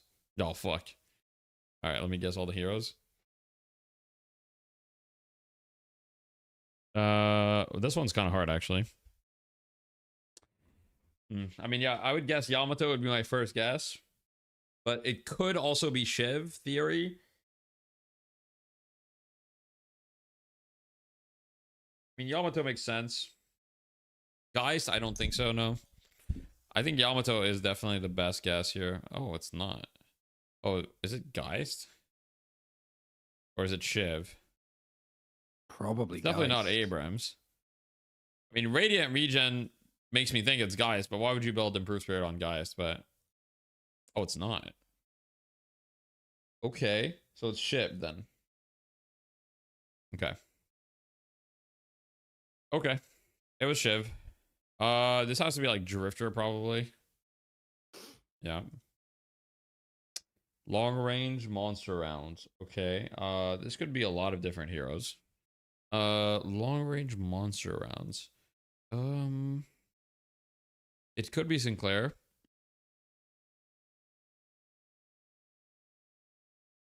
Vindicta, definitely not Viper. Wander Drifter, true, but it's emissary, so I don't know. Graves? That's definitely not Graves. Long range, there's no way. I've seen people do it. There's no way. His rank isn't far away. I mean, Sinclair, I think, is the best guess. Oh, wait, really? Oh, what the fuck is this? Oh, is it really Wander Drifter? Is it really Wander Drifter? It might be, low key. It might actually be Wander Drifter. I'm gonna guess Drifter. Where's Drifter? This is not organized alphabetically. Oh, I already guessed Drifter, so it can't be Drifter. Vindicta? Right. You think this is Vindicta? I guess it could be. Could also be It could GT, be Warden. It could be GT. Yeah, maybe GT. Oh, okay, it is GT. Okay. It's the 2 build. Expansion, extra charge. I mean, this is Page. Oh, wait. Yeah, that's probably Page. Oh. Okay, so it's Rem then. Okay. All right. What? This like 7? Oh, okay.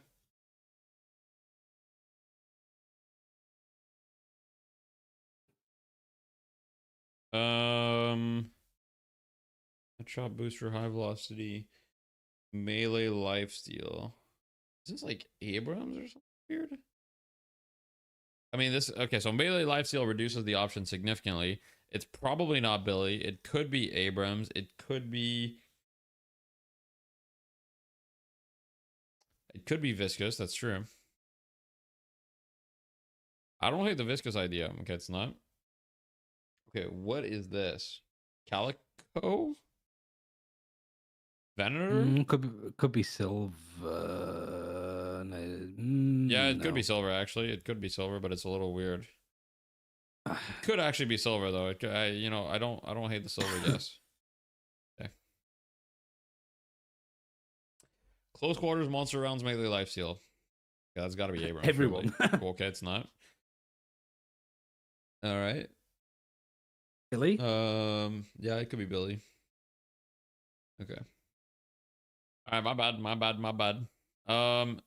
That's gotta be Calico. Oh, really?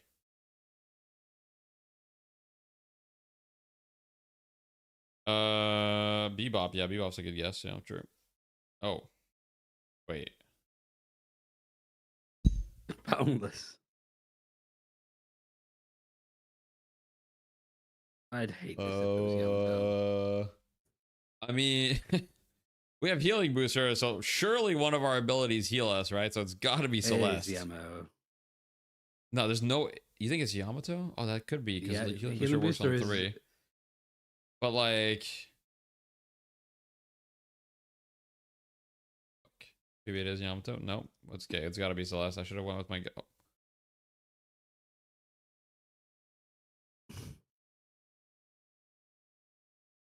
It's Abrams. I think it's Abrams. It is. Why is it Abrams? Who is building Abrams like this? We need to talk, bro. Build? We need to talk.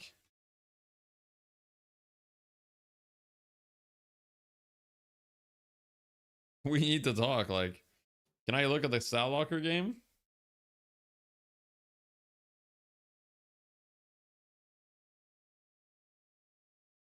Okay.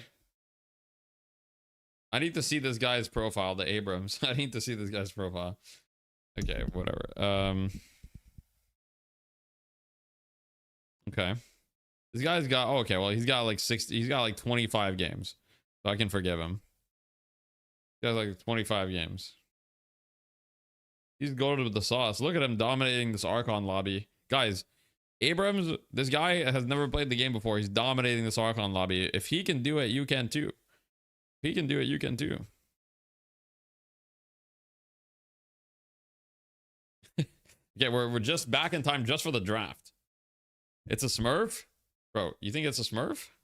He's only got a 62% win rate. That's terrible for a Smurf.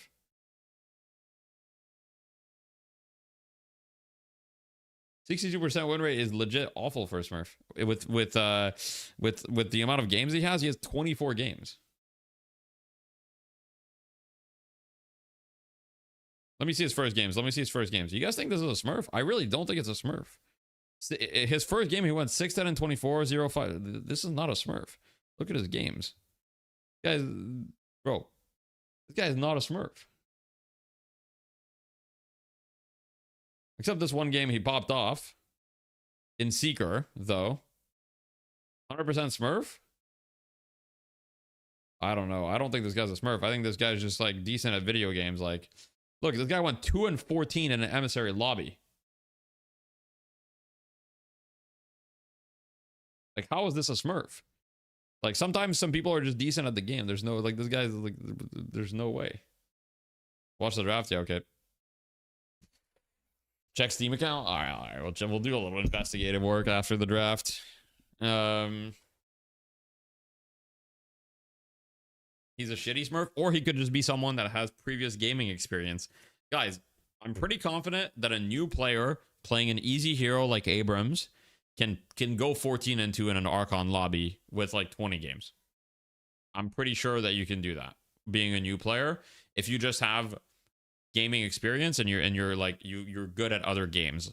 Like if you were good at other games, I'm pretty sure you can come into this game, play like 10, 20 games and drop like a 15 bomb on Abrams.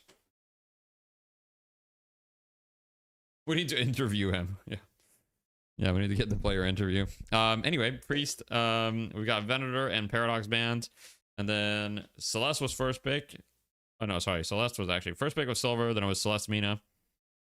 Abrams Mirage. Do we think we're going to see Shiv this game?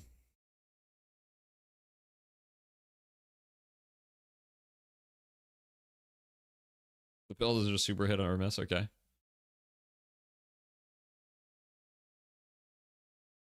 Why are you clowning that build? Or you are unaware of Spirit Abrams or what? Okay, I'm clowning the order of the build. You can build Spirit Abrams, but the order of the build was Hella Troll. Mina over Abrams, kind of crazy. I don't know. Mina kind of carried them last game, though. But, yeah.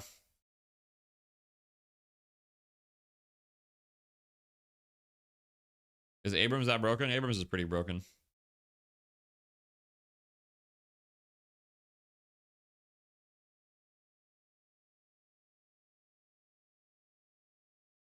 You legit know some people who make new accounts when they get around Emissary, so they smurf on new players. I believe that. I don't think that was this guy's case, though. Like, I mean, look, we'll look at the Steam account. We'll look at the Steam account. We'll see if it looks suspicious, okay? We'll do a little investigative work. We're on the case now after the draft. I feel like you guys were more invested in this smurf case than you are in the draft.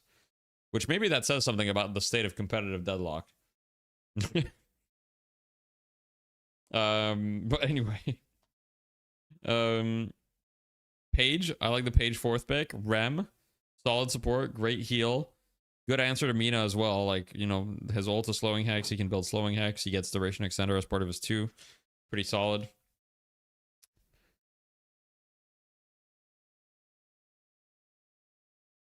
Yeah, I don't think they're necessarily a smurf either, yeah. Why don't pros seem to pick up golden statues? They do. It's just a lot of the time there's other things. But anytime that they judge, they have the time to pick them up, they will. It's just that very often you're kind of like trying to rotate faster. Okay, Drifter. So it's so weird how we saw Drifter going from like first ban to now he's like 5th pick. But I think it's just team-specific strategies and drafts. We need Gamba for the match. All right, I'll do a Gamba. Start prediction. Who wins game 2? Abrahams or Leviathan? Now keep in mind, guys, if you vote Leviathan and they lose, you're going to lose your hard-earned poutine points. Okay, keep that in mind. Now Leviathan did just win, so also keep that in mind. Play the odds, guys. Play the odds. A's last pick. Uh-oh. Shiv last pick. Okay. I mean, Abraham's team comp is kind of unkillable. But Leviathan have insane Spirit Burst with Apollo Mina, but at the same time, like, Spirit Burst is not that good into these heroes. Like, all of these heroes are, like, insanely difficult to kill. So, I don't know. It'll be interesting. Like, Mina, Celeste, Apollo, Haze is kind of their only reliable gun damage on the side of Leviathan. So, I feel like if they don't get, like, a significant lead, they're just going to fall off and just, like, get owned, I think. Like, everybody on Abraham should just buy Spirit Resilience this game, I think. All right, guys. While we wait, we gotta look at this guy's profile, right? Where is he? There he is. Gotta check his Steam profile. Let's take a look here. Okay, I mean, it does look like a pretty new profile. Doesn't have a lot of friends. That part's a little, but that part's a little sus. But I mean, 4 years. But maybe he just doesn't have friends, you know. But yeah, I mean, he's got a free run profile picture. The free run profile picture does make it more likely that it's not his first account, you know? Like, it's kind of like evil free run too, like, you know? It's like the stone free run, right? So, yeah, that's definitely playing against him in my book. Phantom Smurf account? I don't think that guy's Phantom. You came from YouTube to Gamba? He's Emissary? Yeah.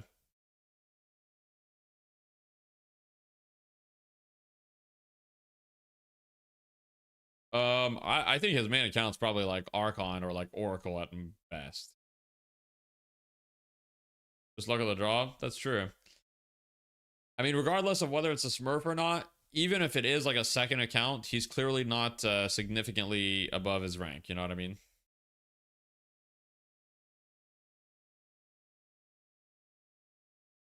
So yeah.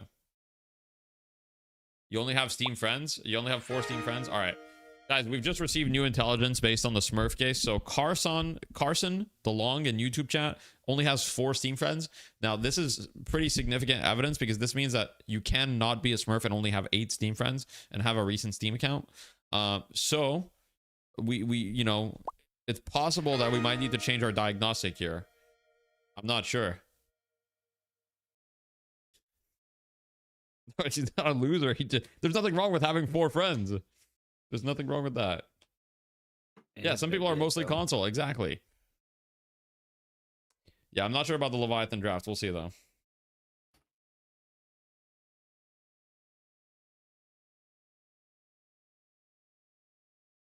You have 59 friends. Everyone with less friends is a Smurf. Okay, genius. Okay, all right, guys. Match ID, get ready. Also, thank you for the subs, guys. Give me a second. I gotta thank the subs. I fell behind a little bit. 49740. Okay, so use the match ID. Boom. Okay. Let me go watch in game real quick.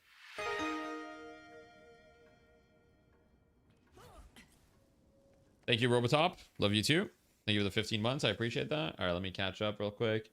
Thank you for the Prime Fortunate Turtle. Thank you for the Prime Kenny Sprang. I appreciate that. I want to learn another MOBA until Deadlock releases. What do you recommend? If you want to spend a couple thousand hours in Dota, but the problem with MOBAs is that you can't really just learn a MOBA like on the side. And just like, oh, I'm just gonna learn a quick little side piece MOBA. You know, MOBAs are like insane time commitment. So I don't know. Like, I mean, Dota is incredible, but it's a insane time commitment.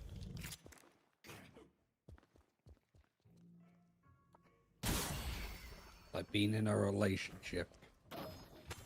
Are you a Lady Geist enjoyer? I used to be a Lady Geist enjoyer. I don't like her current. I don't like the current meta of Lady Geist though. Thank you. The Prime patch is unbroken. I like that. I appreciate that. Thank you very much. You have 17,000 hours in Dota. I'm trash. I put 4,500 hours in Dota.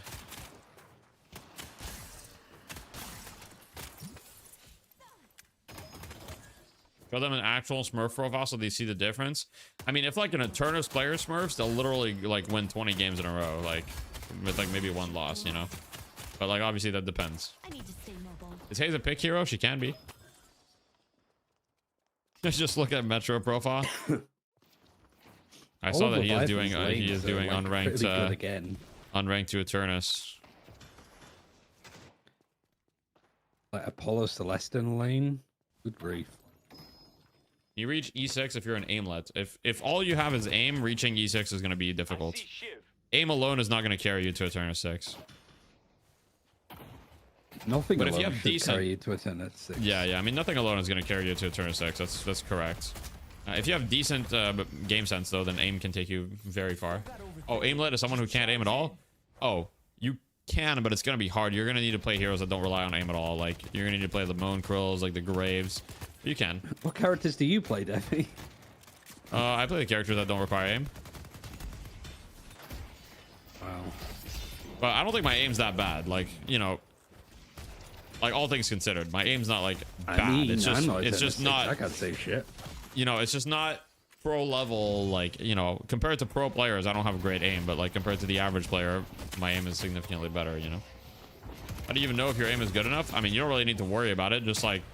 You'll see when you're like if people are constantly living on low HP just because you missed a bunch of shots, you know, that's probably a sign. What about movement? Movement's way more important.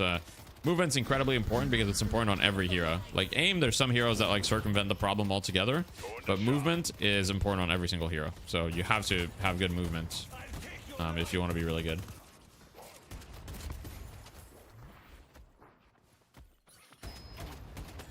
Yeah, Zergi has good movement. Ido has good movement.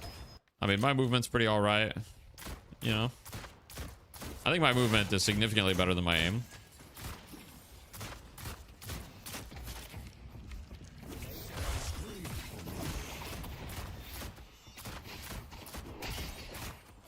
Why do you think carries you on mid lane? Right now, part of the meta is like ganking. And so you just kind of like leave your carry in the mid lane. They farm. And then, you know, the partner ganks, or in the case of Rem, you know, goes to the tunnels. Rem urines for the tunnels. One movement guide very soon, like in the next day. yeah. In the next game. My editor's working on it. Playing any today? Probably not. I wanted to start stream earlier, but there's a lot of stuff that I have to catch up on from basically the last month where I grinded. So I have a lot of like business stuff to catch up on regarding the academy, regarding coach lock. I have a lot of stuff. A lot of stuff to do.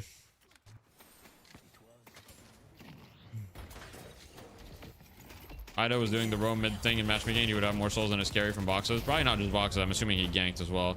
Just boxes doesn't give you more souls than your guy in mid lane, or it shouldn't, unless you're playing like unless you're playing Rem, which you can on Rem because you go in the tunnels. Unless you can take theirs. Yeah. In, like, pro even if you kill theirs, the enemy would take theirs. Yeah, but even in that situation, like, yeah, not a great start for Abrahams though. Leviathan actually very dominant start, 7-2 at the moment. So you know they're proving that, hey, I mean, people might not think our draft is good, but we're gonna win the lanes. Where can I see who's on each team? I'm gonna hold tab for you real quick. So on the right side we've got Leviathan, and on the left side we have Abrahams. So these are the players. On Abraham's left side, Hidden King is Abraham's, right side is Leviathan. You can also look on Wikipedia as well. The soul splits are always the same, very big lemon. They don't change through time anymore, but all of that stuff you can see on the Deadlock wiki generally, although some stuff is a little bit outdated, but yeah. Yeah, very outdated. It's not very outdated. Like I frequent it pretty often, and it's not like most of it is fine. I think comeback mechanics are fine currently. I think the problem is how hard it is to end the game, not the comeback mechanics themselves. That's my opinion. Yeah, it's been more egregious. Oh, this is going kind of crazy. True. Hey, yo, Taz just died. Yo.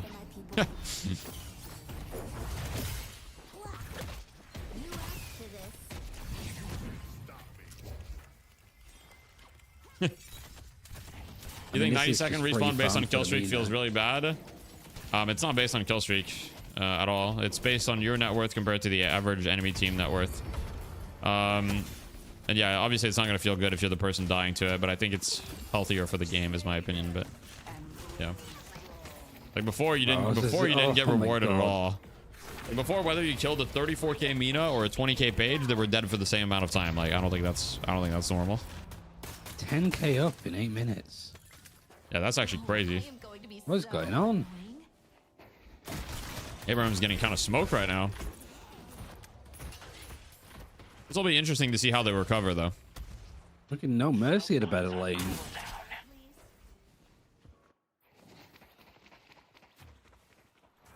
How many kills does Leviathan have? Currently, Leviathan has 11 kills to 3. Oops.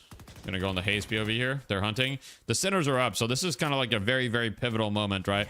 Because here Leviathan's gonna make plays to try to steal the enemy sinners, while Abrahams is playing to secure their own sinners, right? So Abrahams, they're not gonna make any aggressive plays. Rem probably made a play on to try to steal one of the sinners, but they're mostly gonna try to just secure their own stuff, while Leviathan is gonna try to secure their own and primarily deny the enemy first, so they can generate, you know, the tempo and basically keep Abrahams behind in souls. So you can see they're invading the left jungle very aggressively. They've got a 4-2 split right now. So on the side where Leviathan has 2 people, they're going to be playing more passively and securing their own centers. And on the side where they have 4, they're looking to invade and essentially like make it so that Abrahams feels pretty like choked out. Yeah, Mina took a tier 2 camp on their side, but that was about it. Yeah. You got a big fight here? He's just playing very carefully and just freezing the wave. There's no way Abrams just lived that.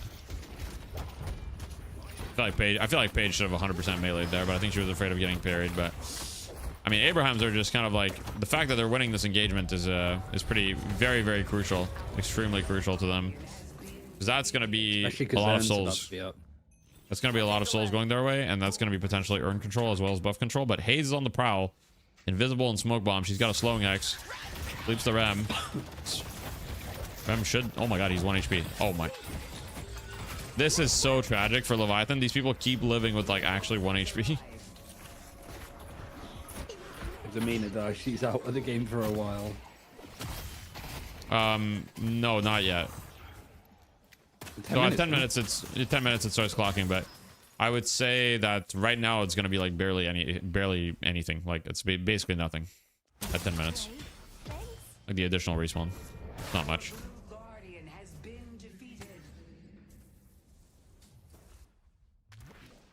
There's a 10k still difference to a 4k one now. Haze almost has no weapon items. Yeah, but Haze doesn't get her damage from weapon items. She gets her damage from fire rate. I don't think that she had Surge of Power though yet. Okay, so they're gonna set up for this urn here. And here, look at the ult advantage, right? Like the only ults that they have is Shiv ult and Silver ult. So Abraham is gonna choose not to fight this because they don't have any of their like important team fight ults and they're not in position. So instead, they're gonna look for some Sinners and maybe try to see if they can get a pick here on the other side of the map. But I mean, this is really good for Leviathan. It should be. Yeah, up on Haze. I Yeah, mean, Haze does go down. Combo just seems a bit much. It's been run down. Mina's in though. I think she might die for this. She does have Dispel Magic, so she should be okay. Yep, uses it. She'll be all right. Well, the Mirage is chasing really fucking hard. Good movement on the rope though. Solid movement there. Oh, she's actually dead, I think. Oh wait, never mind. She just heals 1 million from the creeps. It's fine. That was close though. That was really close. In the meantime, the Walker being pressured on the other side of the map. Overseas goes down. Fremog trying to escape here. Yo, what? Fremog might have overcooked there. Good movement though.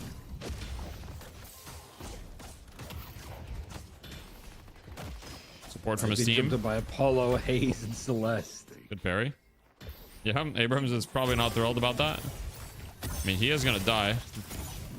It's so unfortunate when Rem like gets out of tag along when there's a Celeste ult because it just instantly makes it bounce. Abrahams are doing a great job like being active and trying to get every opportunity that they can. You know, they're playing it really well. Nothing to do on about for now. The old New York tuxedo. What procs reactive barrier in Abrams? So Abrams proc reactive barrier, Sleep procs reactive barrier, Tornado procs it. I think that Bola procs it as well. I believe the Entangling Bola. Yeah. And that's pretty much it. Yeah. I mean, Abrahams have been doing a good job of like staying in the game, but it's still very much in control for Leviathan right now. But like I said, if Abraham stay in this game, I truly don't see I truly don't see Leviathan's win condition if this game goes to like 35 minutes. So, you know, we'll see. That's my biggest worry for the side of Leviathan is just like if the game goes late enough, I don't see how they win these fights. But thank you, the Prime Marcos. I appreciate that. I appreciate that. What teams are playing? So this is Leviathan and Abrahams. Can I play Street Brawl with you, Deathy? I'm sorry, Sam, but probably not.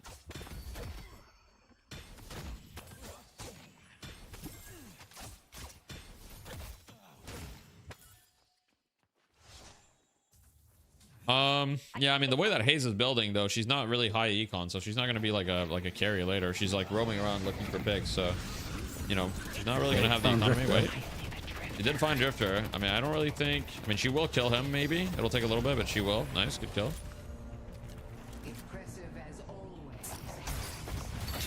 Drifter's so behind now. True. Thank you very much for the Prime Traveras. Oh my god, what a bag on. They just killed Rem with like 1,000 bag. Billy has a 1,500 bag right now. That is like a game losing death from Rem. That is a massive deal. And he's gone back to the shop immediately. Bought a lottery ticket. A little bit of the divine right here in your hot little hands. Billy's wondering what to buy here. Looks like he's considering. Okay, so he goes Bullet Resilience, which I find a bit interesting. 600 bag. Yeah. I wonder why he thinks he needs Bullet Resilience. I mean, it's decent against Drifter, but it's not good against Shiv. I mean, it's okay against Abrams, but this Abrams kind of like doesn't actually. Yeah, it's good against Silver, and it's like okay against Mirage, but Mirage has a lot of spirit damage to be fair with Toxic Bullets and Jinsmark. But hey, now he can man fight Silver, I guess. Doesn't really care about Silver. He just dies. Meanwhile, Ozis is pushing the side lane here.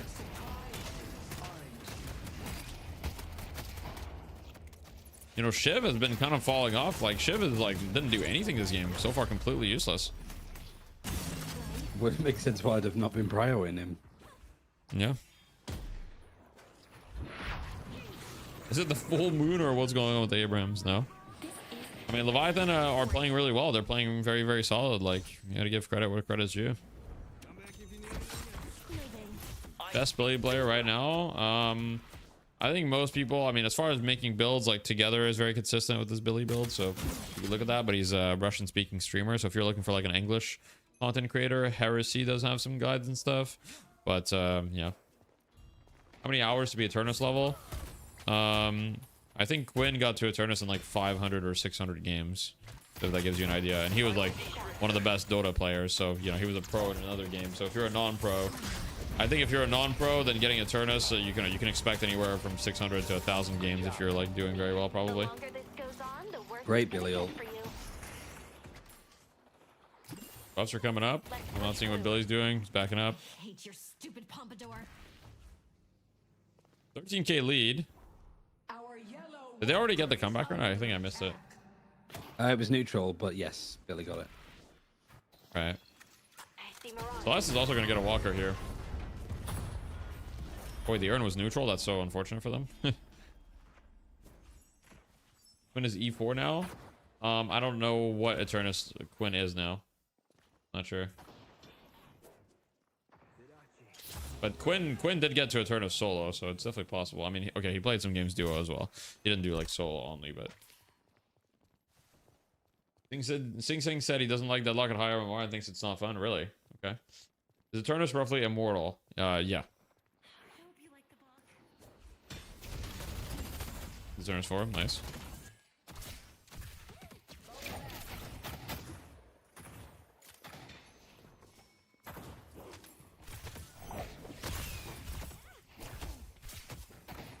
Yeah, I mean, rank in Deadlock moves up fairly slowly. That's why Eternus, like, no matter how much you're winning, it's gonna take a while unless you're like literally winning like a shit ton. Like if you start on a fresh account and you just start winning every game, you'll get Eternus pretty quickly. But yeah.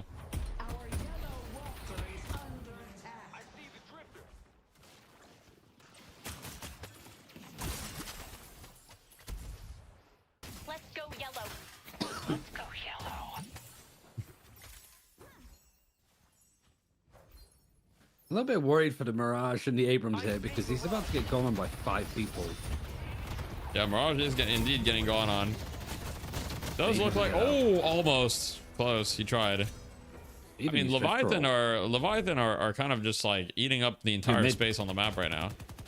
Yeah, I mean, I think they have to do mid in these situations, or they have to bait it. They, like, the thing is, Leviathan's on a timer, right? If they don't win early, they're gonna lose. Like they can't let this game go to like 30 minutes or 40 minutes without a significant lead. They have to get a lead because of their comp. And I mean, they're doing a great job of that right now. So they have to either force mid or like bait mid to like force a fight. Like they have to do something that's going to give them like a pretty high likelihood of you know. Yeah.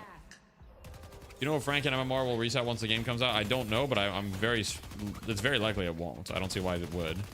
That sounds like a terrible time for the new players. Chip's got max ult, so this could be very messy. Look, Abraham somehow always finds a way to come back in these mid fights. So the sleep. Oh, the pull. Okay, 1 rejuve, 2. Okay, they all go to Leviathan. Abraham didn't find a way this time. And then Celestial as well, whilst they're trying to contest. Yeah.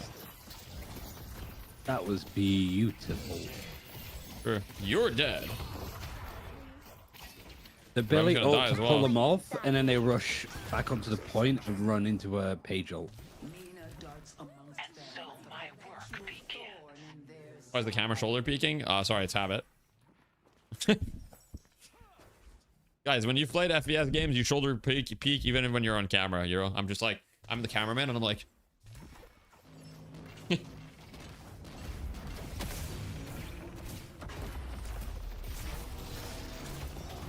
Where can I find the save build? Somebody asked in chat, when do you think they'll add a quick play mode? You're playing the quick play mode, just like you're not playing ranked. Like, don't ever treat it like that. Like it's both ranked and not ranked at the same time. I mean, eventually there's going to be separate queues for sure. There were actually separate queues initially after the NDA drop. They like released ranked and then there were separate queues. But right now, like, you know, ranked and unranked are the same thing. Yeah, I mean, eventually there will be separate queues, but Yeah. Also for the Haze build, what you can do is you can copy the match ID, which is bottom right.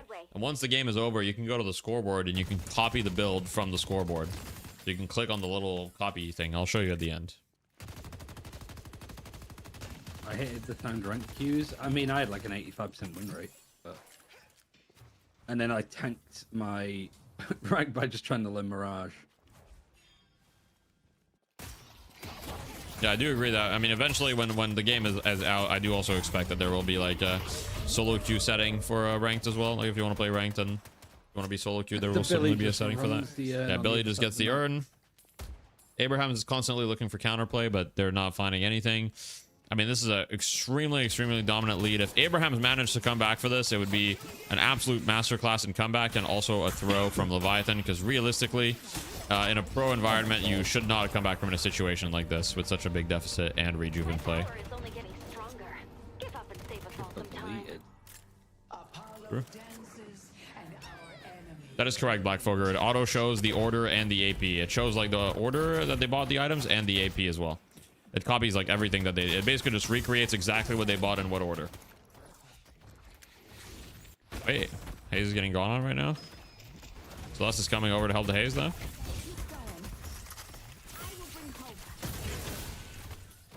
And then on the other side, they're getting the Walker right now. I think that was just a troll pick all along. Who knows, man? Wasn't really a troll pick. They won. I see the enemy. I mean, if Leviathan win this 2-0, especially in such a dominant fashion, that's a massive statement, because, you know, that's the end of a reign. Like, Abrahams has been winning for like literally, like, I don't remember the last time Abrahams didn't win. I think it was before Buff and Jors disbanded, right? Ever since Buff and Jors have disbanded, I think Abrahams has won every single one. The last time that Abrahams didn't win was the trolley tournament, right? I don't think they won that one. I think they lost that one. Or did they even? I can't even remember. It's been like it's actually been forever. So I think everybody's on the side of Leviathan right now. I'm like, let's go Team Leviathan. Let's go blue.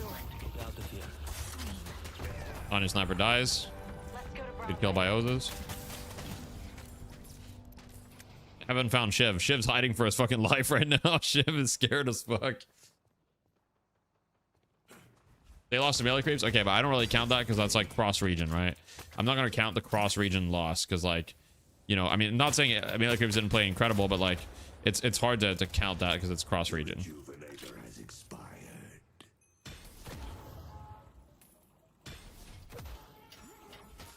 This fluke is literally just Celeste. But last game, Abrahams had Celeste. So is it? No. Wait, did they not? Right. No, Abrahams had Celeste last game. Yeah, they did. Abrahams were the ones that had Celeste last game, and they lost with Celeste. So I don't know. I mean, Mina's been the more consistent both games. Like, Mina's been just terrorizing both games. Like, this hero is still crazy powerful. Yeah, Billy as well. And he dominated Deadlock. And he on top. Yeah, of course. I mean, they had high ping versus melee creeps, which is why I'm not going to count it as part of, like, you know. I'm not saying that melee creeps didn't deserve the win. Melee creeps absolutely deserve the win, but yeah, I mean, it's just there's too many circumstances. It's not a clean win, right? Because it's on high ping, different times, blah blah blah. I see silver headed to yellow. Thank you for the prime, Ishmaltarian. I appreciate that. Who are the strong pro heroes at the moment? I mean, I would say that Venator is permabanned in the EU at the moment. They're not letting it through ever. Other than that, all the bruisers are like getting picked, right? So think your Abrams, your Billies. I mean, Shiv was getting picked every game until today in EU, really. Yeah, Mina and Paradox are extremely popular as well. You know what's different this week, Ryan, is Leviathan banned Paradox both games, and I think that's the first time they've banned Paradox first ban. Yeah, I mean, not many teams do it, but I guess it's specifically for Taz. Yeah, they're like, get Taz off the Paradox. Paradox, yeah. And then they put him on Drifter, and he's looking a little lost right now. Wait, big Celeste ult. Big Celeste ult, it's a lot of damage. Big bowl on the Haze, though. Bullet dance, kind of doing a lot of dancing, not a lot of damage though. A lot of dancing. This is a really good fight actually for Abrams. Yeah, the fight is extremely split. Abrahams is doing a great job here. They need to kind of like reconvene. And Mina, you're okay. Wait, Shiv didn't get the ult reset though. He didn't get the ult reset. That's pretty big. Food goes down. This is extremely scrappy, hard to follow. Rem is dying to the Apollo in the back line as well. Big outfire from Billy. I see the drifter. Goes down. I mean, Mina's still alive this whole time, so... Oh, I was about to say she's dead. Yep, she is dead. But Apollo is alive. Apollo is so However, dead. Mirage... He's got a 900 bag. Mirage is actually cleaning up everyone right now. Low key. Let me get on the Mirage POV. They're actually all 1 HP. They're like actually all 1. Oh, wow. If they all escape, it's so tragic, man. He's looking for the haze, so she's invisible. Oh. Oh, this is so tilting. I'd be so mad. I'd be so mad. Oh, he wants her. Oh, he actually got her. He actually got her. I mean, he's gonna die, but at least he got her. If he didn't get her, that would have been significantly more tilting. I've been training my whole life for this. You don't have a chance. How did Celeste get through? Celeste hasn't been banned a single time today in EU. They've banned other heroes instead. You got a punchable face, but a wallet, anyone would Okay, he's got Spellslinger on Apollo, so I do like the Spellslinger purchase, and the main reason why I like the Spellslinger purchase here... Well, first of all, actually, does anyone know if each cast of Flawless Advance counts for a different stack? I actually never tested this. Does it all count for different stacks? I'm pretty sure it's the same one. Okay. Because it's not like charges. It's a recast. It does, it does. Yeah, but like, for example, Mirage Scarab, I think, also counts for a different one. So, like, each Scarab is different, I think. So, I'm not surprised that if it does. That would make some sense. I will say, though, Leviathan, Abrahams are going to force mid here. They're going to force mid. This is very high risk. We'll see what happens. They're trying to kill the mid boss here. They're going to commit to it. They're committing to the flip. There is no page, no haze. So it's 4v6. However, some pretty fucking scary ults. The Billy ult, first of all, to deal with. Then the Celeste ult in the pit. And it's a clusterfuck on the rejuve. It looks like 2 rejuve for Abrahams, 1 for Leviathan. All gone. Instantly all rejuvenators out of play. Haze is coming back. Okay, let's look at the Apollo POV here with the Spellslinger.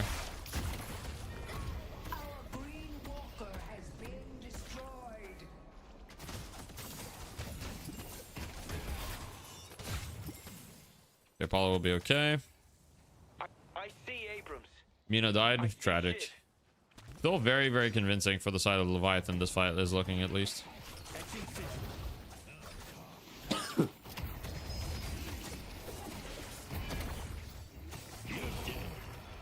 You're dead. As You're shit does. dead. Getting the horns now, He baby. just turns the knife on himself. Yeah. I like the Spellslinger. I like it. They should be able to get the urn here. I mean, that's still going to be 40 kills to 16 right now. The one saving grace for Abrahams is that the longer this game becomes, the harder it is for the side of Leviathan to win. I still stand by that. Because Haze is not building carry. Look at her. She's not a carry Haze, right?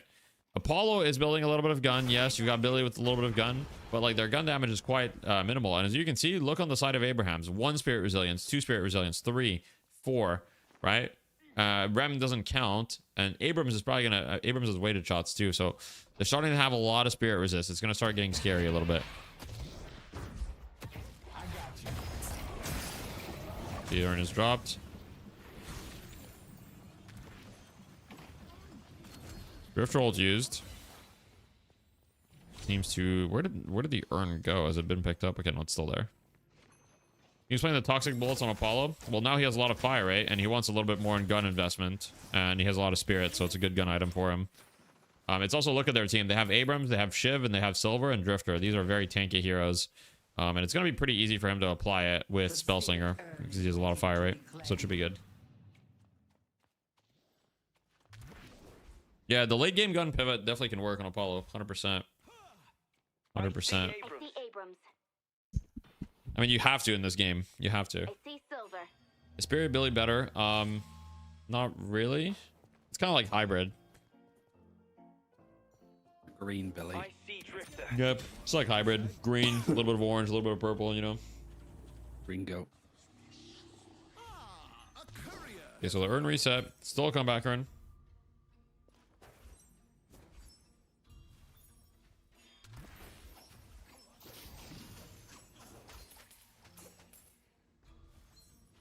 Slightly inefficient movement from the Celeste, but we'll take it. Good enough. See Abrams. And it's just not being contested. Good enough. That's true.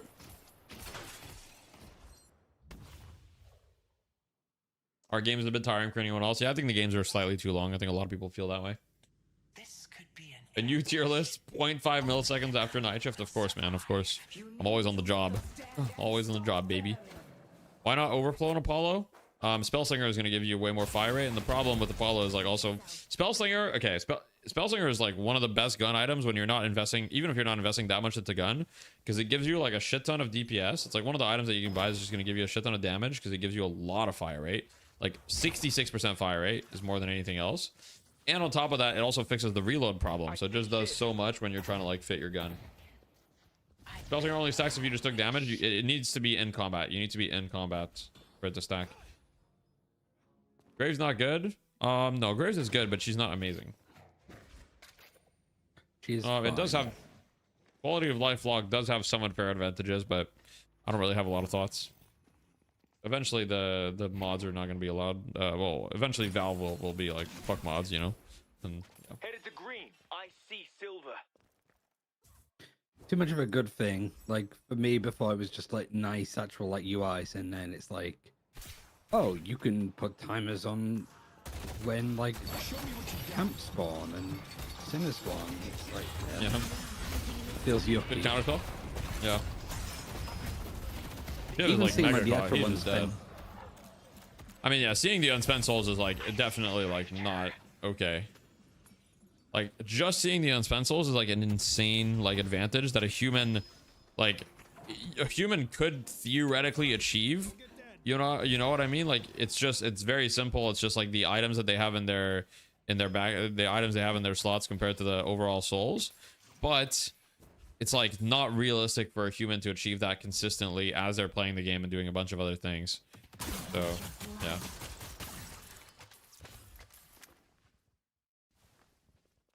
Ready to call in the cavalry.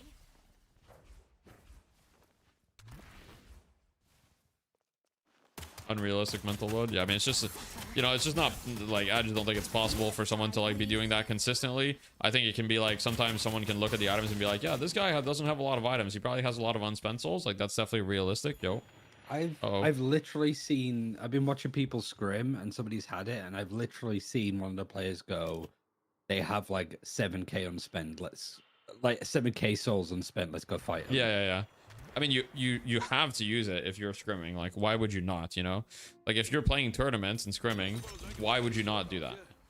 There's literally, like, no reason not to abuse that advantage. Like, you're playing for money. Of course you should abuse that advantage. But yeah, I don't like it. Like, they've even got the timer for mid boss, which is probably going to be, yeah. Like, the Apollo was already there. Yep. I don't know if they'll bait it though. I think there's a chance they bait it, but they might just finish it. Yeah, they're gonna bait it. They're looking for a pick here. Okay, Shiv already used ult, so no reset for the Shiv here. That's pretty bad. Let me look at the Apollo POV here with the Spellslinger.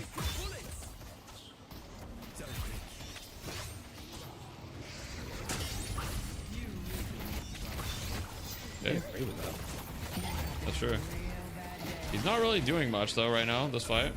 No, Drifter might kill him actually. Oh, Differ, yeah. I mean, he's actually dead. That's wait. The script is too good. The script is too good, bro. Okay, no, Dimov is dead though. Silver's in. Curse is over. Hey, Maxim's dead. Okay, 2 for 2. Did Billy just beat Danos? Billy might just beat Danos. Always has been. Always has been. It's true. Billy's always been Thanos. Looks like they're resetting here. Abrams looking for the Mina. Blowing X on the Mina. Okay. They're gonna collapse on this guy. This Abrams is way out of position. No, like what is he gonna do here? He's just dead. Oh wait, Echo charge, double charge. He's buying a lot of time, I will say. He is buying a lot of time. But I don't think if it's enough to do anything. I think he's just gonna die here. He's about to have charge. No, but he's dead. That's a huge kill. That's the guy that can steal the rejuves, right? Without Abrams, they don't really have any CC to steal rejuve. Now they can just finish mid boss, I'm pretty certain. Because, you know, without charge, like, how are they gonna steal this?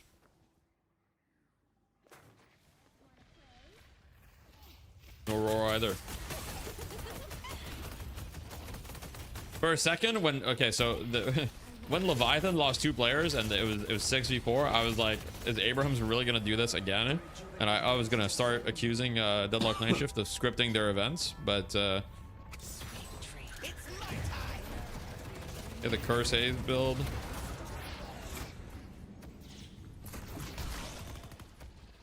Okay. You tried for it? I mean, it's still technically winnable for Abrahams, but it's gonna be difficult.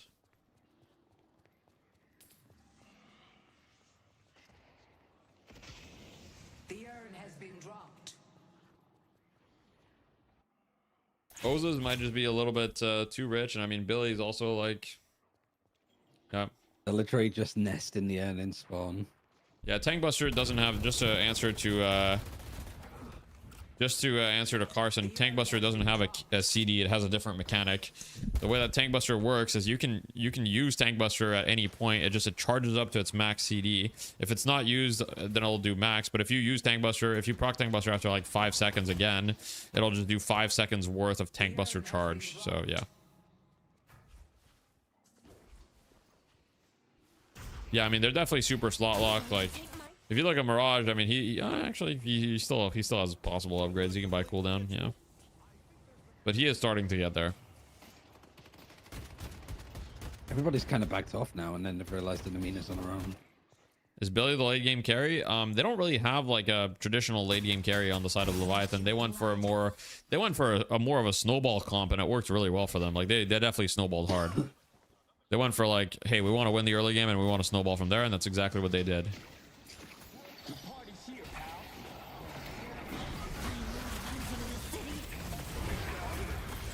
Well, the yeah, Phantom ult, Strike Celeste ult. into Phantom Strike of Billy into ult, and then Mina ults the pulled in person.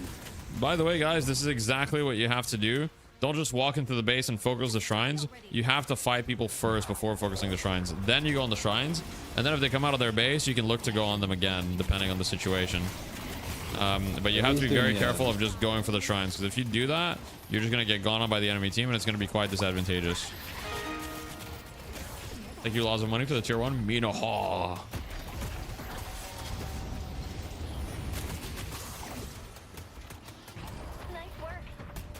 Yeah, who's dead for 80 seconds? I mean, it's spelling the end of the road here, Ryan. I think this might be the end of an era for Abrahams.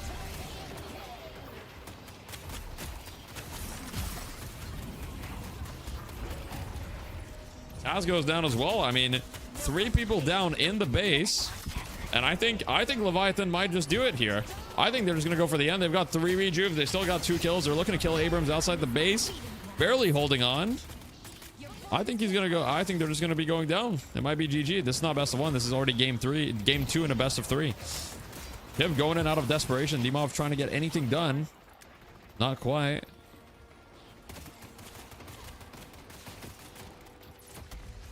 And it looks like they're hesitant though. They don't want to just commit to it. They're hesitating a little bit, but they do want to stay. They do want to use their rejuve. They look for another angle. Mina going in. Can she find anything? The Apollo ult sets up a little bit. Billy on Mirage, can't quite get him. Abrams with the charge, but the Celeste ult bouncing. Oh. Oh. They do get a kill though. Hayes is down. I think there's a rejuve from Celeste too. Man, some of these ults from overseas have been so good on Billy. Damn, it's over. Or is it? Hoot says GG. Surely it's GG, but Mina's 1 HP. They're all 1. It's invulnerable. You still got a rejuve though. I got parried with a Phantom Strike. Yeah. Look at Mina falling off. Well, to be fair, they were just like ahead. They were ahead the whole game, so Mina never really had a chance to fall off. I don't think they had a single spellbreaker yet on the side of Abrahams. So GG. Is this going to end?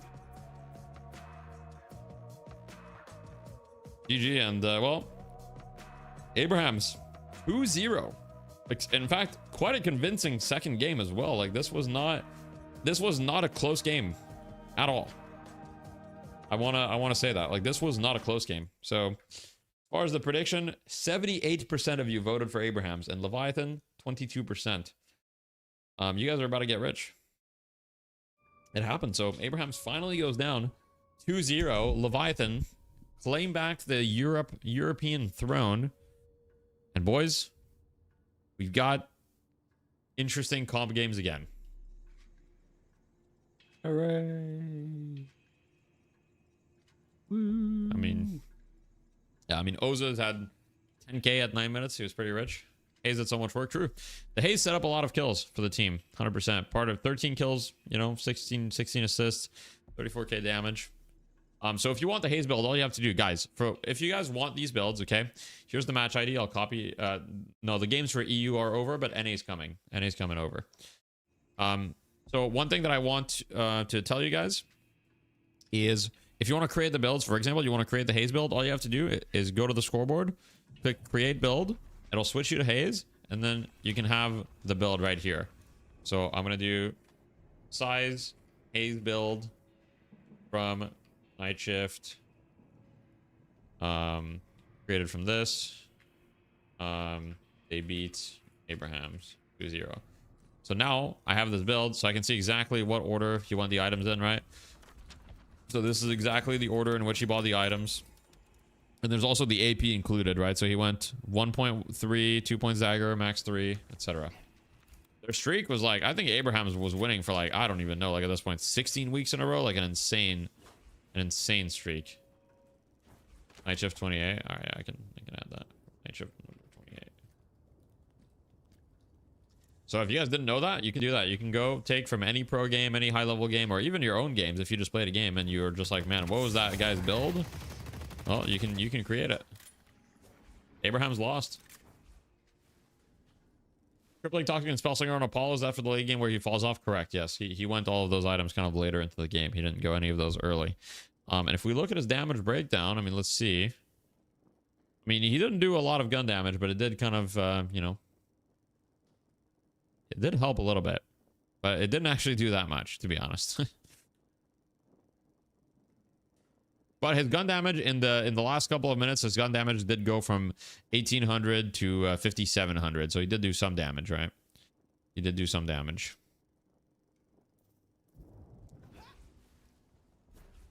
Staff new coach to Leviathan. Oh shit, maybe it's the new coach, bro. Maybe it's the new coach. Who knows?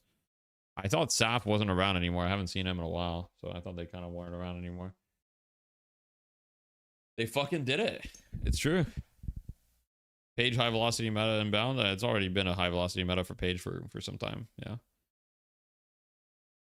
What's the team pool? Could they take back the, yeah, there's basically no team, so they can take back the seat next week. Yeah. That movement was so cool. The dummy didn't know what hit him. True. Can you wait for your vid? What do you mean? What do you mean?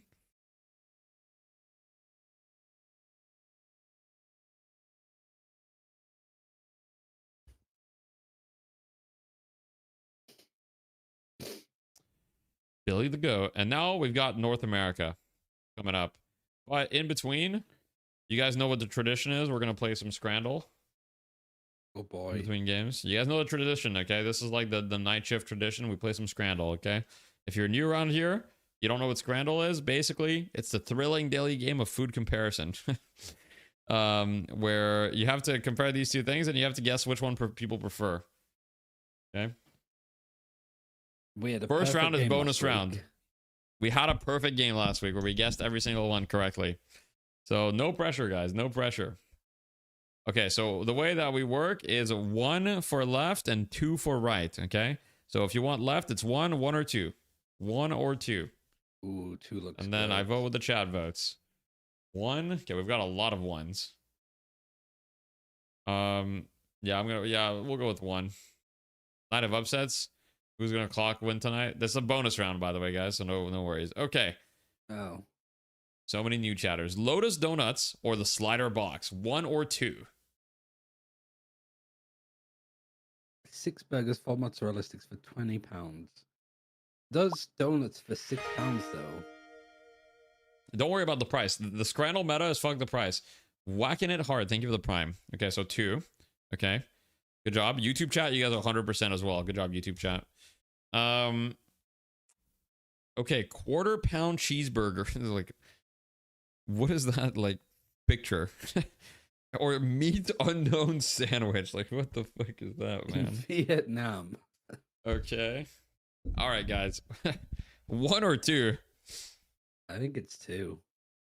2? The big question was the chunk of bread that's missing off the burger, was that like him taking a bite, or is that like how it came?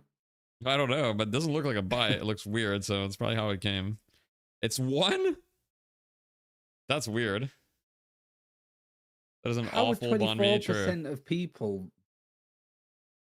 Yo, Ranger, you're good for tomorrow, by the way, right? I need to confirm with you, but we have it in the events list, so I hope you're good. I hope you're good for tomorrow.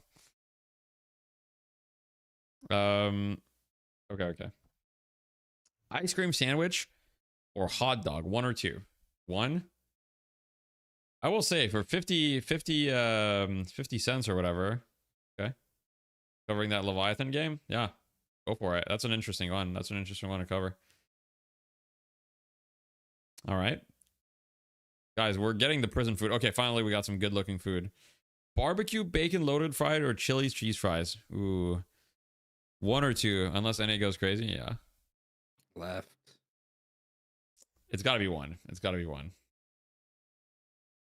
Okay. Yeah. I mean, barbecue bacon loaded fries. I mean, come on. Okay. Made by the Scramle developer, the Zeros Kenyer. I probably butchered the shit out of that. Or the world's shaddest cheeseburger. Like, where's the burger in that, by the way? Like, where's the patty? Oh my god, yeah, that just looks... Where is the patty, bro? All right, 1 or 2. It looks like 1 is good, but vote 2. The onion bread shows up again. I mean, honestly, I'd eat the onion bread. I'm not even gonna lie. I would eat it. I like that where it is Mahus.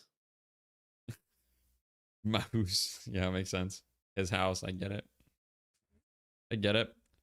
Bratwurst and beer or pie chips, peas and gravy. Okay, what's the UK's obsession with like extremely mushy peas? It's good.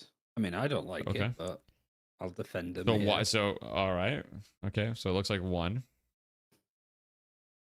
2 is so good. Okay, it was 2 apparently. Okay, Dr. Metalface fucking knew, bro. All of you guys were clueless, but Dr. Metalface, he knew. You guys, everybody in chat was wrong. All good. 1 or 2, cheesy chips or sausage and chips? On the right looks pretty good. Is it me or do the cheesy chips kind of look sad? Like, why does it look like a bunch of like cum on the chips? Like, is that just me? You don't need to say it. You don't need to say it. Okay. All right, my bad. All right. Okay, my bad. It's from Sramle. All right, my bad.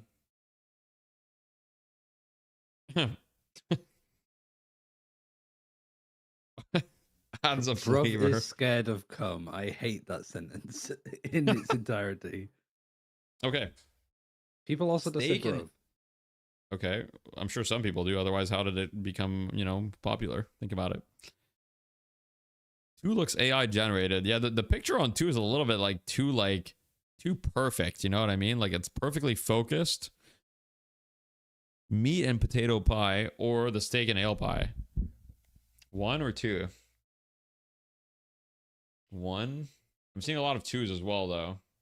I don't know, guys. I need more of a consensus. Type your opinion quickly. 1 or 2. 1 or 2. Looks too wet. I don't know if the 2 looks too wet. Is that true? 2. I can see my fucking reflection in it. I mean, there's a lot of 2s. I think it's pretty close, but oh shit. Yeah, today's not our day. We've got 3 wrong so far. A bacon cheeseburger or the Boro burger, which is basically another bacon cheeseburger. Boro. Yo, that bacon looks like almost like that bacon looks like too thick. 2? Yo, think of the prime bedtime? I think 2. Yeah. I mean, the bacon on one is like literally like, I mean, I get like thick cut bacon, like I get it, but like that shit looks like extremely thick, like too thick. I mean, that's gammon. Oh, you guys don't. What Do you know does that mean? What does gammon mean? I don't Is that know a how to word? describe gammon. It's basically like ham, but chunkier and like cooked. Gammon means Tory. I don't mean like a fucking Okay. Thank you, Naked and Like, Wholesome, get- for the prime. like red face. What? Get him out. I mean, like the actual food. Okay. Macy's Ultimate Burger or Serrano Ham Baguette. I'm not gonna lie, guys. Personally, I would eat the second option. I would actually choose the second option. 2 is too dry. It's probably not. It's probably not actually that dry. But I think you guys are voting 1. I don't know though. I mean, Cam's Plays is voting 2 for like 5 people. But other than that, I'm getting so hungry. This isn't fair. I mean, it's looking like a lot of 2, but I think I kind of influenced the vote. I do think 1 is probably gonna win, but we'll vote 2. Yeah, fuck, man. All right, well, this might have been the People are worst wrong. Scramble, a forgivable Scramble. We got worse than the community average. We fucking suck, man. All right, let's do yesterday's Scramble because, like, We're goddamn. fucking like we're Abrahams right now. Okay, we're actual noobs. Holy fuck.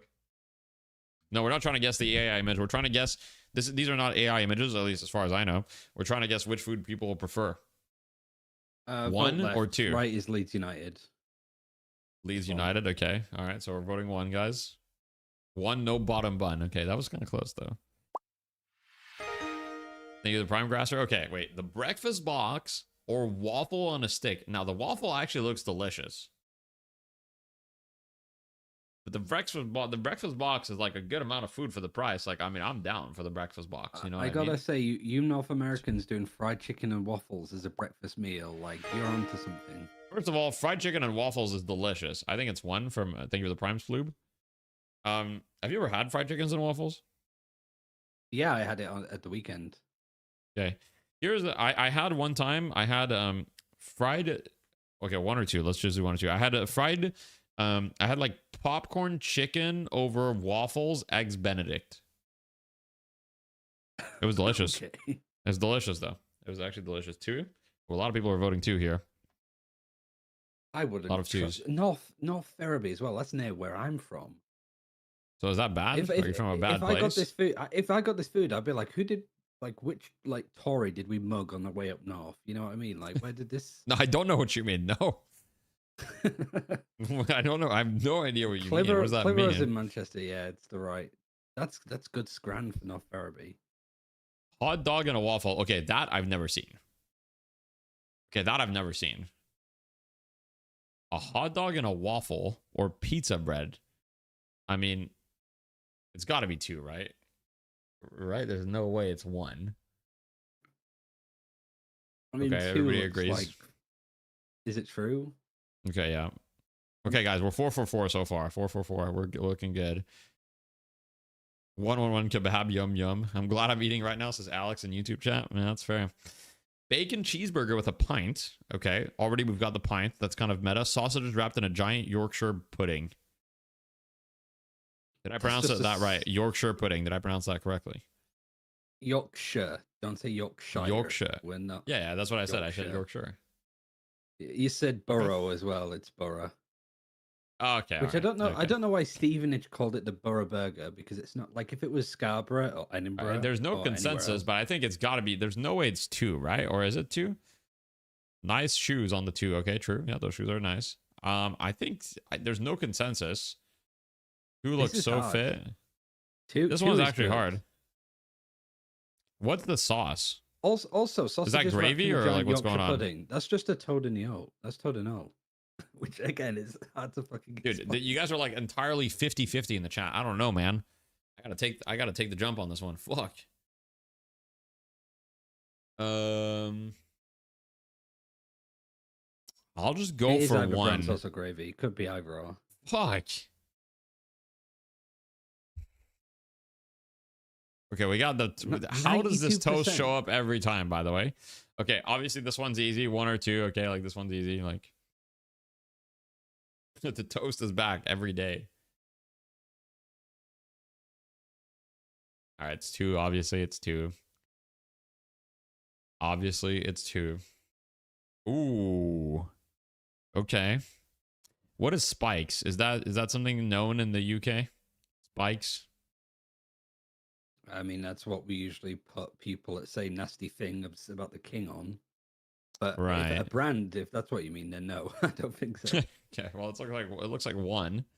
Looks like 1 is the choice. Yeah, that pizza does look really good. Ooh. The Blackburn as well.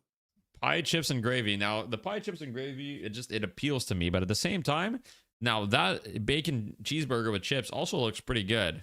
But I don't know. I think That looks people are pretty going to solid. vote right because You the really left think is so? Arsenal. Yeah, I think people will just see it's Arsenal and go like, But no. everybody in the chat is 1. Not everybody. Okay, not everyone. There's some people that say 2. 2 is the only good British food. 1 because it's Arsenal. That's exactly why you vote 2. Those kind of people. Oh fuck. All right, fine. Let's vote 2. Okay, whew. Saved. Good point, I Ryan. told Good you, one. like, the food on Good the, point. No, good if point. that food on the left was like Ryan knows. Southampton, people hate Arsenal. Okay, Ryan knows. Ryan knows. I'm sorry. Hot dog, loaded fries, and a beer, or steak and kidney pie. What is the British obsession with pies? I mean, Yeah, so- it's good food. Yo, why is that a The hot funny dog thing loaded is, fries I'm a and really bad $32? I don't really like gravy that much. I don't really like pies that much. I'm Just a out horrible of protest, I Yorkshireman. want to vote. I want to vote 2 because look at the price on one. 32 pounds, not $32. 32 pounds. Does that include the fucking like tax on top and fucking? No, it doesn't include the gratuity? tax and the tip. 10%. Yeah.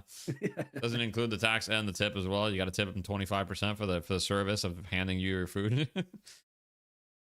Mostly football scran. Okay. Yeah, I know that this football full. Yeah, okay.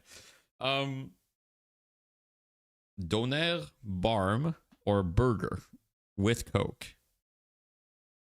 That's a bar. That's a Donna Barm. Where the fuck is the Donna? Where is it? It's like, yeah, where is it? That looks more like sausage, right? Like that looks like sausage. It's got to be 1, I guess. I mean, yeah, that's a lot. Whew.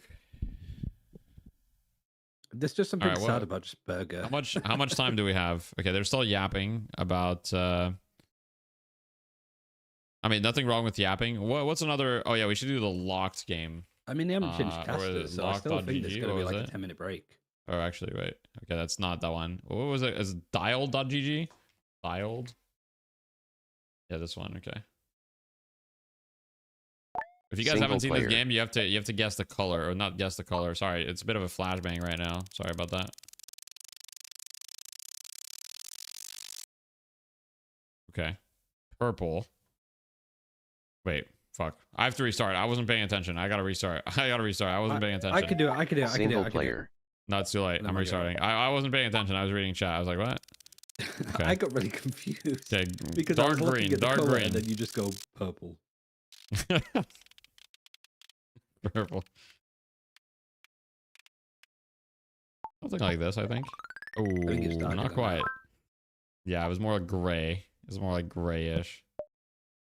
You're moving too fast. Okay,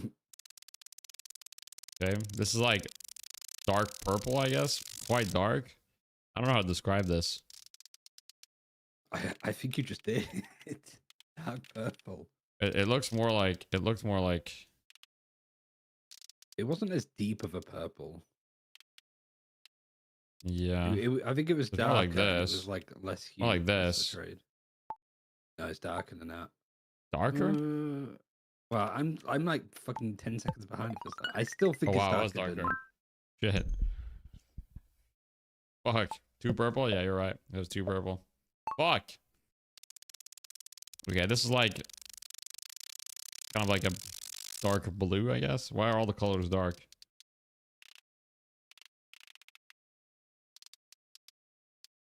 It's a very This, saturated maybe? blue. No, no, lighter than that. Lighter? I don't think so. Yeah, I think it's lighter. Oh, fuck, it was way lighter. Wait, I suck. Oh shit. Is Deathy colorblind? Okay, you go play the game, bro. You go play the game. It's not that easy. Okay, this bright is like pink. Miami pink. Miami pink. Little bit purple. The littlest amount. I think a little bit more. Like I Maybe think like it's this? it's max like pink on the right. You think? I think it maybe like between about there. Yeah, it was more than that actually. Fuck. Too purple. This isn't Deadlock? Oh, true. We're waiting for the... We've still got like 10 minutes, so... Oh, wait, what? Oh, it was like beige? We barely saw it. Fuck. It's like green. Green? Yeah, we did Lockle. I don't remember. Very white green. I think it was more green than that. Like more saturated, at the very least. Like this? That's actually not too bad. No. More saturated. Like you're taking the color out of it. So you've got the color wheel, and then you got like the brightness. The center one, make that not that much, but a little bit less. You're terrible at this, guys. I barely saw it. I had to respond to a message in the chat. Okay. My bad. Okay. Okay, I'm terrible at this. Not too bad. Not too bad. Okay, all right. That was a warm up. I'll do the hard mode now. Single player. I was warming up. I don't need any help. Don't worry. I'll do this one. Okay, this is like some sort of purple. I don't know how to describe colors, but it's pretty light. You know, pretty light. Some sort of purple. My mum would be good at this because she does like forestry stuff.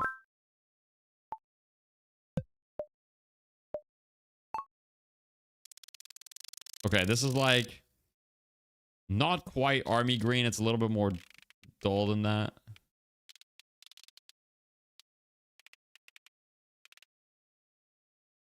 Like this, maybe. Not too bad. 8.25. We'll take it. I mean, it's not bad. It's not bad. It's not bad. It's not bad. Yeah, that's my blue. Okay, that's like teal-ish, like a pale teal. Pale teal, but like a little bit darker, maybe. It's like page colors. Page colors, okay, maybe. Oh fuck, that's not too bad. That's not too bad. 8.2 is not bad, guys. 8.2 is good. You guys are fucking. Yeah, it's like a bluish gray, like a dark. What the fuck? Like this, maybe. This is honestly the easiest game to backseat on because it's just. Oh fuck! It wasn't that bad. Wasn't that bad. I didn't cheat.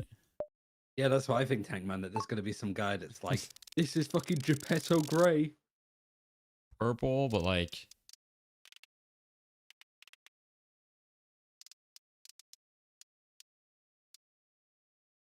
Kind of look like this.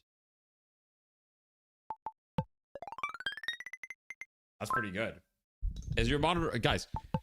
I'm getting a good score. I'm better than half the players. That's not even that bad.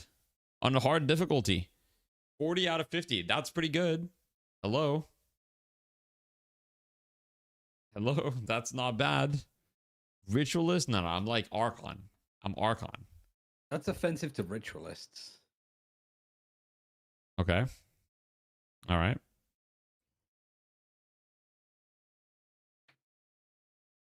Okay. Bandle again? Oh, yeah, true. Let's do Bandle. I am terrible at this, by the way. I'm so bad. Okay, let's see. I'm amazing at this. But Are you? It's going to be tricky for me to hear it. Yeah, yeah.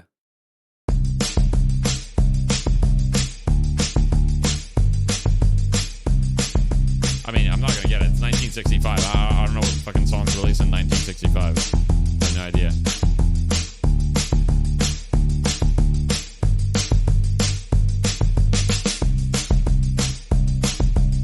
I have no idea.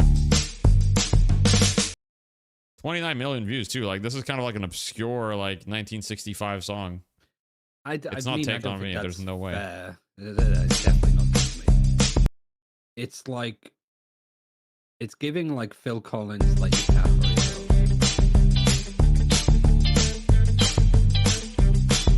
it's not unusual. Who's it by? Not unusual. Tom Jones. Not unusual? Wait, what?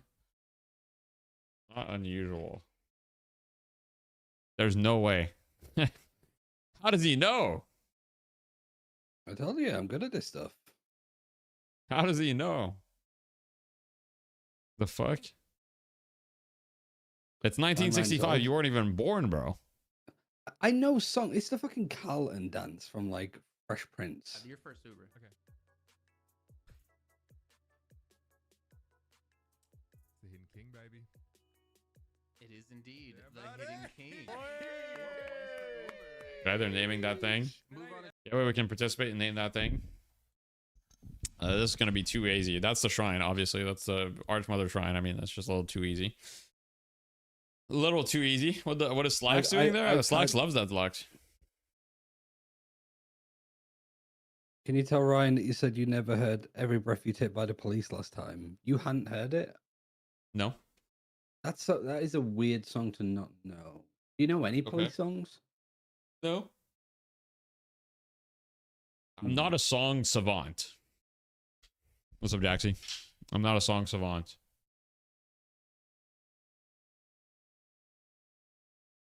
Yeah, I don't know what that is though. I don't know what that is. I mean, that's a wall somewhere, probably. I'm guessing. It's a wall. Not even a song novice. It's true. I'm a song fucking beginner. I'm a song noob. You Beatles in the song request? True. You guys have to educate me. I'm open to being educated. I'm not educated myself. What rank is Slacks now? I don't know. Last I talked to him, he was Ascendant.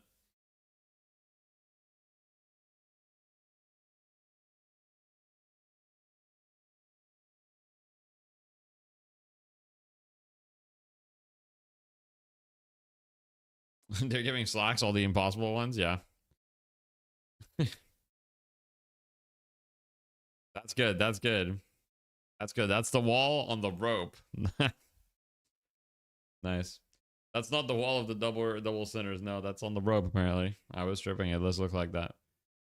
Loki W had to disappear in order for Abrahams to be defeated. You know what? Maybe you're right. Maybe you're right.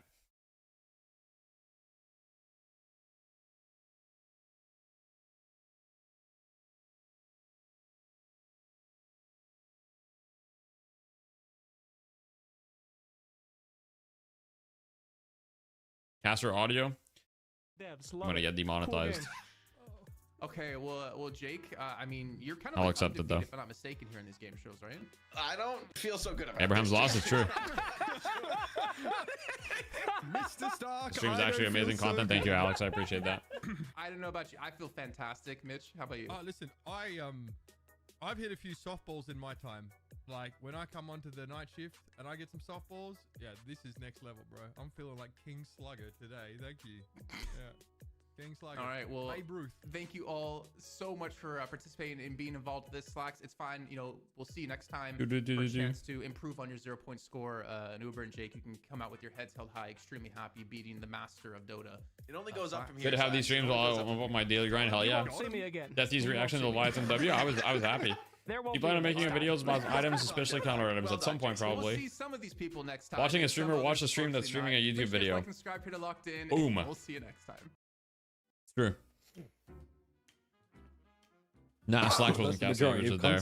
Yo, DDK's got the Quake background. Okay, that's lit. That's Quake 3, right? Am I crazy? That looks like Quake 3. I thought you would take this. You're I think a little bit busy in oh my god, I cannot remember the name of the map in the modern world of Quake. Yeah.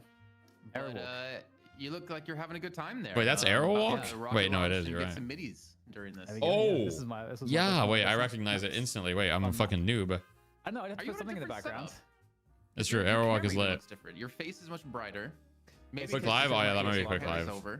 My DSLR broke. There's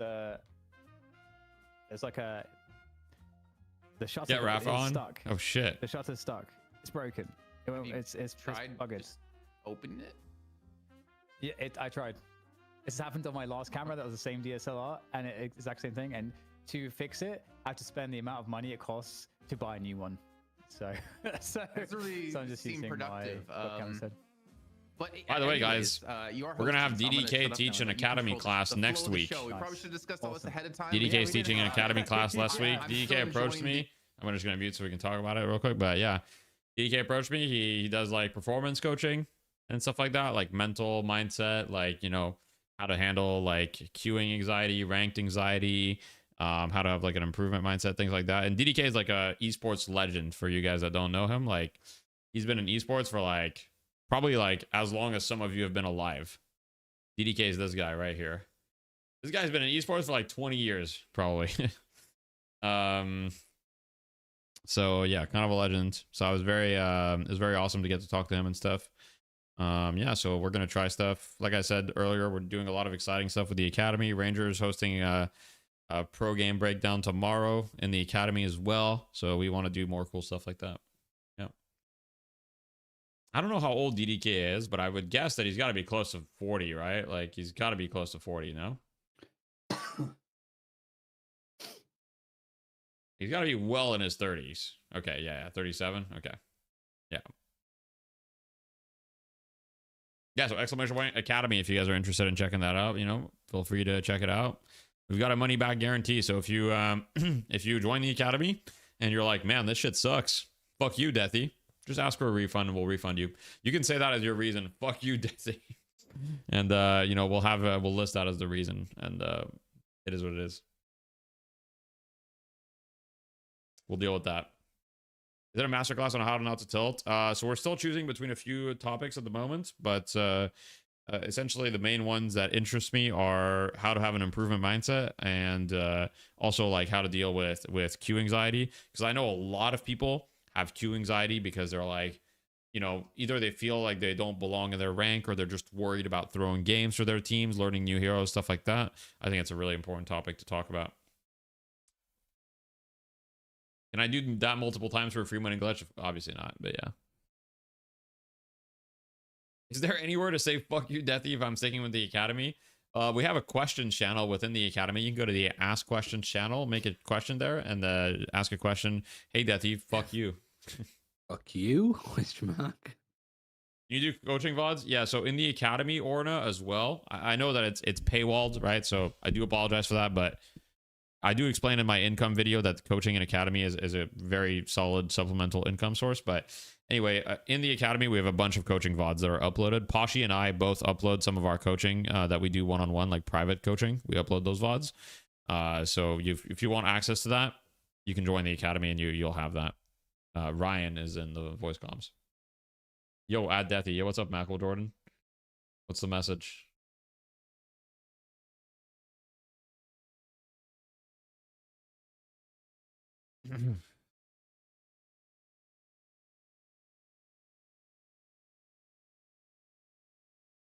You played against Omen in college in Quake 3 and I lost 50 to 1. 50 to -1. Oh yeah. Yeah, that's rough. That's rough. You're European, the government steals my income. Too bad. Sorry to hear that. But yeah, I mean, I always, you know, of course, it's very important for me to have as much free content as possible. So I'll always be doing educational stuff. And, you know, I try to have basically everything that you need as free content. But, you know, for all the extra stuff, put in the academy. It's been awesome, though. It's been awesome. Give me draft. Tired of coin flipping games on who gets more DLC heroes. Stop making drooling heroes. Leave the island, please. Okay, I'm not going to pass that message on.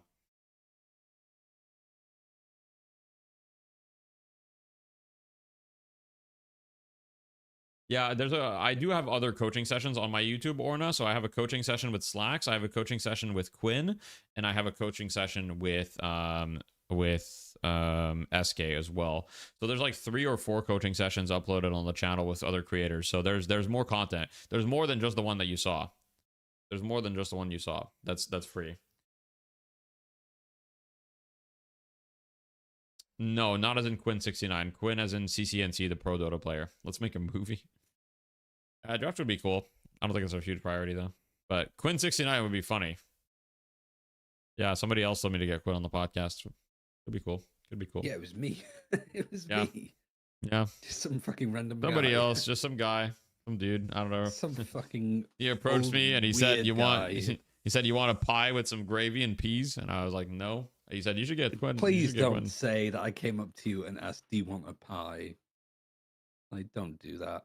Why not? You don't like pies? Not particularly. What? You're British, bro.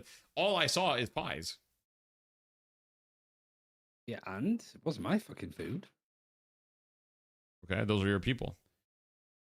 It's like if I was French Canadian. It's like if I was French Canadian and I said, "Yeah, I don't eat poutine." Like, no, that's weird. I would be like, "That's cool." Yeah, no, I mean it's And cool leave that it you at don't like that. pies. It's just weird, you know. What would you suggest for jungle camps rework? I mean, I think the jungles should ideally. Well, first of all, they're all placeholder. Second of all, I think that it'd be cool if they had some more unique mechanics you'd have to interact with for each camp, similar to Dota. But yeah. And yeah, Pashi used to play Yamato a lot more, but these like signature hero things haven't been updated for a long time, I think. It doesn't really matter. Why are you not participating? Because I don't have a team, and I'm also not really interested in playing in a team or scrimming. You know, I'm a content creator. It's what I am. I'm not a competitive player anymore.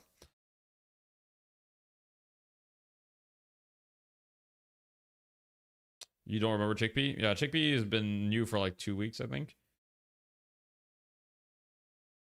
Gotta make a team and stream the scrims. Yeah, the thing about that is it's a lot of work. In other words, cuz Unk. True. You thinking about playing Confluent Graduate? Yeah, go for it. Try it. Oh wait, Chickpea's out of floor, man? Wow, I'm so shocked. Xeno's their support now? And guess what? In 2 weeks, Xeno's not going to be their support anymore.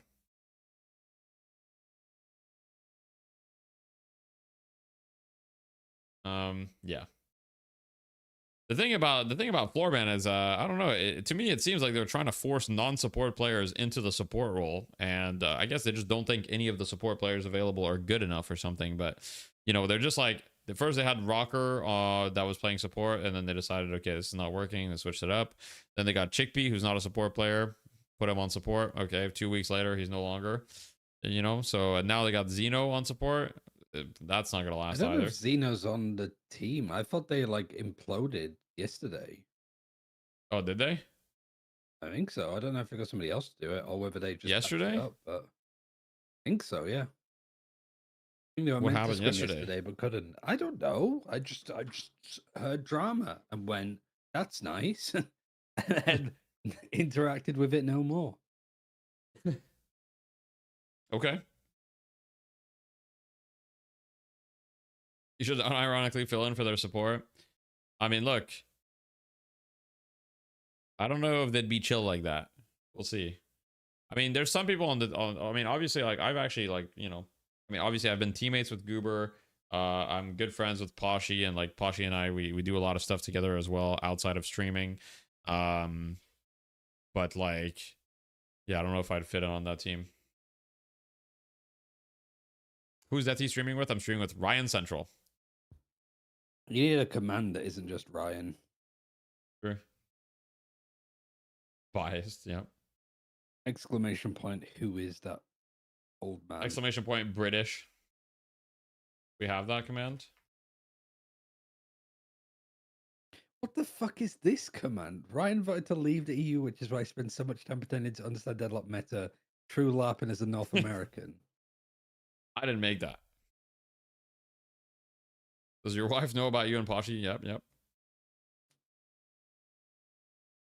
Yeah, you know, we in the background. There's nothing about me and Pashi.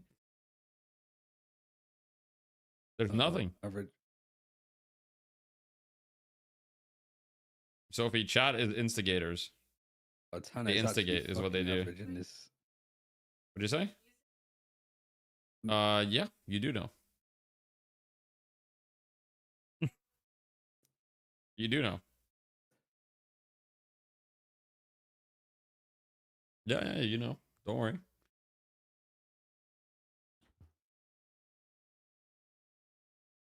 Poshy Deathy, notice how they end with similar sound. True. You investigate. Okay. All right, we're going into the draft. Here we go. Bird with clock. Silver first ban. Already fairly different from EU, but not too different because in EU, Silver was first pick every single game. So, you know, clearly on the same level of priority. Now, let's see. I'm expecting Celeste to not be let through in NA, but I'm honestly not sure if they're going to care that much, but we'll see. Yep, Celeste ban. So that's kind of been the meta in NA recently. Silver and Celeste are just perma-banned. Not picked. I'm expecting a Venator pretty early, or like a Shiv or Abrams first pick, or Billy even. Probably Shiv. I can open the gambling. Since Bilbo Krakens wants the gambling, I'll open it. Who will win the best of one? Okay, Shiv first pick. Bird.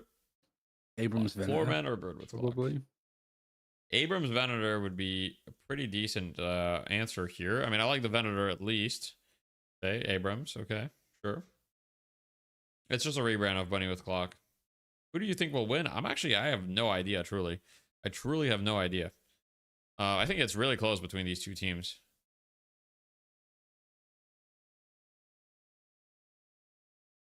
Okay, Billy Abrams. All right. Leaving the Venator up,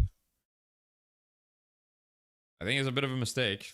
But at the same time, you know, I mean, there's a lot of strong Less characters. of a front line, I guess. But you know, it could have been. I think Billy Venator might have been better than picking Abrams here. Honestly, I think Billy Venator might have been better. I mean, Abrams is Thanos, yes, but as we saw in EU, I don't know. I think Abrams. Are they gonna go Paradox?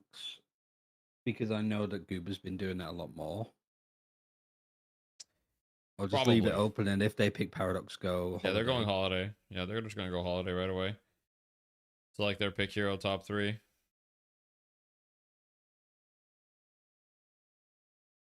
One thing is, I do think that it's likely going to be like a poshy Venator who's going to like play Max Nade and stuff. We'll see. It could be an average Venator. Okay, Mirage third pick. I don't hate it. So that's I think Aiden, yeah.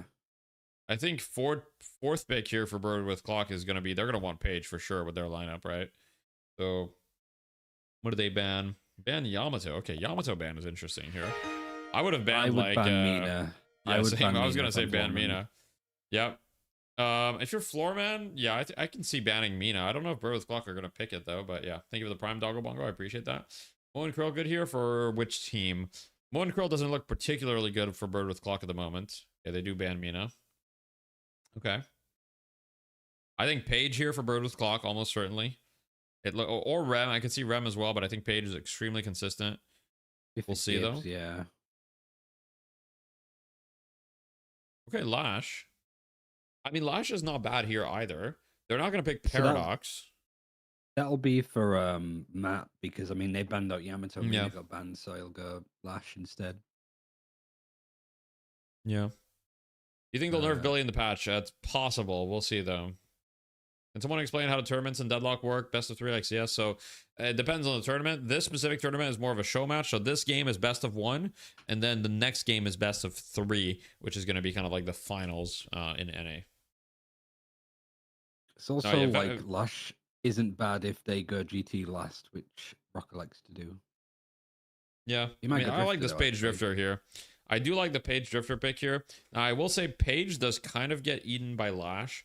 Like she just gets one shot, so we'll see. Lash is still really, really good into this lineup.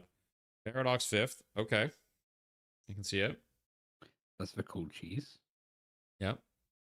Maybe they just feel like cool cheese having Paradox is easy for them to deal with. Maybe. IV last pick. Okay. I don't hate the IV. I will say. I mean, having Mirage the IV either, Lash, but like it's a very a like lot of mobility. mobile team. Certainly. Lady Geist. Maybe we have team mobility against team not mobility. Like Geist and Shiv. I mean, okay, Shiv can have mobility with his right click, but like Geist has no mobility. Page is a 2 stamina hero with no mobility. Venator doesn't really have a ton of mobility either, right? He's like a bucket 3 hero and stuff. So You know, Floormen have a team of big Chungai, so to speak, very tanky heroes, kind of low mobility, other than Holiday, very high mobility. Shiv, kind of like, it depends how good your movement is, but yeah. Bird with Clock, on the other hand, a lot of mobility on their team. I mean, even their tank heroes like Billy and Abrams have significantly more mobility in their kit than someone like Geist or Venator, for example, with the charges. So I do like the Bird with Clock draft better, I think, but I think Floorman's draft is more than playable. And you know, we'll see kind of what happens. Is Drifter good now? Drifter's been good for some time, yeah. I'm gonna be right back, one sec.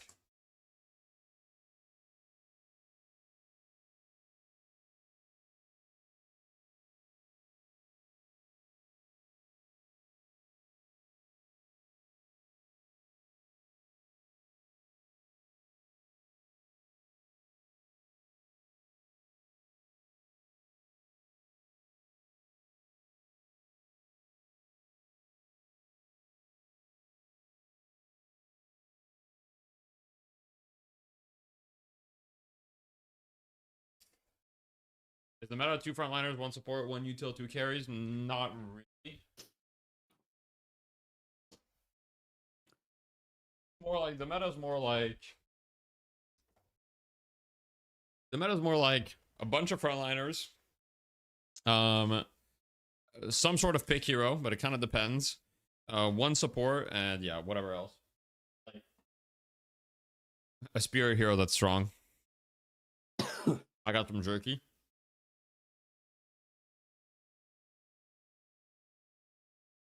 No Apollo. Oh, yeah. Yeah, no Apollo at all.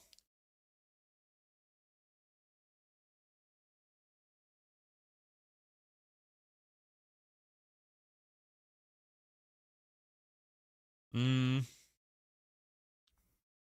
think Pocket just kind of like falls off, especially if they buy the Vine barriers and stuff.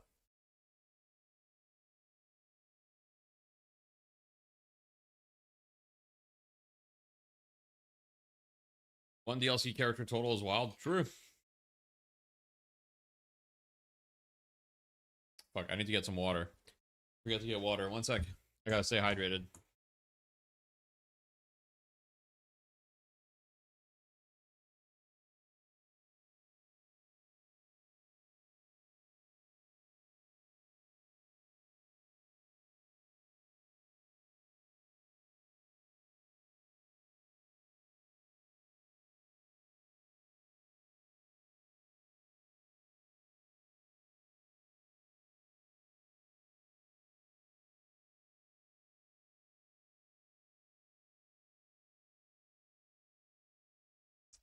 All right, I'm back.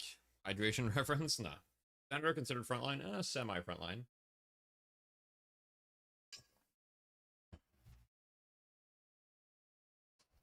One DLC character total is wild. Reasoning behind the Mina ban. Mina's an extremely strong hero that would be very hard to deal with for the Floorman team. Look at their team. They don't really have any consistent way to catch Mina. So it would just kind of like eat their team alive. Toxic Balls, Buyer, all that stuff. Also, Matt is very good on, you know. Mm-hmm. What do I rate Apollo so far from YouTube chat? Apollo to me is like quite good, but like I said, he falls off. So I would say A or S tier. His like early like his first like 15 minutes are really, really strong. He's like S tier for the first 15 minutes. Then he becomes kind of like A tier. But if his early start was good enough, then it can like kind of make up for it, right? Okay, so 642-70120. Boom. Here's the match ID, guys, for anybody that wants to watch in game. There's the match ID. Let me go watch in game. Okay, boom.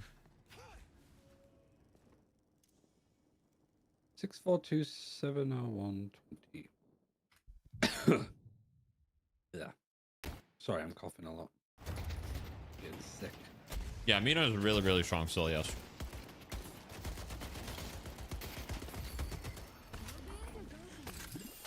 What rank are you, Bluesy? Under 50 minutes is crazy, but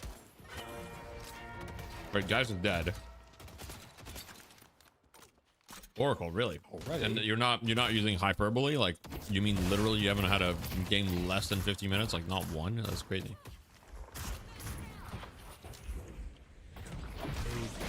You're serious? Interesting. That's crazy. It's miserable. Yeah, that's definitely not great. Definitely not great. Abrams Lash versus the Guy's Page. I do find it interesting that they put Guy's Page instead of like Page Shiv, you know, or something like that. The Holidays are going for boxes. The thing about NA that you need to understand is that NA fucking loves boxes. They fucking love boxes. Oh man, they love them. They love burgers. They love boxing. They love boxes. They love burger boxing. They love burger boxing for boxes.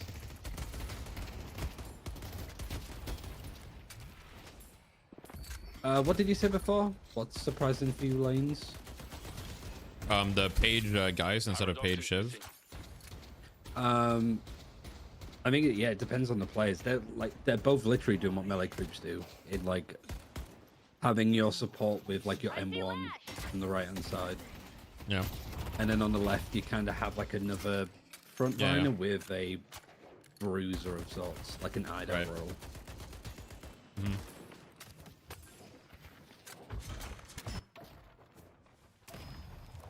Like, don't get me wrong, it's kind of cool that teams are starting to do this now. Even like European teams are starting to like do it this way, but like I feel it's fine for melee creeps to do it, but they do it for like fixing their own issues, you know? I don't think it's like, I think it's players and teams doing it because it's like, oh, they think that's the way to go. And I think it's more limiting long term than anything.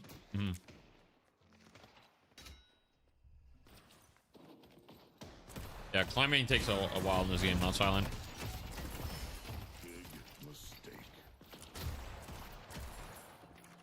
The Holidays ganking. Aiden manages to Thank you for the 45 streak, Yara. I appreciate that. It's a lot of streams in a row.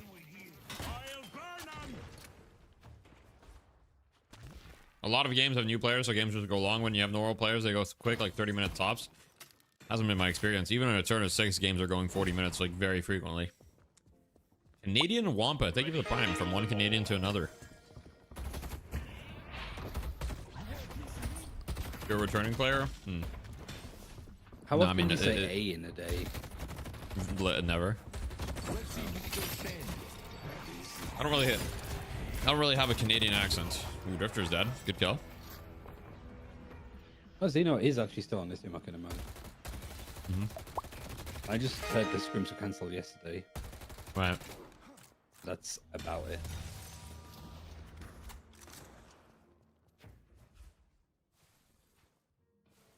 I think it was a prime proxy at a game where the Abrams was calling melee veteran broken when Abrams went 13-6. Interesting. Okay.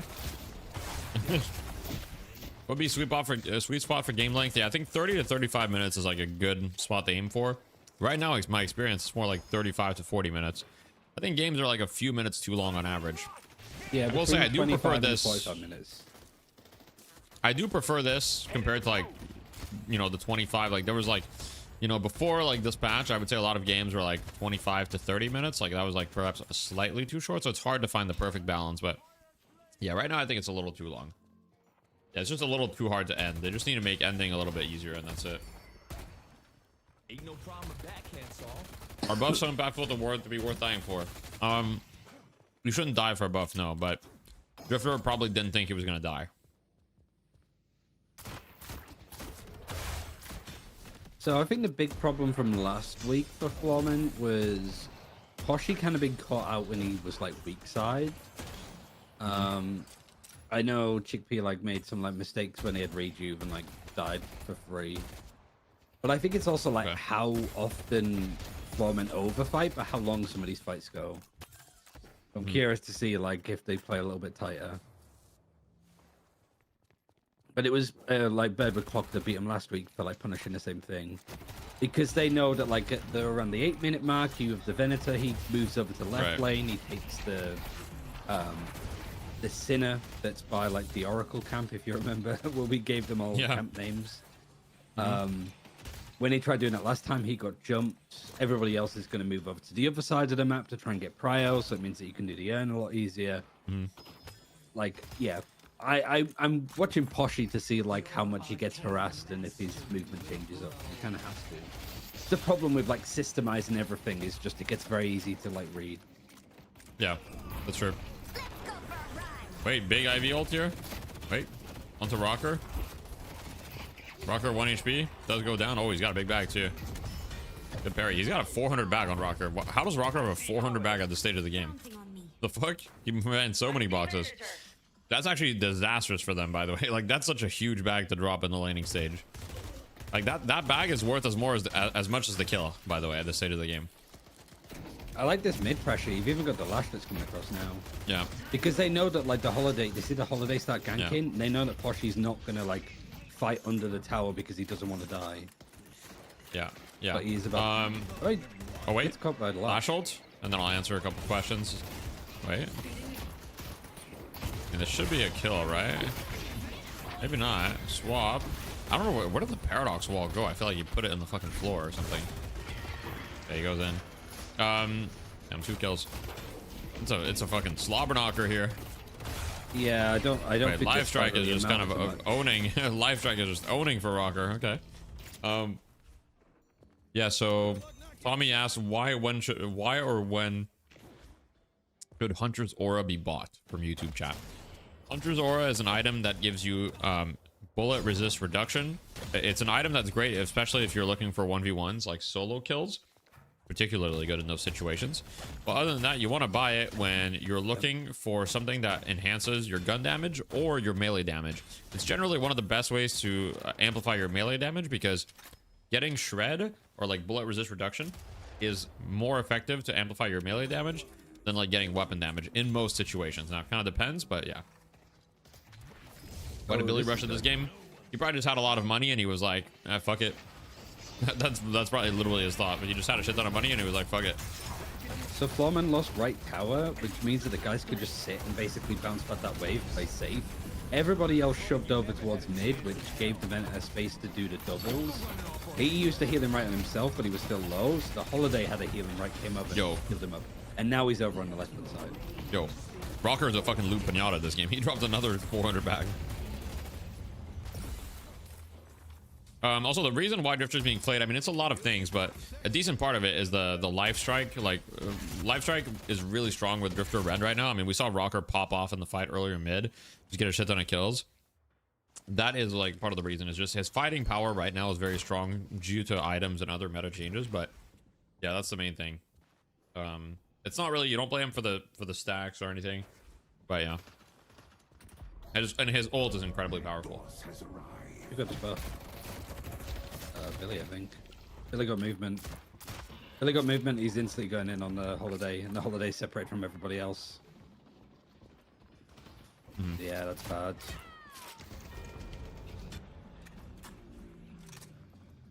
You're gonna get 2 Guardians for this. Our blue walker is under attack. But I think you need to start, yeah, I think like, so. shifting people over, getting prio. I will say the one saving grace is Mirage is not having a good start. But Geist has swap here, but she is kind of caught. He does have swap. Oh, and they got Tornado. That's actually really well played from Aiden. No, but he's still alive, though. The guy's still alive. Yeah. The lasso into the swap, probably. Yeah. That's bad. That's bad. That's really bad. Aiden might be dead here. Ooh, just barely dies and drops a bag there. That is really bad. And Billy's fighting 1v3 here, by the way. Billy's also going to die. But it looks like they're just gonna die left and right here for the side of Bird with Clock. I think this guy's dead too. Actually, no, he's not. That was really well played from Goober. But I do think that the Mirage and the Paradox probably should have got the kill there from Geist before he rotated. They are gonna get the urn though. They are gonna get the urn. They claim the urn. So it's a completely even game. Anyone's game, really. I mean, Tanner is like super strong.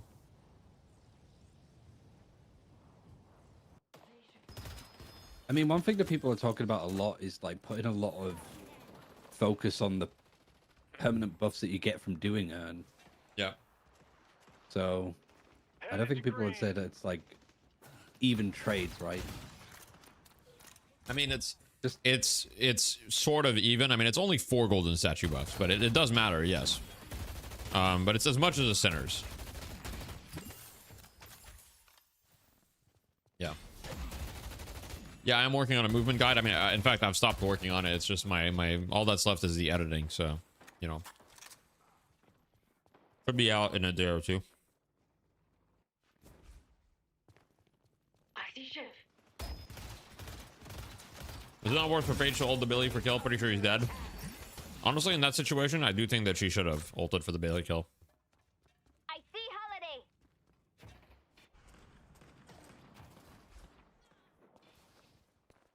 I also think Tanner's been playing really well recently. I think the first couple of times that I saw him playing like Fight Night, he was just like struggling super hard. I've just received a message.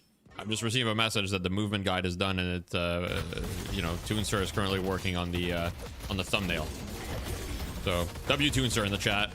It's my editor. For those of you that don't know, he's in the chat right now. Oh, he got it's I mean, I guess I can spill the beans, but you know, it's a joint effort with Leaf, so I would like him to verify the video before I post it. It's a joint effort with Leaf, so Let's go yellow. spill the beans, you know.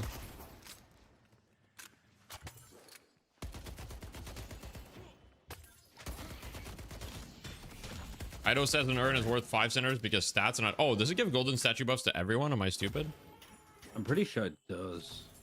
I thought it only gave it to the person that delivered it. Can someone confirm? Am I stupid? I might actually be stupid. I don't actually know. I could be wrong about this. I thought the urn only gave the golden statue buffs to the person that delivered, and I thought that replaced the AP. But I think it only gives it to the courier. Okay, because if so, then Ido's just like literally lying. But deliver gets 4, everyone gets 1. Okay, so everyone else gets 1. Yeah, you get more. Apparently. Others get 1. Interesting. Okay, so everyone gets 1. That would only make it worth 2 Sinners, though, basically, not 5.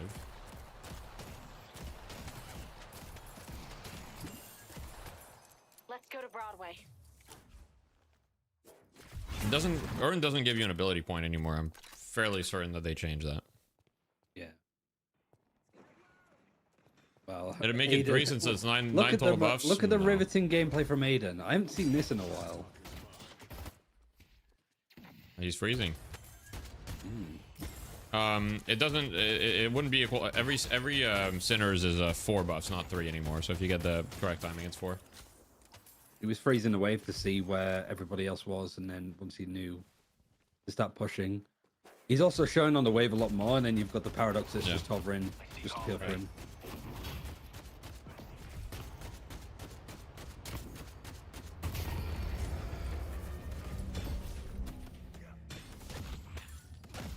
I've been putting in the work. I actually understand the game. Just holy shit. A year too late. Oh, there is a fight on left side though. Big fight, yeah. I'm watching right now. Lash got 2. He got knocked down, but he got 2. They're getting perma knocked up. They can't play the game. Wait, I actually can't believe that the Holiday escapes here. I actually can't believe it. That's actually crazy. Bit of a blunder here. Curly guy ties though, right? This is so bad. This is actually crazy that this is even close. Yeah, Mirage had to TP back to spawn. You're dead. Oh, swap under Walker though, and it's about to stomp. Here goes fucking Rocker again. Let's play. You're dead. I won't let you kill me. I'm pretty sure Rocker's gonna have to put some like fucking like ocean sounds in the background or something, because I imagine like meditating dog. Must be, yeah, like it must be so frustrating.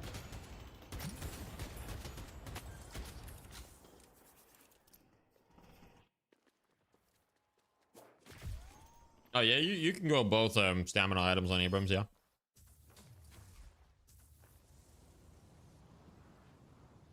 Let's push. Let's push. Who's Rocker? Drifter. I see Holiday.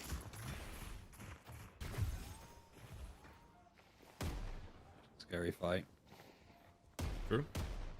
I think you want to take this slow if you can. It's like they're going for it. They just got the urn. They don't even care. They just got the urn straight up. Yeah, I mean, I think at this rate, then, if you're yellow, that you're just trying to deny. Speaking of Drifter, they got deleted. Right, flies Billy out. Turn. Wait, actually, good peel on the shiv there. Really, really, really good turn there on the shiv. That was sick. That was nice. W play by Gibbs. Instantly, they turn on the shiv, clean him up. And yeah, they lose a walker in the process, but overall, I would say that, you know, you should still be happy with that if you were them. They were slightly behind, and now they're even. Yeah. And if they get the skill, that'd be insane. But you know, they don't. That's fine. I just considering how quickly the urn. Yeah, I mean, considering how quickly the urn. Yeah, this is the right play. I think that's a horrible mistake for Florman to make. Yeah, that's game losing potentially. Like, the urn was so quick, why fight it? All you need to do is like keep their attention, deny some of the souls from it, because it's like, what, 40% of the souls you can still get from shooting it, and then just let your guys get the walker on the other side. But instead 3 people die. Now they have reju. Also, not myth, I have over 4,000 hours.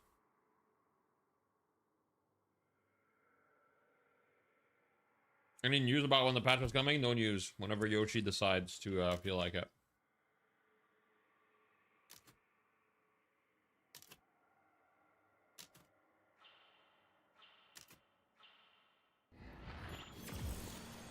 And also, they were fighting that without the drifter because he died before. Well, Drifter was there, to be fair. He died instantly. He was in the fight. He was at that fight, though. Wait, he came back and died again? No. I'm saying he was at that fight. Like, he died at the fight. That's where he died. He died right on top of the urn. No, I meant like he died under the walker before. And oh, yeah, he came back, yes. He respawned, came back and died again straight away. Jesus Christ. Yep. Yeah, Melee Creeps is playing after. Yep.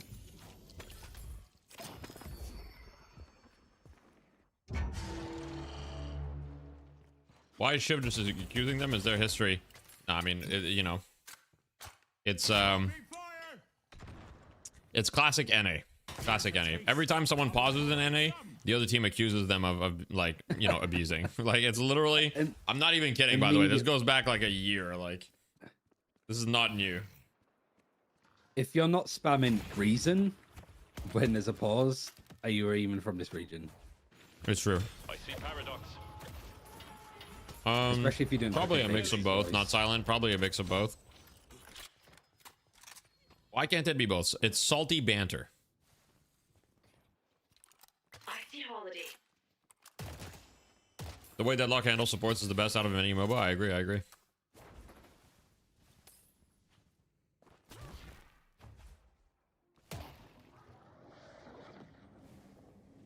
Drifter holds. Going on Billy. Drifter's going in. I mean, this is a lot of good peel. Either you can pick him up and take him out if he wants, but yeah, he just fights still. I mean, he's fine. He's gonna be full HP in a sec. Good swap. Thank you for the tier 1 retro. Yeah, is Drifter dead again? Not quite. They don't have the catch, right? Lasso. He's still got second life though. Rejuve pops. I mean, he might just be okay. Oh. All right, a little bit of miscommunication there, perhaps. Was not clearly communicated.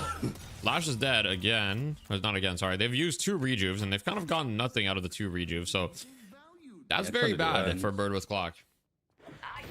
I don't know. I don't know. I think over prioritizing N here is a mistake because you could just lose the walker on the other side. I mean, I think as long as the Mirage stays there, they're gonna lose that walker. Rocker has died again. I mean, although to be fair, League is like significantly richer, but yeah, Rocker just got. I mean, he tried. He went. They wanted to go aggressive on the urn, but they just didn't have the numbers to do it. I think they do realize that they want to push this walker though, right? So they're trying to peel it for a little bit. Mirage is kind of on the wrong side of the map though. I don't think he's gonna be able. He might take TP here. I think he is. Yeah, he's gonna take TP, try to defend that lane. I think they're gonna keep Mirage and Ivy because I think that they're like feeling like they're gonna get split pushed here. They're actually keeping a lot of people. They're gonna bait the urn. I see Venator. Yeah, this is kind of like what happened last week. He's got 3 people going on him. Yeah. He should just die here. And as long as they don't die on the urn side, I mean, I just hope that I'm a little bit worried about what Arctic's doing here. He's getting kind of ultra gone on. He does actually escape, just barely, which is good. Ivy and Mirage can both push this. Like, Mirage can obviously just TP, and then Ivy's going through the TP behind them. And has flight. Yeah.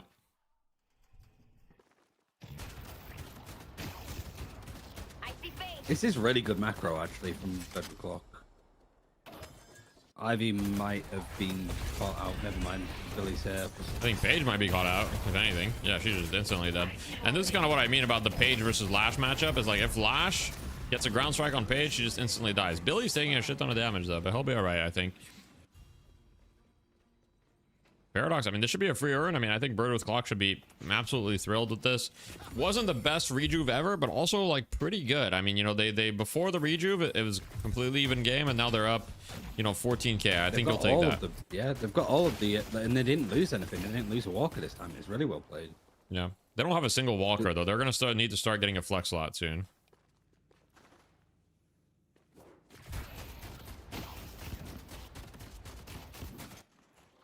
Is it fine to go utility drifter even when you are behind? What do you mean by utility drifter? Kind of depends. You can go utility drifter. But right now, like, Life Strike is so strong that, like, you know, building some damage, like kind of what Rocker's doing is good. But yeah, building duration for your ult is always good. Generally speaking, people could go more utility than they do. That's true. Is Paige just weak to Lash's damage types? It's not necessarily that. It's more so Lash is really good at picking off Paige. So Paige is like a very vulnerable support that herself is quite weak. She has terrible health. She has 2 stamina, all these things. And so she can be quite easy to catch out. It's just you have to find her. But Lash is really good at finding her with grapple and positioning on rooftops and just like Ivy covering a lot of distance. Yeah, it looks like Gibbs is dead. He has been picked off. However, they're going to get a Walker for this, I think. So I think they're actually completely chill with them dying. I think they're happy. Good death, really. Yeah, nobody died either on like the push. Yeah, trade Ivy for a Walker. I think they'll take that trade any day of the week. And here they're looking mid. Yeah, I think Billy needs to just back off. Billy may have bit off more than he can chew, but at the same time, he's kind of baiting them to walk forward a little bit. I think he got. They're all resetting. Might be wrong. Can you explain when one buys? Because it's a cooldown. Yeah, maybe. Can you explain when one buys Enchanter's Emblem, Reactive Barrier, Return Fire, Bullet Vest, and when you should skip entirely? I mean, those are 4 different items that you're going to buy in different situations, so I can't explain exactly that. But generally, you're going to want to buy, like, a lot of heroes are going to buy at least one of those, but it kind of depends on the situation. Reactive is when you're getting, like, bursted down by things that CC you, like Abrams Charge or Bebop Hook, etc. Enchanters is if you're a Spirit hero and you want some Spirit Resistant Spirit Power. Return Fire is pretty situational, but if you're playing against heroes with very high bullet damage and you think you can tank them, for example, like it can be good against like a Haze is one of the classic ones. And Bullet Vest is like there's a lot of reasons to buy Bullet Vest. It gives a lot of bullet resist for the price. It gives a lot of out of combat regen, gives you good stats for farming, etc.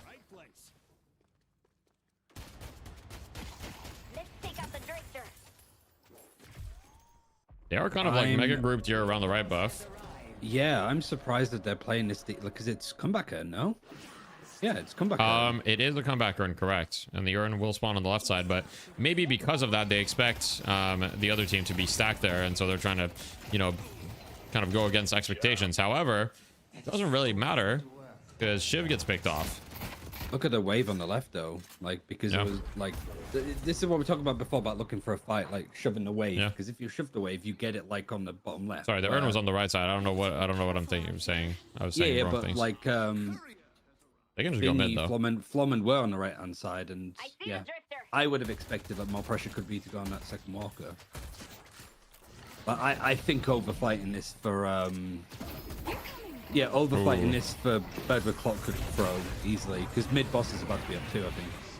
Very big healing from Gibbs. We've got the Lash ult here onto 2. Getting into the third-person cam. Geo's 1 HP, though. He might go down. The Page ult. Oh, he does go down. Big swap. Trade 1 for 1. You think I'm bad now? Wait till I get going. I think do mid boss. Do mid boss. Do mid boss. You've got a window if they're trying to do urn. You can do it. It's true, but I don't know if you can. You have 0 ults, but you might still have better secure. It's pretty risky, though. It's pretty risky. Abrams was like going to go down, but yeah, I think they're umming and ahhing. I think they don't do it now. Yeah, they're just going to give him Abrams was cutting down the zip, so they were definitely thinking of doing it. Yeah. Sure, they were thinking about it.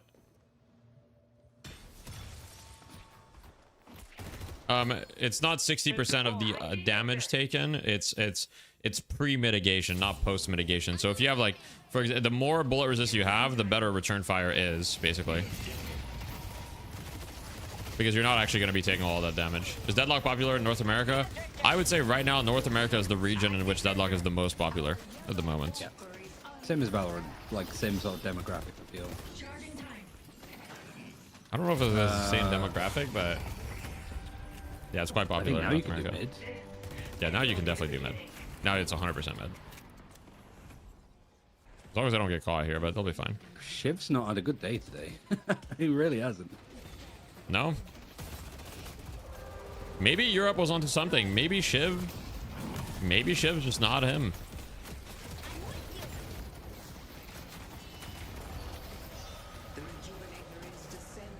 They're fighting this though. Yeah, third person camera here. Let's see. Parries. Holiday counter spells on top of it. Charge. Oh, good charge. Boom. 3 secured, and that should be. That's all she wrote for the side of Floorman for this mid fight here. They're all gonna die. Guy's fighting Mirage. She does actually get 1 rejuve. She does actually manage to do that. She does die without getting swap off. So yeah.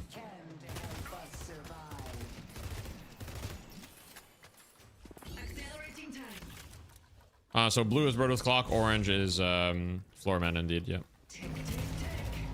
And the Hidden King. The Hidden King is Floorman loses to Bird with Clock twice in a row. More than likely at this rate, but you never know. Yo, what is Rocker doing though? There's no way he lives, right? Is he actually living? No, he's dead. Okay, that was just interesting. That might have just been a tilt moment. I'm not gonna lie. You might have just been tilted. 1/3 of the deaths. His team.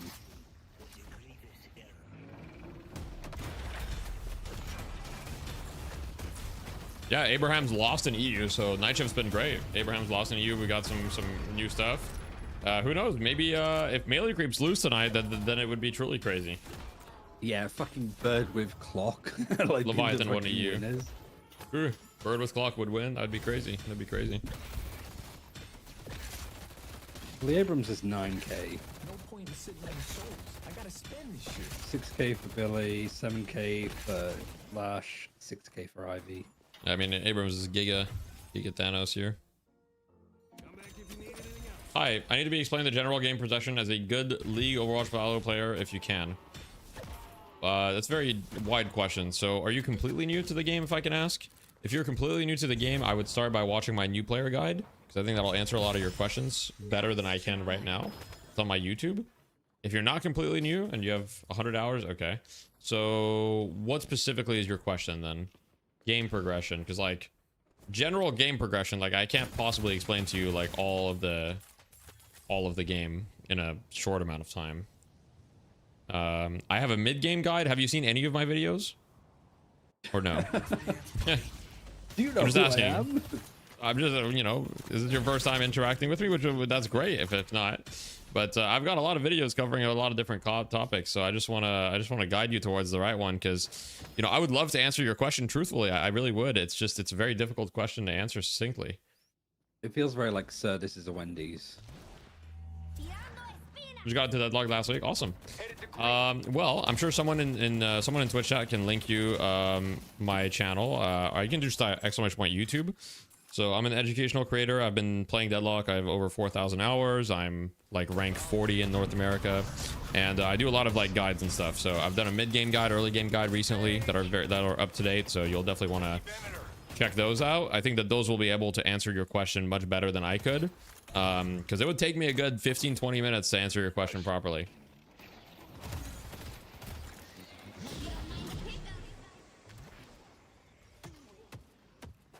You started last week and you've got 100 hours? Goddamn, that's actually crazy. I respect that though. I respect the grind. I respect it. I respect it. Well, look, I think you'll really like my channel. I mean, check it out. If you don't like it, you can come back and you can say fuck you, Deathy. So you have permission. What's the? There's like a name of a guide series. Is it like Welcome to Dota You Suck? What game? Yeah. Welcome to Dota You Suck. I wanted to do that, but like, you know, the way that it was done, I just felt like it wasn't really in the spirit of it, because the way that he did it is like, it's so like 20, like 2014 YouTube. I didn't feel like I could do like a similar thing without like, I thought I wouldn't be true to like the essence of it, and therefore I didn't want to use the name. Yeah, you can't be the one blaming people. There you go. Be the PMA guy, because you're gonna feel like the fucking patron saint of Deadlock. There you go. Flash ults.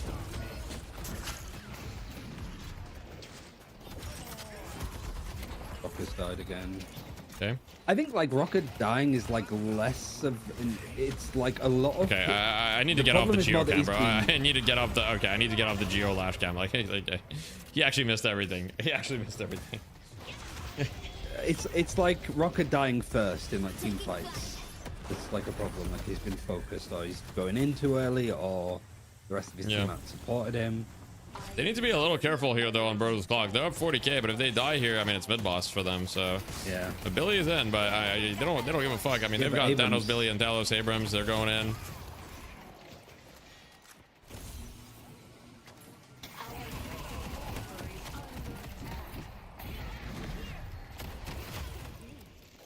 Abrams is gonna die though.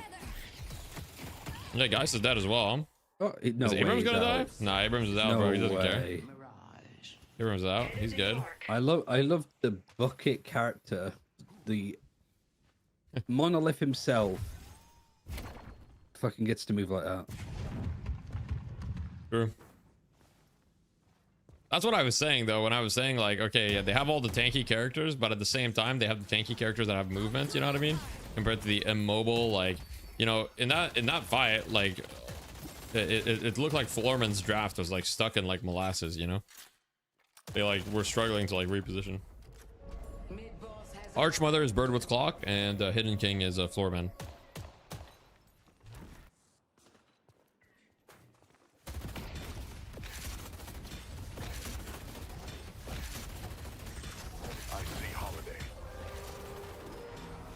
Follow the mid boss.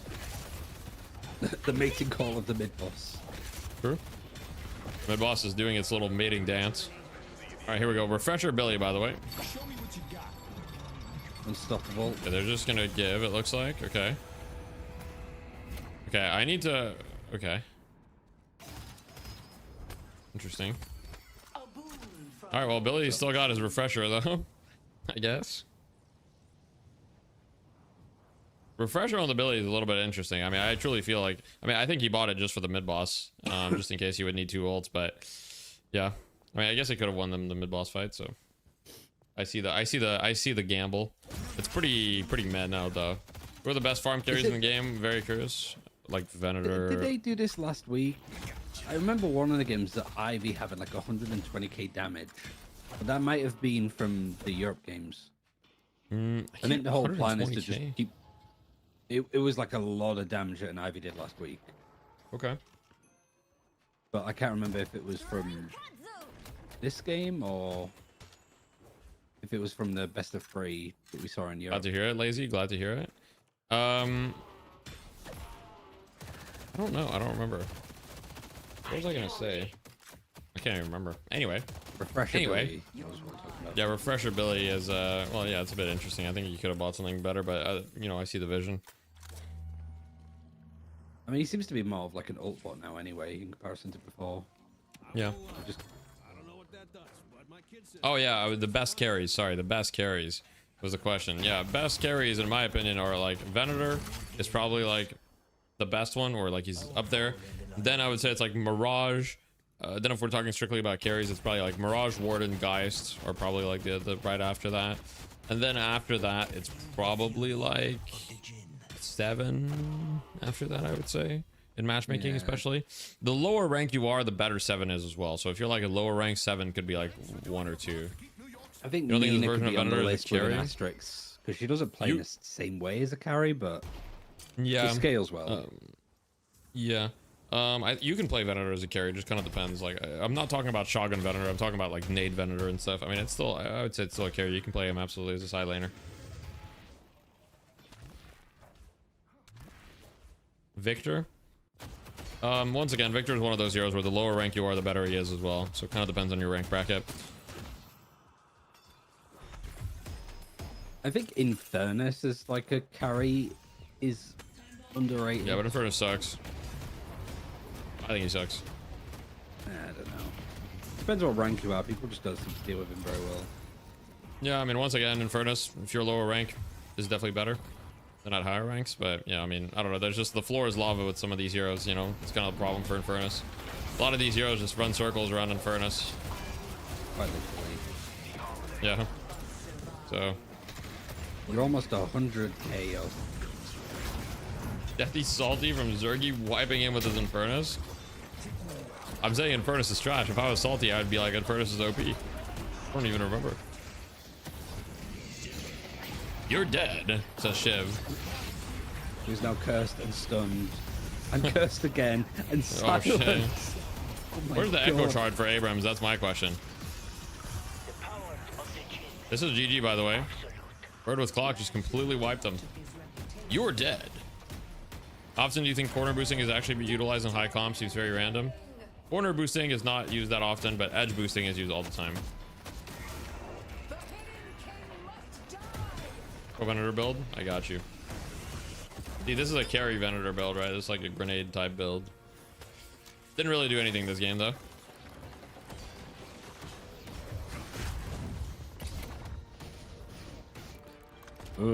Victory.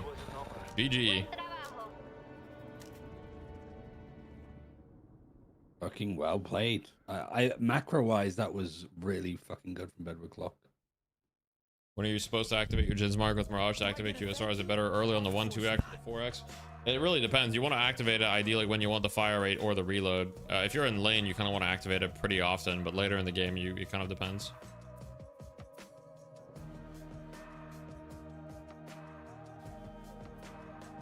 I mean, Venator did do a shit ton of damage, though. Despite them losing, Venator still did 54k damage. Wander Deadlock raided me. It's 8:32, Wander. Usually you're not even started your stream. What's going on? Explain, buddy. It's 8:32. What's going on? Quick little gong hit, or what's going on? Gong hit. No, he broke. Did a quick gong hit. He's ripping the gong. He ripped the gong.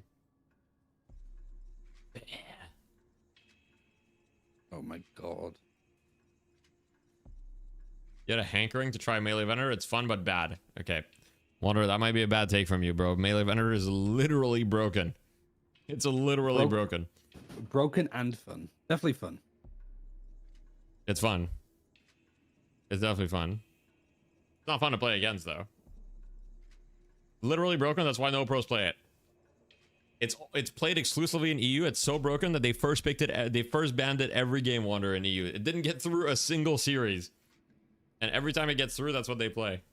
You're literally rage baiting me. I'm getting rage baited by Wander. I'm getting rage baited. Now he's gonna say the Europeans don't know anything. I'm not. That's just a fact, bro. That's just a fact. You think shooting them with your gun is better after stunning them? Okay. Interesting. Less than 24 men and women. All right, let's take a look here. Being called Venator. The title is a source of much pride. The work that I am sometimes. All right, 1 second. Let me just go here. Yes, so.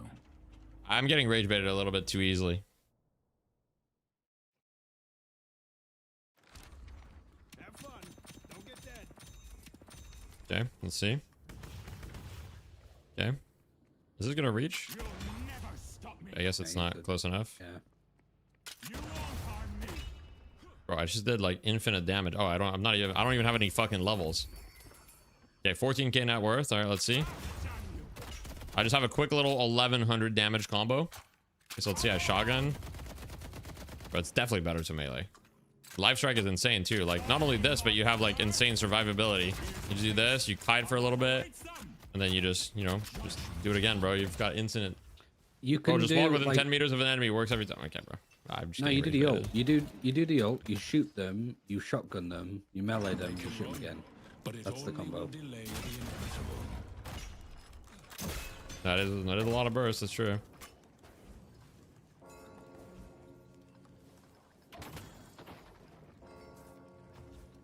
This shit is actually insane, by the way.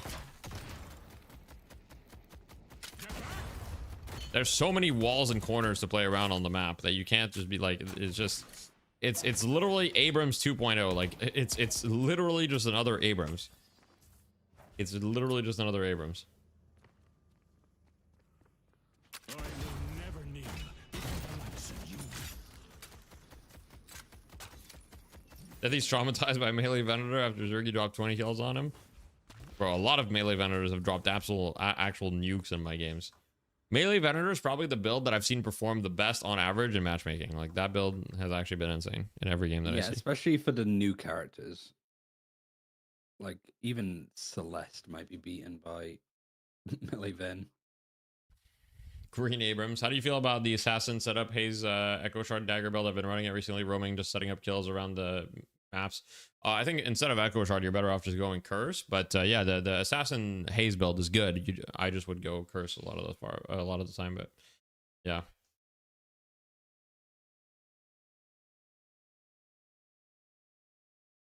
Is the patch today? Who knows, man?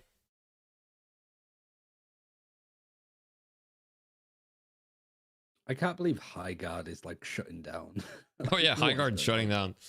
You know what's so funny is, like, I feel like it all went by so quick. I feel like just a month ago, people were like, "Hey, are you gonna try High Guard?" before it even came out, and I was like, "No." I was like, "No, I'm good." I didn't even know what it was. I was like, "No, I'm actually good."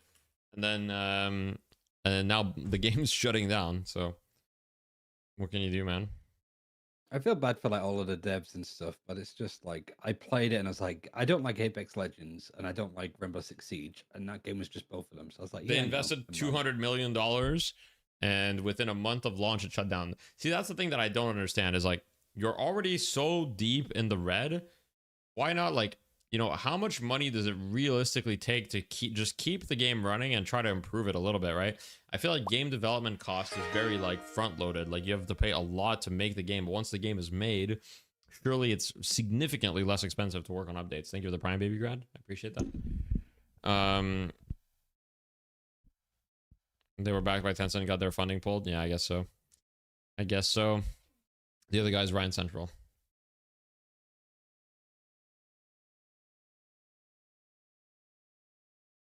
Yeah. I mean, to be fair, like, you know, you could say Deadlock bled a lot of its players too initially when the NDA dropped, right?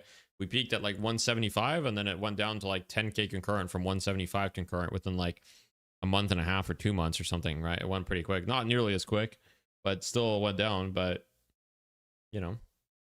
Hi, Detti. I played Victor and I am learning when to engage. I don't know. He seems like scary meat sack. Okay. Is there a question in there, or I don't know? I mean, 10k is a lot more than 10, yeah, of course.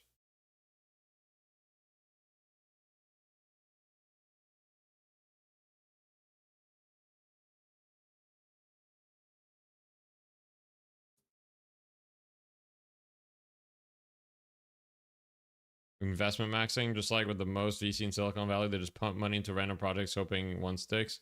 There's a soulless gamble instead of a soulful gamble. I see.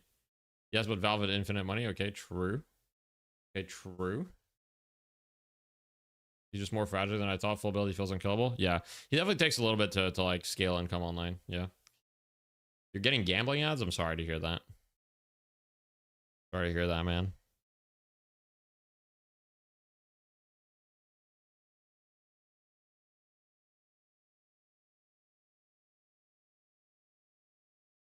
Do you think Apollo's 2 upgrades will change since it seemed like the melee build is bad? Maybe. I mean, honestly, yeah, the 2 upgrades are like the melee res thing is pretty bad, but I don't know. Maybe people are not exploring enough. But yeah, I tried it. It felt pretty shit. Does Billy need good M1 to be good? Like a good M1 on his team? No, not necessarily. I am a terrible shooter person. You don't need to be a good M1 player to play Billy. Okay, but like, yeah, I guess I don't understand the question. Is it, do you need good aim to be good at Billy, or do you need a good M1 player on your team for Billy to be good? That's which one is the question, I guess. Once a VC finds an investment to not have any potential, they cut all funding and write it as a loss. Users aren't in consideration at all. That's fair. Yo, BWC wins. Yeah, that'd be cool. Yo, Arcturus, thank you for the gifted to Dr. Dorkenheimer. Be free. Thank you very much. I appreciate that. What is Yoshi's role? Is he the lead director for Deadlock or community manager? So Yoshi is basically God. Okay. So he is the community manager, the lead director, He's the one that makes the decisions.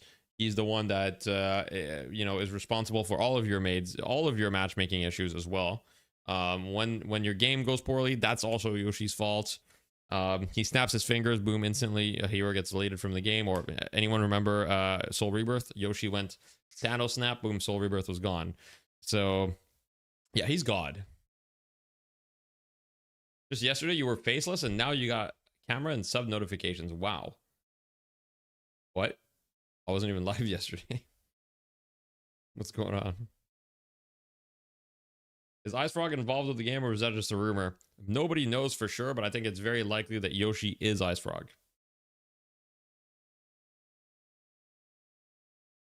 I think it's very likely Yoshi is Ice Frog.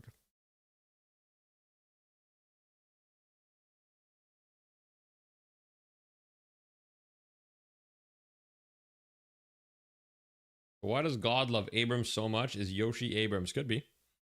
Who is Ice Frog? Ice Frog is the person that is kind of famous for behind a lot of the kind of balance decisions and game direction for Dota 2.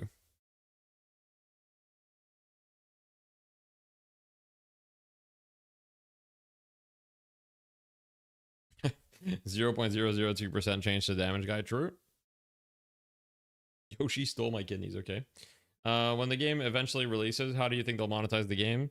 I believe that they will probably do something similar to Dota. Like, I think we're going to see stuff like perhaps Dota Plus, like Deadlock Plus, like a monthly service that you can pay to get access to advanced stats or things like that.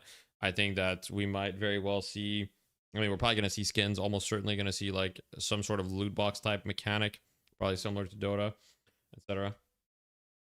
Yeah. Yeah, Leviathan kind of owned Abrahams in the second game. First game was close, but second game was not close. You will pay anything to see Doorman in a bunny suit. Yeah, I don't know if they'll do that.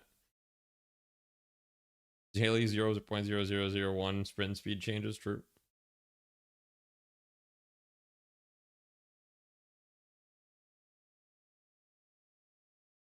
What's the purpose of calling himself Yoshi if he's Ice Frog? Well, Ice Frog in general was very like mysterious and always has been, you know. Ice Frog has never really been a public figure. Like, there's actually very little information on Ice Frog online, despite the fact that he was such a prominent, you know, kind of developer, right? And so, you know, I think that it's perfectly on brand for Ice Frog to just completely rename to Yoshi. In fact, I think it's perfectly on brand for him. Can we confirm Ice Frog is even real? No, we can confirm Ice Frog is real. You can look into it. I'd highly recommend you look into it. As an emissary AD carry, sorry, I was like ads. I was like, you carry ads around you, an emissary, like the Twitch ads. But I see what you mean, AD carry. Sorry, league terminology. Who's most played as 7 Graves Celeste? Do you have any recommendations on new character to pick up to carry games? Okay, you said you're an AD carry and your 3 characters are 7 Graves and Celeste. Something's not adding up, buddy. The only hero out of those that does gun damage is Graves. So, you know, I would say, if you want to do gun damage, consider a hero like Warden. Warden can carry games very effectively. It would be a recommendation, but yeah. I think like the carries that are kind of popular. Yeah, Warden's good. Geist is okay. Mirage. The good thing about it is like for stuff like Warden and Mirage especially, you can like 2-star prio it and you'll probably always get it. Nobody even knows what Ice Frog looks like IRL. There were rumors about his ethnicity. I think Ice Frog's like Chinese or something, right? Because like, or like speak Chinese. Unsure, but like there was like some confirmation of like forum posts and like Chinese and things like that back in the day, something like that. 80 just means attack damage, 7 attacks to do damage, but I thought 80 specifically meant like a specific type of damage, but I guess I don't know, like I thought that there was 80 and there was like AP, but I don't know. Why is DDK in Quake? Why not? I might just be silly.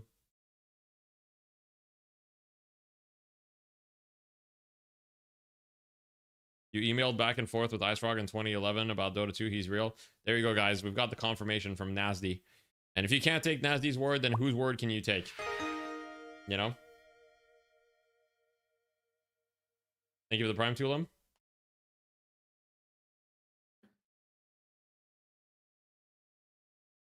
Right. You're blushing. God, don't blush. Don't blush. Does anyone play Mina? Yeah, Mina carried in EU earlier. Mina was banned in NA just now, but in EU, Mina carried. Okay, so Melee Creeps is currently also on a 14 win streak now.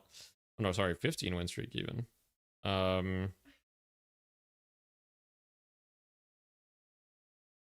They've dropped one map this year. That's true. One against Floorman. But, you know, Bird with Clock is coming with a vengeance here, and we'll see. They looked pretty solid just now, but I'm not sure.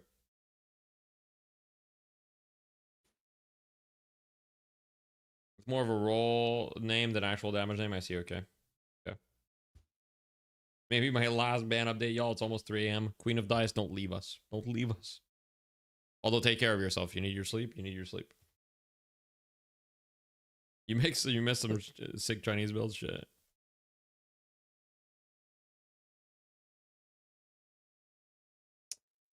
Will you ever do hero specific guides? Possibly. Possibly. What do you think makes Melee Creeps so dominant right now? Melee Creeps is just very, very consistent. Okay, so there's two things. First of all, Melee Creeps has like top players in every position, right? They don't have like a clear weak link or anything, and they've been together for a long time. So, you know, they've got some of the best players in the region all stacked on one team. That's definitely like probably the biggest factor is individual skill. But the second factor is the fact that they've been together for a long time, longer than any of these other teams. And they've obviously put in a ton of work, probably more than these other teams as well. And they're very, very consistent, right? And they're especially good when it comes to the early mid game. Nobody really, like recently, I don't think we've seen Melee Creeps lose lane in quite a long time.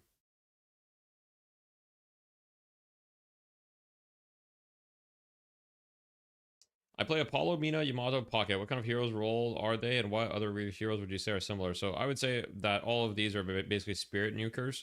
The only exception could be Yamato, can be a bit of a frontliner, but the rest are spirit nukers. I would say the most similar hero to everything you've listed would be a hero like Lash, would be quite similar. So Lash would be the closest I can think of. I'm sure there's others. Calico could also be somewhat similar. Yeah. Let me think. I think those are the two most similars. When's that video on character roles coming out? Will it be over every character or more generalized? I was working on it, but I'm not sure if I want to release it. It's more so the video was slightly contrarian. It's more like a lot of Deadlock creators, or I've seen a lot of videos talking about like, oh, what role is this character? And what I wanted to make my video on is like, hey, Deadlock is a lot more complicated when it comes to roles than other games. And the main topic of my video was going to be that Deadlock roles are not like other MOBAs, and that comparing other MOBAs roles to Deadlock is kind of like, you know, it doesn't show the appropriate approach to the game, because I don't think that the roles can really be copy pasted into Deadlock at all. So yeah, I think most people concern themselves way too much with roles when it comes to Deadlock. And a lot of people really want to compare Deadlock roles to either League roles or Dota roles, but neither are really an apt comparison. And right now we don't even have draft. So how can there be, you know, specific roles if we don't even have draft, right? It's very difficult. Rather than having strict roles, there's a few things that determine kind of what your character does, mostly their kit. There's the type of damage that your character outputs primarily. So if your character outputs mostly gun damage, chances are they're more of a mid to late game character and they will need more farm. And if your character output primarily spirit damage, chances are on average that they're more of an early game hero and that they will be more active. However, I'm kind of making the video in front of you guys. There's exceptions even to this, right? So if you look at Victor, well, Victor is a primarily spirit damage dealer. However, he is more of a scaler. He's more of a mid to late game hero.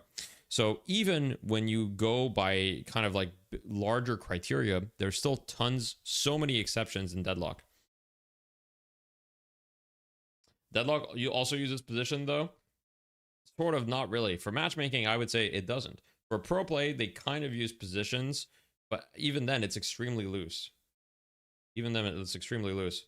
Farm priority and Deadlock exists, but in matchmaking, it's mostly not a myth, I want to say, but it's such a small difference if you're like below Eternus. Not anywhere on the same level as Dota, certainly.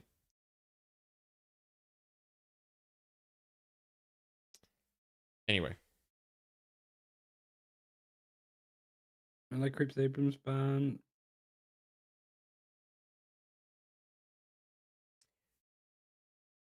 Yeah. If you see a Rem, yeah, exactly. That's a good example in Baron, yeah. Right. Like, you know, every hero, okay, the difference too is that in Deadlock, almost like every hero is made with an avenue that they can utilize to make use of their farm. Now, in Dota, they've kind of done this as well, right? Like, but at the same time, there's heroes that it's like, you know, you have Disruptor, for example, like, pretty fucking hard. I mean, I'm sure somebody's done it, right? But it's definitely not easy to be like, to have a carry route as Disruptor, or like to do a lot of damage. But yeah. Thank you for the tier 1 Moose Dirt Sash. I appreciate that. Flapping my belly. Venator belly, maybe. Yeah. Oh yeah, silver. Sorry, I forgot silver. Silver Venator would be pretty good.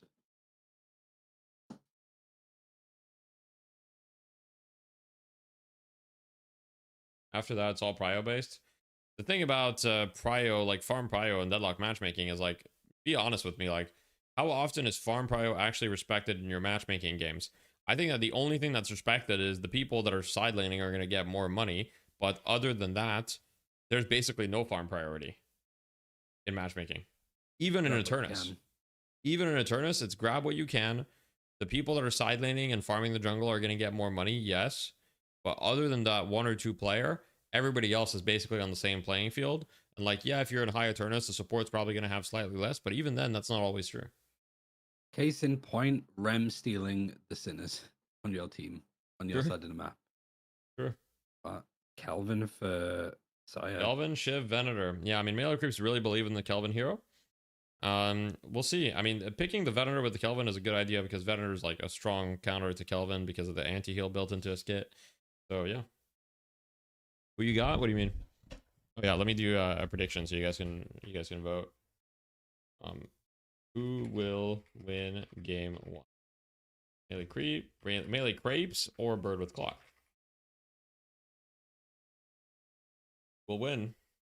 For bans, Paradox is okay.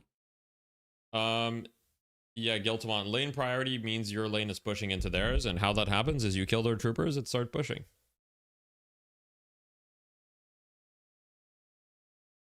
This Paradox isn't a bad ban because Cool Trees can maybe go Bebop. Because I don't think Scout can play Holiday, but I don't think he's as comfortable on it. And Ivy's a good ban here because you've already got your support. Kind of forces Bird with Clock to go on Page. Yep, they go Mina 4th. I don't think forcing. Okay, I think the Ivy is good against Kelvin. That's probably why they banned it. They don't want to play. They don't want to let the Ivy through against the Kelvin. The silence is particularly annoying for Kelvin. Yeah. Lady Guys. I mean, Melee Creeps once again very low mobility in their draft. I mean, all of their heroes are big chunk guy, but extremely difficult to kill. I would love to see a hero with built-in anti-heal. I mean, I know we haven't seen a lot of pocket, but honestly, I think this is quite a good pocket game. If they want to run it, I don't know if they will. Bebop. Yeah, I mean. You need a hero with percent damage. Honestly, I'm trying to think. You need a hero with percent damage. I mean, Shiv has already been picked, so that's kind of unfortunate. Shiv and Venator have been picked. I mean, Pocket Affliction would do so much work here, but I don't know if they want to do that. Yeah, Venator has anti-heal, but unfortunately he's been picked. I mean, Vindicta could be an idea. Crow looks really good into this comp. The only problem is Bebop, and like Dome can kind of make it so you don't really do damage inside the Dome. It could be an idea though. Page, okay.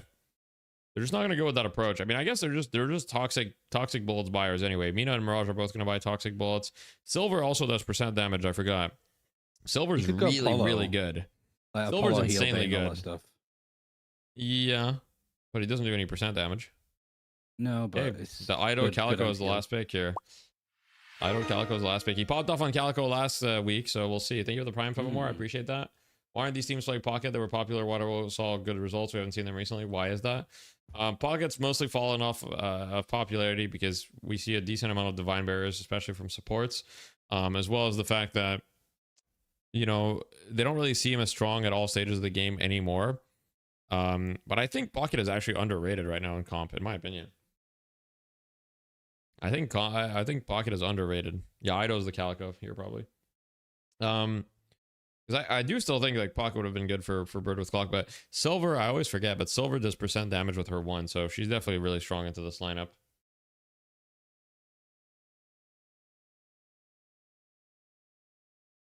I did some like digging into like why people are picking Calico. It basically is kind of like because there's like a shift in the frontliners that Calico is like a good late option frontliner damaging type, kind of like Drifter. Like Drifter could have also been like decent. Instead of who? Instead of Calico. But I guess it's like I mean Calico, like, I wouldn't really consider Calico a frontliner at all nowadays. Like she's quite squishy, but she does like kind of get in there. But yeah, she's quite squishy. Anyway, let me go in game and watch the game in game, and we'll see. I mean, this is Melee Creep's 15th. They've won the last 15 weeks in a row. So Melee Creeps has been winning this tournament for the last 4 months. So this would be quite the upset if Bird with Clock managed to do it. But Abrahams was just defeated in Europe, and they were also on like a 15-week streak. So who knows? Thank you for the Prime, Rye Valentine. I appreciate that. Match ID, don't worry. I always post the match ID. You know I got you, Mango. Ready to start a riot. Queen of Dice got the bans. Abrams, Ivy, Celeste, Paradox. Thank you for the Prime, Yo Joey. I appreciate that. I appreciate that very much. Page Billy, I'm not surprised. Calico, Shiv. I mean, it seems that they just lane together on Melee Creeps. I think they just put the same people together every game. Yeah, I think it boils down to they put their best laners in the harder lanes. Like left side got the is Johnny like Boy and Scout. You got all of the. Don't think of the Prime. It's me, Squash. I appreciate that. Side of, you got the tier 1 camp. You've got the boxes like in basement. You got a lot. Bebop's a crazy pick. Bebop's still like Bebop's not bad. Bebop's not bad. I want to make that clear. He's very fast. True. He's looking for something here on the Bebop. He doesn't even have hook though, so I don't really know what his plan is, but just to run in. He's just gonna throw his bomb in, and you know, I guess he's just gonna leave. Abrahams did lose. Yes, they did. Hey, can you say Poutine so my friend can hear how you pronounce it? Yeah, so the English pronunciation is poutine, but the French pronunciation is poutine. We said poutine. That's how we pronounce it. Poutine. You know, it's like poutine, like a TS. Yeah, there you go. That was really good. That was actually really good. You were like French Canadian for a second there. You're like transformed. Oh, what a parry. Yo, what a parry into tornado, but is it enough?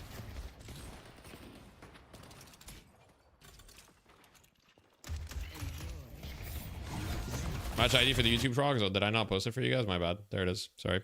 Does Deathy you read YouTube chat? I got you, Ghosty. I'm right here. I'm right here, bro. I'm right here. He didn't give you the ID. Okay, I gave him the ID. I don't know what you want from me. Okay. Guys, I read YouTube chat frequently.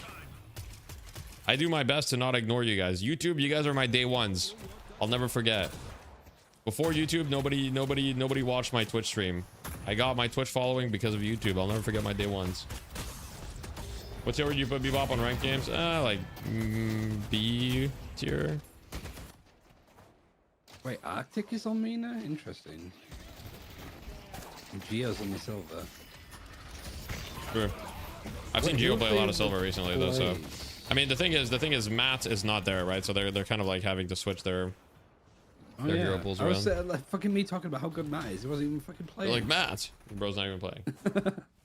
You're in Twitch chat right now. I'm going back to YouTube. I mean, look, go in whatever chat you want. You watch all your videos, new to streams, no worries, Ghost. Yeah, I got you. It's just delayed. Yeah. He says YouTube is super delayed. He occasionally notices us. Guys, I notice you all the time. It's just sometimes it takes a little bit, you know? Like, Who do you think is the worst character? I don't know. Honestly, the worst character in the game like might be. I actually don't know. The worst character. I don't know. I think it's Vindicta. I said this last time, and I know you don't agree, but maybe it is Vindicta. I don't know. I can see the argument for Vindicta. I can see the argument. I think she's just like it's lost definitely her not identity Victor. a bit. It's definitely not Victor. McGinnis. I don't think it's McGinnis either. I don't know. Is Matt just busy this week? I don't know. Hard to say. I think it's just he's not available for whatever reason. Flash is the worst hero for noobs. I see the robot. Notice only me. What's up, Kiabji 4968?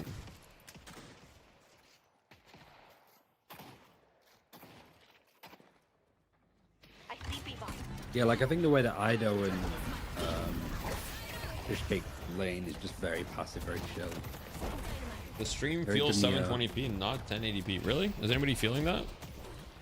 Is that just him, or is my stream quality bad? Let me know. Let me know. Feeling 1080p? Okay.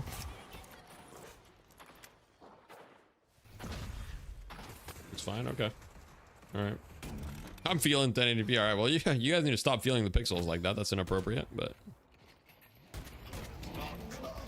Calico's maybe gonna go gank on right hand side. Bebop ult here. Take the tower. He's gonna go. Trying to take the tower, right? Holiday with the rotation though. I see You Calico. feel each and every one. Okay. Crisp 1080. All right. All right. Sounds good.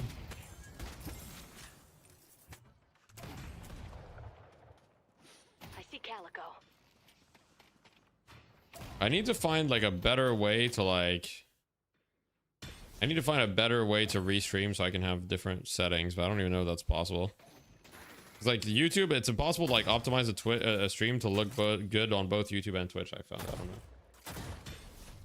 I guess like Calico's also just quite good to just be like a ganking character because you can't see him on the map.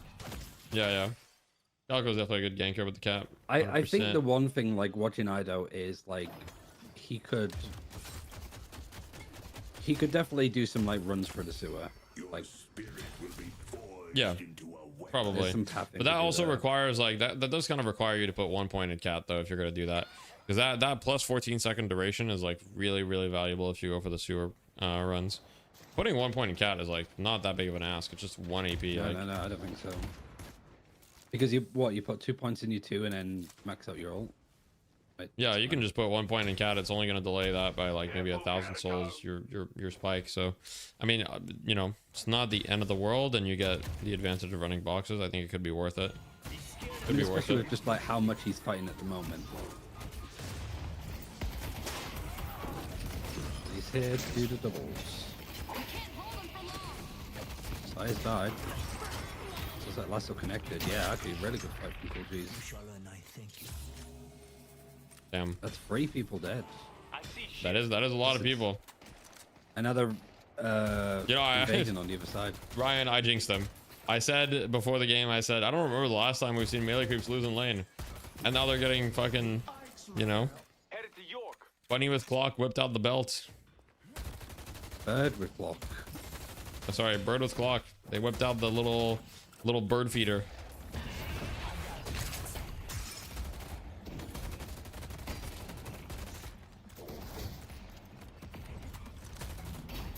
Whipped out the little bird feeder. This is EU or NA? This is NA. EU was earlier. You can scroll back in the VOD if you want to see EU. Okay, bro. Oh wow, they didn't actually get a pick. Is Idol letting Fishcake get solo lane because Shiv's a strong laner? No, it's not because Shiv's a strong laner. It's because they want to get souls on Fishcake more than on Ido. They want to get souls on their Shiv. Active, yeah. Ido historically doesn't get a lot of souls.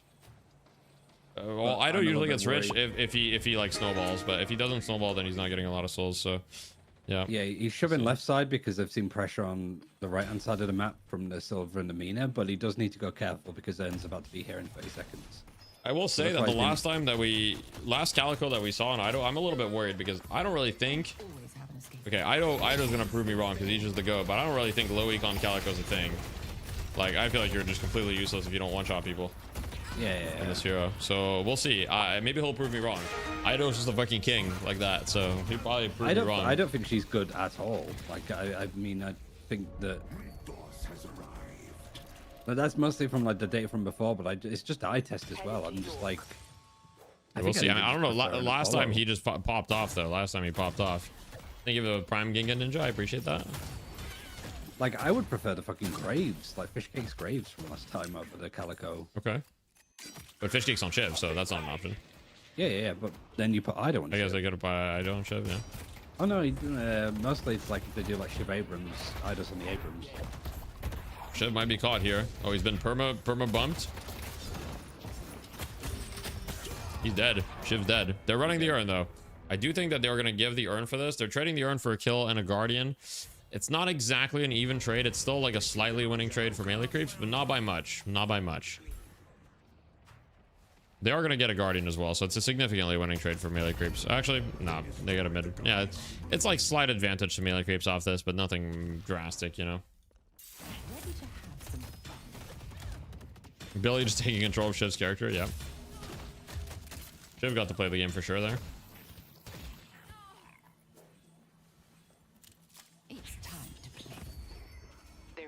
Wait, they're on the shop. Wait, he's about to take the TP. Watch this. Watch this. Oh my god, fucking. Oh, now Cool Cheese been potentially caught. Wait, the lasso. But the Calico's here. But the Billy's here. Killing the Billy POV. Can't tell the little box.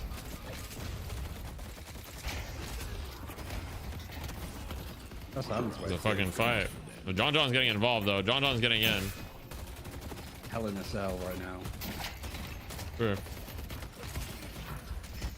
Oh, good parry by John John though. Into the stun.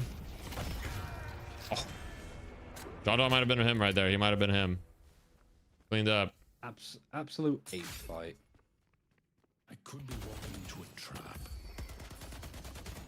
Well, hey, Ido's now he's not poor anymore. He's not poor. That's what he needed. He needed some kills. And he got some kills right there. They couldn't have gotten far. Alright, he's going into the tunnels, guys. He's back in the mines.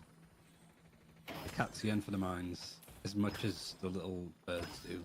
Yeah, without a point though, you can't be in here for very long at all. Like he's gonna like he has to be actually careful. He might get stuck here. It's like fucking this is jungle run. Oh my god. That was that was close. That was close. That was a little Indiana close. Jones. Like I was a little worried. I can't lie. I was a little worried.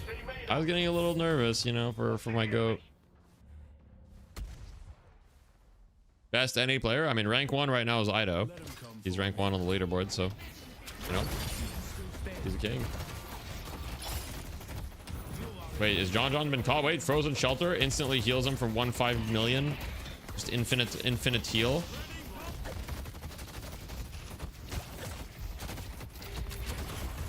He's dead though. Toxic Bullets. Gibbs 1 HP. Great kills there. Calico looking to clean up though. Really Calico with the ult. I mean, Mirage is dead. Certainly.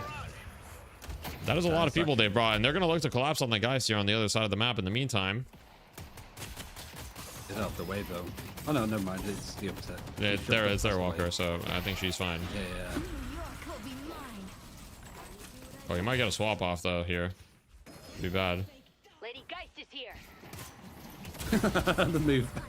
Okay, all right. Good little bat right there. Good little sanguine retreat.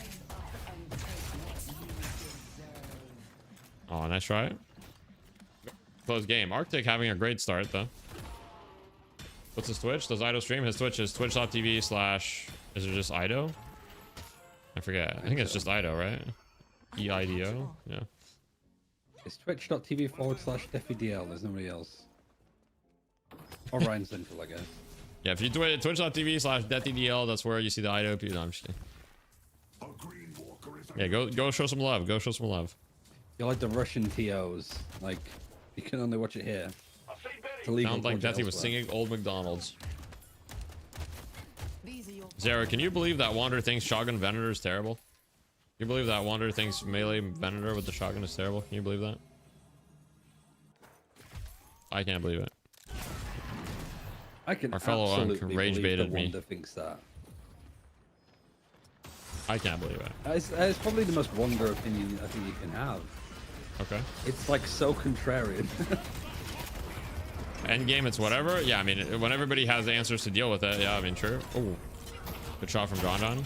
It's just so strong in the mid game, though. Have $1 million, and Wanda'd be like, I think that getting $1 million is a bad thing. But He'd be like, probably yeah, right in some you know, capacity. I get like $1 million is cool, but like, what about long range? Thank you for the tier 1 silverback gorilla. Wander doesn't like buying life strike on Drifter. It's true. Wander might be a little bit out of touch with life strike, the item in general. Life strike, Wander might just be out of touch with life strike, the item. Actually, that might be like that explains I everything. thought you were gonna say out of touch with life. Damn, thank you for the Prime, Zara. Zara said, got an ad. Zara, I want you to know I'm subscribed to your channel. You know, I don't get ads in your channel, so it's okay. The urn has been dropped. You're out of touch, damn. The urn has been dropped. The urn has been dropped. Neutral end. No Twitch Turbo. Yeah, as a streamer, I do have Twitch Turbo because I do watch a decent amount of streams and I hop and stuff, and you know, Twitch Turbo has been well worth it for me. Twitch Turbo has been well worth it for me.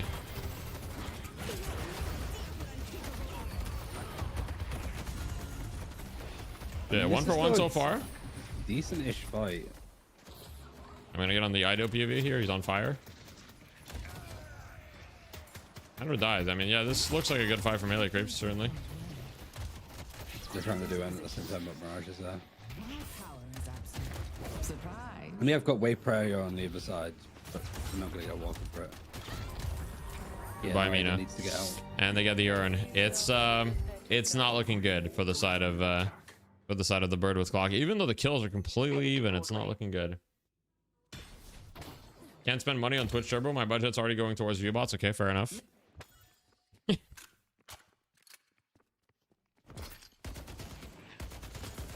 Deathy, why do you think Ido opted for Silence Wave here? That's another item I never know when to buy. Oh, Ido buys this item every game on Calico. It's not like oh, he bought it this game specifically. He buys it every game on Calico. New headset audio is crisp. Let's go. What headset did you get? Wait, he's hunting on the centers right here.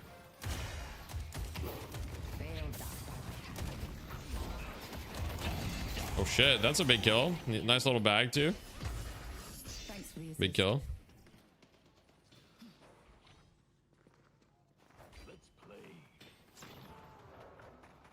Gotta steal in this and there's.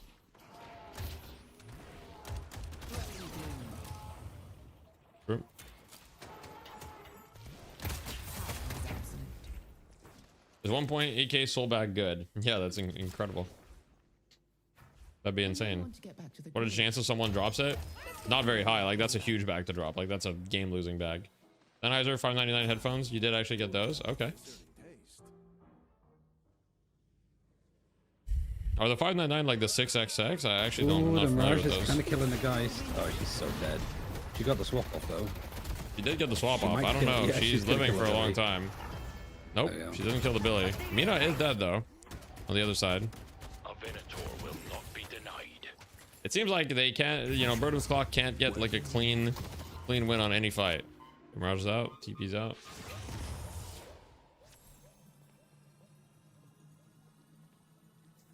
$5.99 are like entry level, I see. Are they thinking about mid? They're heading in that direction. Yeah, they're going mid. Okay.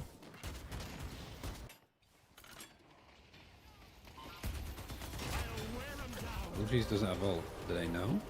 How do they do?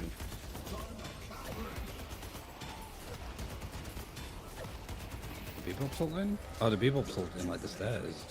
True. Well, he was ulting the mid boss first. Yeah. Yeah, and then he's shooting to get information. Okay, Tanner got one though. Tanner got one. Tanner actually got one. Right, he's got Man, that's not bad. And they're split pushing walkers too. Yeah, he dies, but he got one, and they're gonna get a walker off of this. So, not the worst thing. I mean, he's probably dead guaranteed, but he can buy time. I mean, him buying time here is incredibly valuable because they're getting one walker and putting pressure on another. No, actually, they're not putting pressure on the other.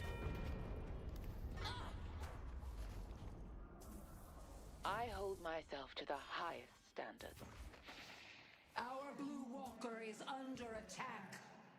They're gonna lose their mid walker here though. Yeah, they're gonna lose mid walker. This is really, really good by melee creeps because they got the mid walker first. Really opens up the map and allows you to. It's the best walker to kill first if you can. If you keep it for later as well, it gets really hard to take at some point. So good start by melee creeps there. You're just taking all their farm on the right side. I mean, that's what they should do. The bans for this game were Celeste, Celeste Abrams, and Paradox something else. Paradox Ivy. Yeah. Walker life versus time. The Walker life doesn't change at all based on the time. It's just the Walker life increases based on how many walkers are dead. So when all walkers are up, all the walkers are like, I don't know, 6,500 HP. Then when one walker dies, the other walkers heal like a few thousand. And then the last walker is always the tankiest walker. There's also resist. Walker resists based on the time clock. So walkers have like damage resistance up to like, I think it like stops at 18 minutes where they're like at minus 50% resist or something. But yeah, like if you shoot a walker at like 5 minutes, it's gonna have insane damage resistance. Yeah, this is an extremely convincing lead by melee creeps here. It's not really looking like we're gonna get an upset this week in NA, but we'll see.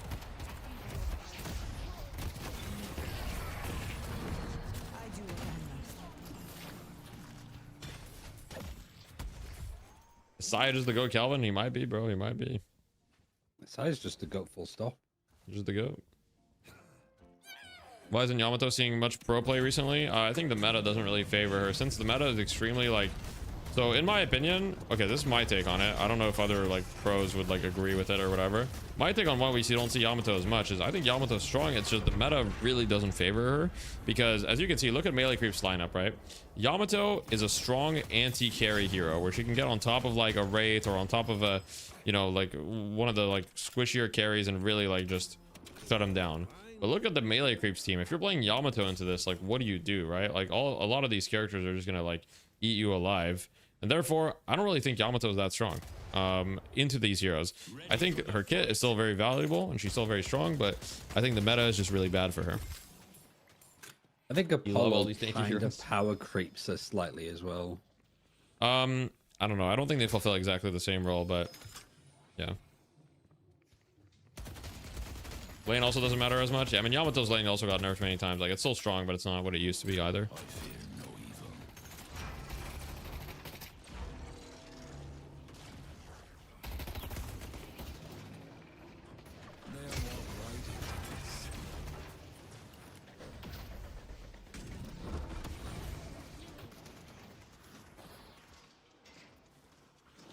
Saya's micromanaging the other 5 while playing. Yeah, Saya's very smart, of course.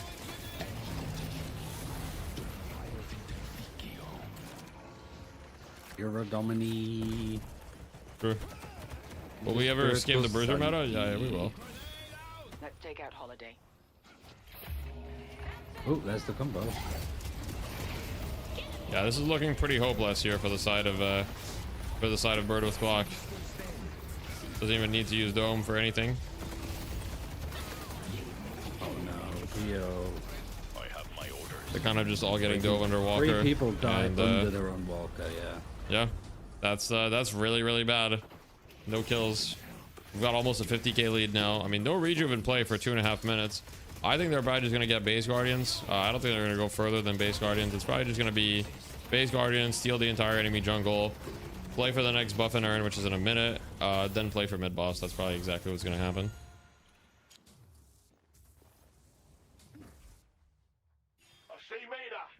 Doesn't Paradox dispatch? Paradox is good. Yamato's basically a counter pick in pro play. Yeah, correct. He's not seen very often right now. That's how it is right now, but yeah.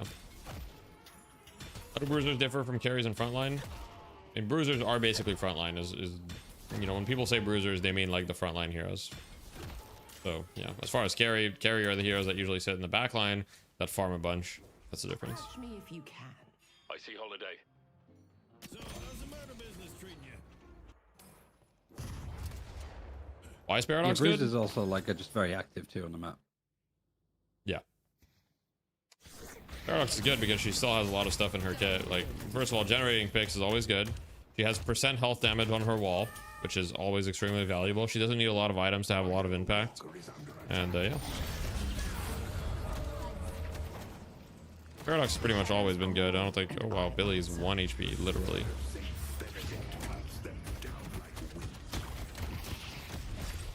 I mean, to be honest, there's no like pure tank in this. Like, all of the frontline throw out a fuck ton of damage.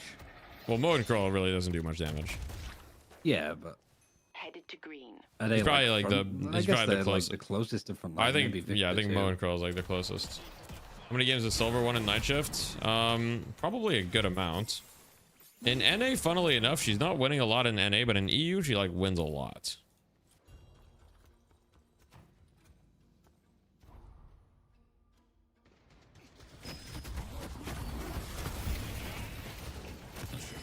Victor tank? Yeah, but Victor does a lot of damage. For sure. They just don't know. Yeah, they're looking for a pick here. They're down 60k, so they're just trying something. Guys gets the swap off. Kelvin's there with the Domai as well, so this is gonna be... It's not gonna be easy. I'll just put it that way. He's got no fucking fire rate on the Silver. Yeah, I mean, they're just fucking cooked, man. It's just fucking cooked.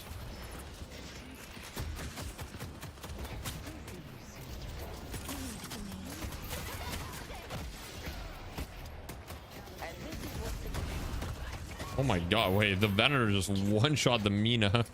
Holy fuck. Yeah, this Venator hero is so strong. Headed to Greenwich. Well, that's GG. I'm a mid boss. True. Yippee. Yippee.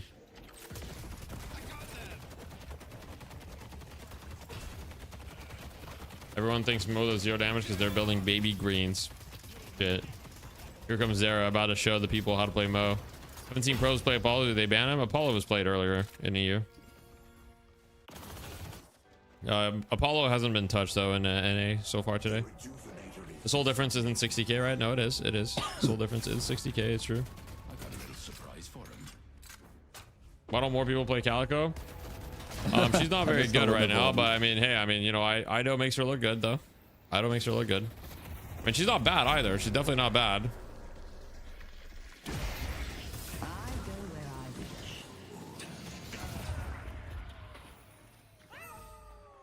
Tanner is him. Bro, Tanner has stolen 2 rejuves, but it's not quite enough. Not quite enough.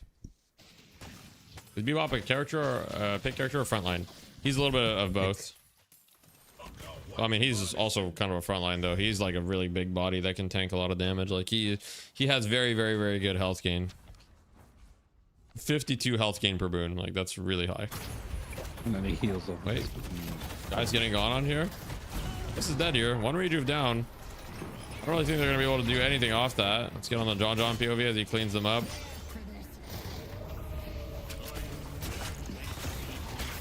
Oh, well, the Silver's just dead. Yeah, literally every time the Silver rolls, it's just Kelvin. Yeah. Yeah. Oh, the parry. Did Holiday just get 1 shot or was she low? She probably got 1 shot. He's not super tanky right now. And they're also up 70,000 souls, so.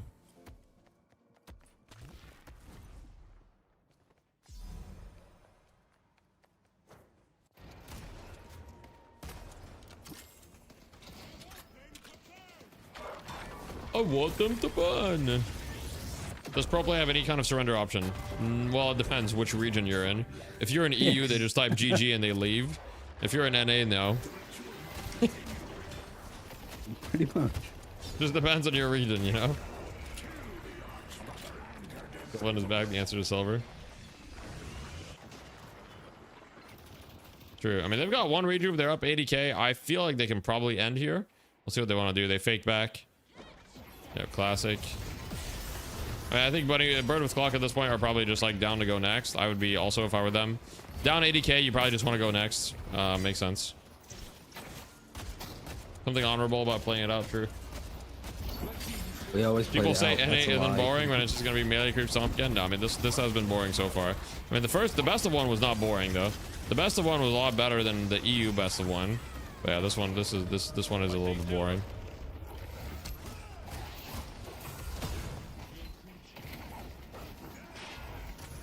Oh, Silver's been hooked. Nice hook. GG.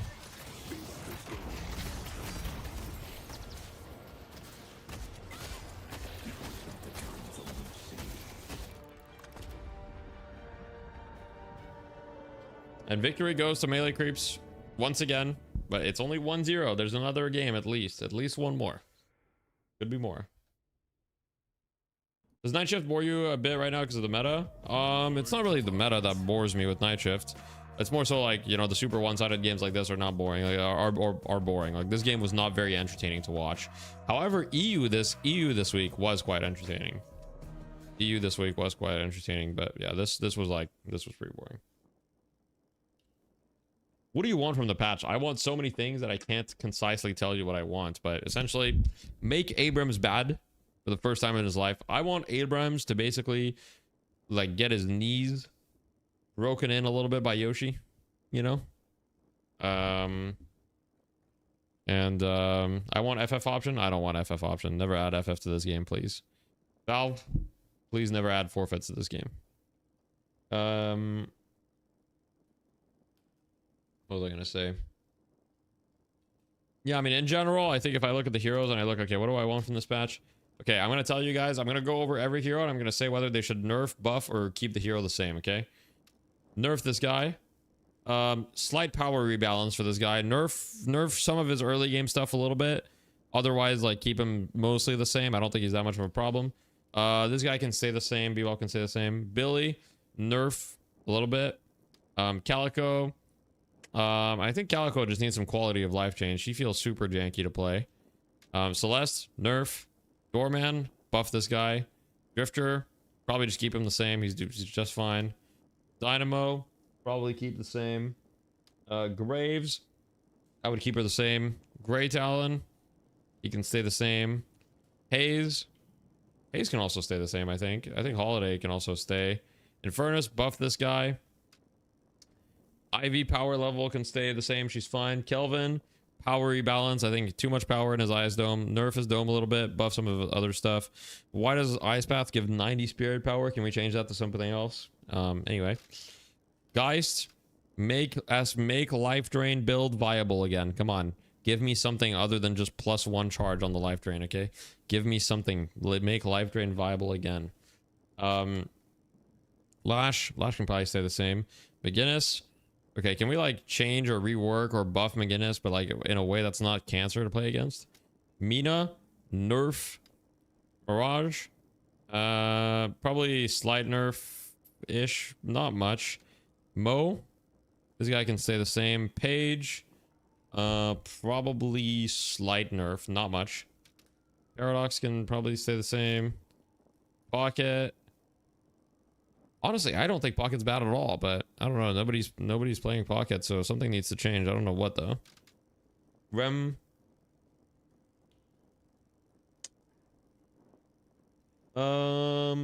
can probably stay the same. I think Rem's on the very strong side, so you definitely don't buff him. If you want to do anything, it's either same or nerf. Either same or nerf. But I don't think he's like giga broken, so yeah. Nerf Rem early minions? Nah, the Rem early minions are actually not that bad. If you nerf them, they're actually going to become terrible. I think people just don't know how to play against the early minions. You just have to use your abilities at the moment they put the minion on them. There's definitely counterplay though. Seven can get a slight buff or something. Maybe. I don't know. He's already strong. I don't think he needs a big buff, but maybe something to shake it up. Shiv, honestly, I think just needs a rework at this point. Like, fuck this hero. Rework this hero. Silver needs a nerf in human form. Nerf human form Silver. Yeah, but Seven's been the highest win rate in the game for like 2 years. Seven's always been the highest win rate hero in the game, and he's always been not that amazing. He's had patches which are really good, but Seven's always been the highest win rate hero. He's like definitely a noob stomper. Thank you for the prime, Drake Chungus. I appreciate that. Yeah, nerf human. Sinclair doesn't need a nerf. Venator, nerf this hero a little bit. Victor is probably fine. You probably just leave him as is. Vindicta needs like either revert the old change or do something because it's not working for this hero. Like, oh yeah, allow Vindicta to parry in flight. Okay, write this down, guys. Write this down. Let Vindicta parry in flight. Okay. Now, you guys might not think it's a big deal. You guys might not know this. Let me show you something. Let me show you something. When you're in flight and you parry, you can't parry in flight. Okay, can't parry. You have to cancel the flight and then parry. But if you're Grey Talon, you can parry in flight. You can parry in flight as Grey Talon. How? That's fucked up, right? So he needs to be able to parry in flight. But otherwise, I would do some buffs for her. I would say Viscous. Fuck this hero. Don't buff this hero. This hero's fine. The Viscous Copers are gonna say Viscous sucks. Viscous doesn't suck. The other heroes overshadow him. If you nerf some of the other heroes, they'll be fine. Viper. I mean, this hero just has too much power in the early game and not enough later. I don't know. Like maybe nerf Viper's early game, make her a little bit better at other stages of the game. It kind of feels like she either just like snowballs you really hard or doesn't do shit. Feels kind of bad. Warden. This hero probably needs like a slight nerf. Wraith needs a buff. Yamato probably doesn't need a change. And there probably needs to be some like maybe either systemic changes to an extent. Or like maybe some item changes, but anyway. Yeah, you can't counterspell in flight. Make this into a video. Well, I mean, no need. The patch is going to come out soon enough, and then, you know, so there's no point. Who's the most OP at the moment? It's like, I mean, top 3 are like Silver, Abrams, like Billy. Abrams is probably just that's what it was. He didn't need really in the first place. I don't know. I mean, it's very strong, but at the same time, back to what it was, nobody was buying it. But Inhibitor is crazy strong, don't get me wrong. The Viscous Copers are crazy, actually, Zara. Yesterday, I got... not yesterday, sorry. Monday, I got baited by Goober into like a... He was like literally just spamming my chat talking about Viscous. And he was just telling me that Viscous Punch is useless because rebuttal exists. And I'm like, yeah, I'm sure you're parrying every Viscous Punch in the middle of the fight when Viscous can just like punch besides you, bait your parry out, and he's like, oh, you can hear, by the way, when he's punching besides you instead of on top of you. And I'm like, yeah, I'm sure that you're doing that in the middle of the fight when a bunch of people are looking at you, and you're making the decision to stun yourself for 0.7 seconds to parry the Viscous Bottle Punch, and then you're just gonna die to other shit anyway. Like, yeah, in lane you can parry it very consistently, don't get me wrong, but, you know. Yeah. I just thought of the word, like, just such a cruel metaphor of Viscous players. But like Viscous players complaining about the state of their character are like the fucking pedophiles that think that like being a pedo should be on the LGBT like spectrum. Yeah, there's people that are like that. They think that like how did we get to that? First of all, I think you might have just taken that. You might have just taken it to a completely other level. I don't think the Viscous players are like that, but they are copers. I don't know about that. We just kind of went from like talking about some cubes to like talking about, you know, pedophiles, I guess. I don't know. But let's not have bro cook. Yeah. Yeah. It's such a measured opinion, I think. Okay. Never cook again? Yeah. True. British moment. Yeah, true. Even Zera's walking it back a bit. Yeah, they're like, well, Viscous mains are pretty bad, but like, is it that bad though? The Viscous mains are like, what can Viscous do when my hero can't like 1v6? That's like literally like, that's actually what they're like though.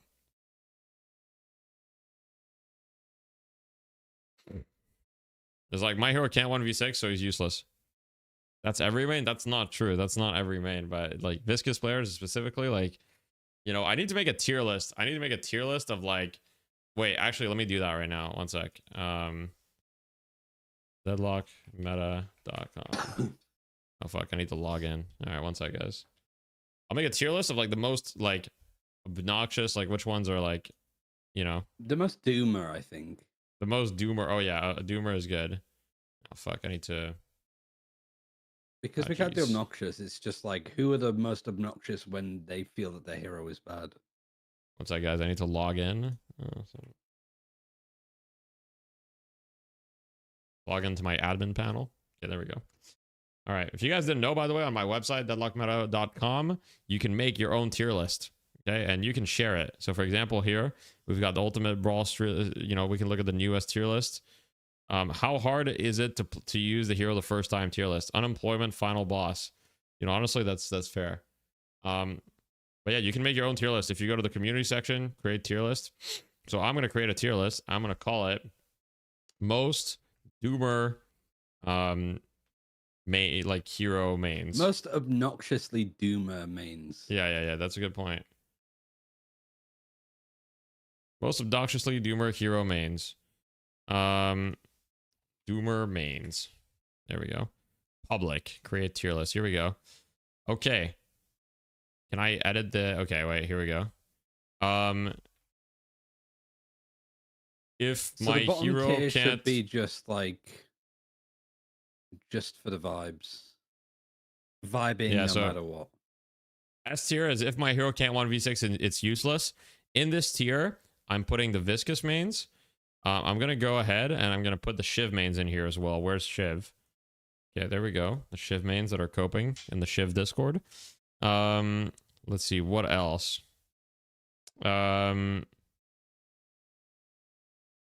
Victor is close to it. Yeah. Oh, yeah. So S tier. Oh, yeah. Wait, I know. So like, why S tier is why does my hero keep getting nerfed? Okay. For those of you, those of you who know, and in S tier, why does my hero keep getting nerfed? We have the Abrams mains. We have the Paradox mains, right? The new heroes I think are a little bit, you know, the silver mains are definitely in the why does my hero keep getting nerfed tier. I would say despite them getting buffed, the silver names, you know, they're definitely there. Dysfunctional.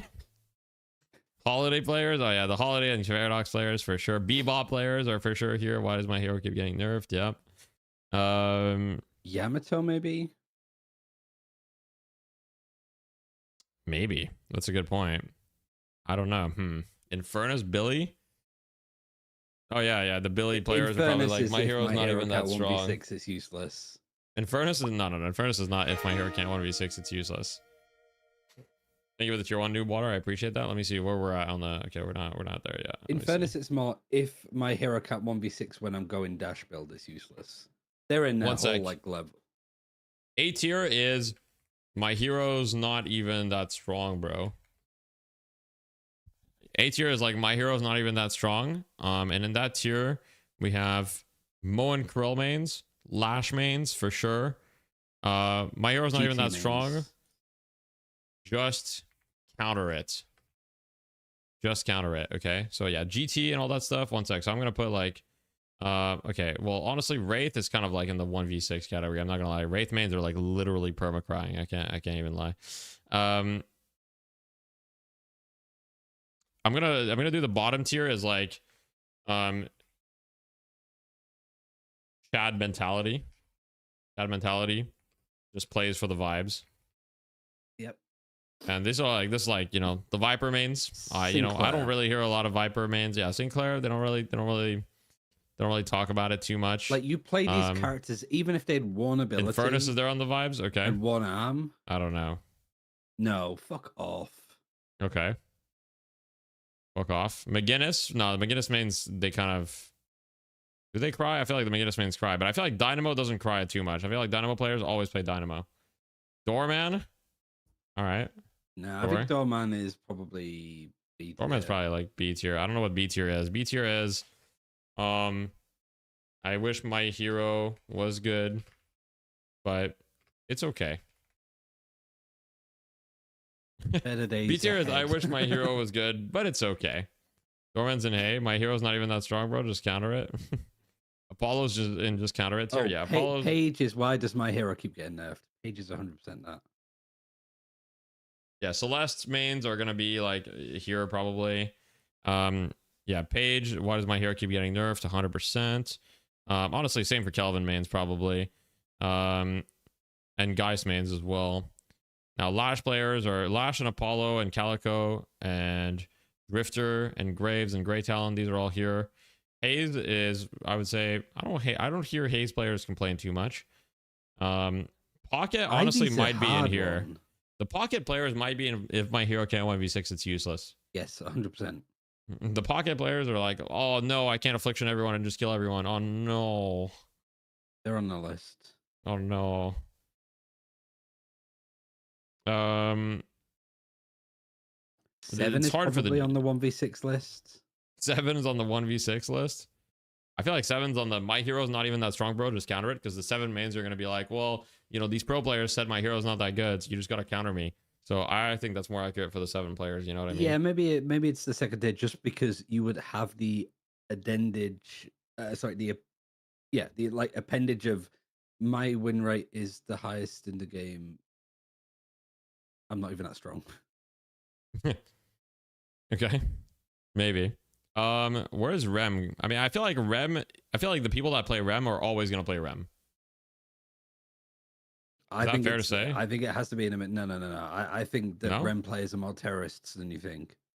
Well, I just think that they're always gonna play Rem. I feel like Rem is a very loyal base. I think in the one that he's in currently is the best. My hero's not even that strong, bro. Just counter it. Okay. All right, my Whilst bad. he's taking his teammates' sinners. Is this the final list then? Is Venator higher? Venator is probably in the why does my hero keep getting nerfed? You have to preemptively put him there because we haven't seen. I'm preemptively putting him there. Warden Raves up a probably tier. Oh yeah, true. I think Warden up a tier as well. Warden? Yeah, I could see Warden. Mina? Oh yeah, no, Mina is definitely in this one. Sorry, Mina's S+. I don't know why I didn't. Yeah, Mina mains are fucking another level of delusional. I think Mirage is in the bottom tier. Mirage is almost like, whether he's good or not, I don't want to play him. No, but Mirage is not in the place for the vibes though. Yeah, but who's a Mirage main? You know what I mean? Yeah, let me add it here. They're probably high Nobody as fuck all the time. cares about the Jhin. Just add the tier and it'll be like at the bottom. Nobody cares about the Jhin. E. Yeah, I'll put him there. All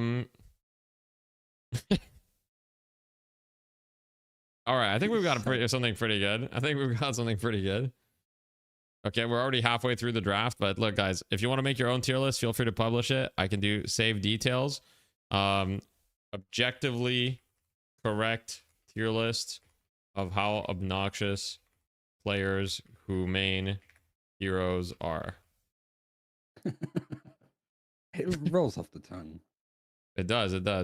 Guys, if you want to check it out, let me see. Where is it? Where did I put it? My list. Oh, there it is. Here we go. It's public. How do I link it? Oh, wait, I can link it right here. Boom. All right, guys, go check it out. Leave a little upvote, you know? You can do a little heart, guys. Make sure you heart it. And you guys can also create a fork. So if you click on fork, you can create your own version of this tier list. So if you agree or disagree, you can change it. You have the power. How do I downvote? You can't downvote. You can't do that. You can't do that. Nick doesn't vibes tier? Maybe. Haze main's not in the fucking uninstall my game to get away from this asshole tier. What? Well, hell, you can fork it. How are you so wise? I don't know. You have to log in to like it. It's not gonna happen, man. GG.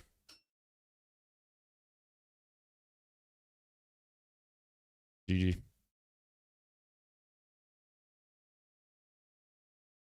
Okay, let's look at the draft though. Bird with Clock, they've got the Shiv, Silver, Abrams. So this time they've got the tanky boys, but I mean, melee creeps still have vulnerability. They banned Kelvin. Was Kelvin first banned? I guess he was. And then Pocket was banned after. Interesting. Okay. Wait, what the fuck? Ivy was on both teams for a second there. I have to log in, just take my data. GG. Sinclair. Does Ido get different soul prio when he's on Mina rather than Calico? Yeah, probably. Sinclair is a bit odd here, especially but Ivy ult is really good to steal. Silver ult's decent to steal as well.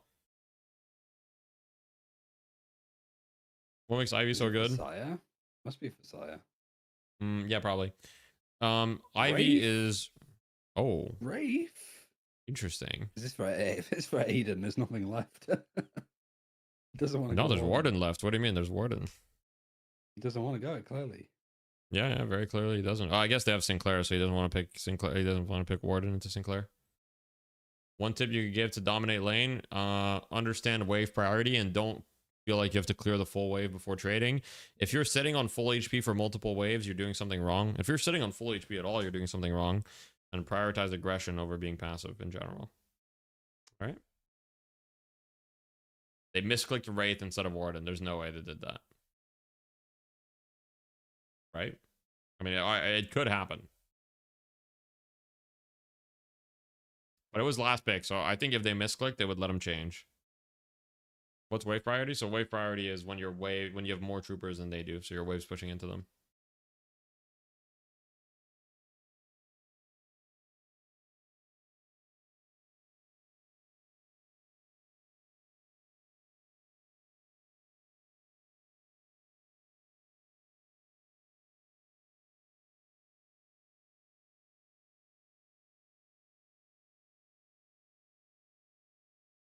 They're in game.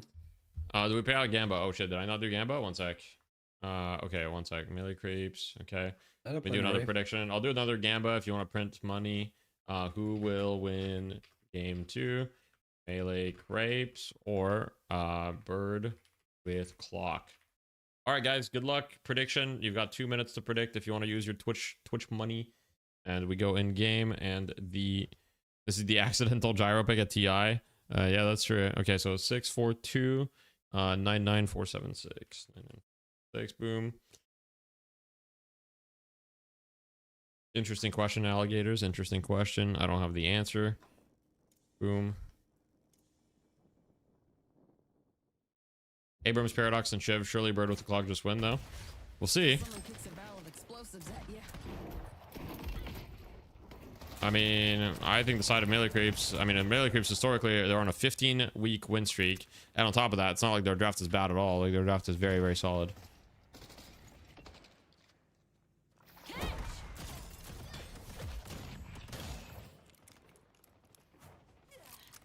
$15-week win streak. Yep. You just threw away money. Uh-oh. But you never know. Abrahams was also on the 15-week win streak, and they lost in EU earlier, so you never know. You never know. You never really know 100%. Ido's Mina, true. True.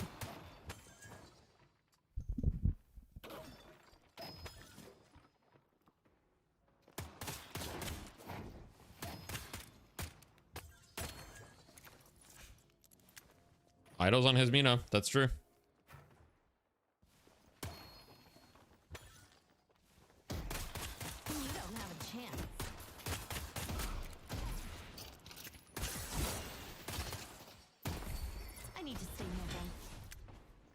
So, what would be a perfect team composition in your opinion? I don't really think that there's such a thing as a perfect team composition.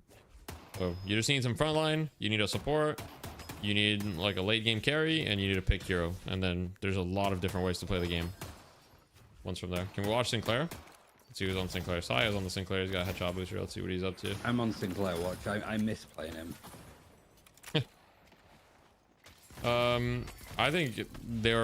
I think they're continuously working on matchmaking and trying to improve it, so I think they're trying constantly to do it.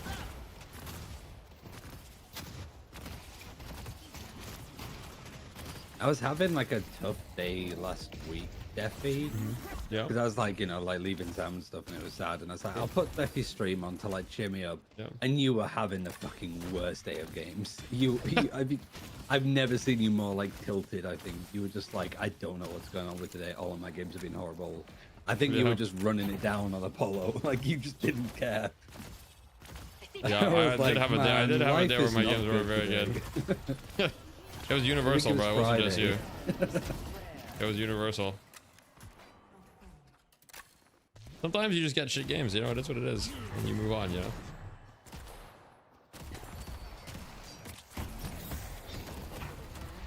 Yeah, it was because it was. I had some like amazing games I think on Thursday, and then that's when they were like, we've changed the matchmaking to like stop new players from going into games.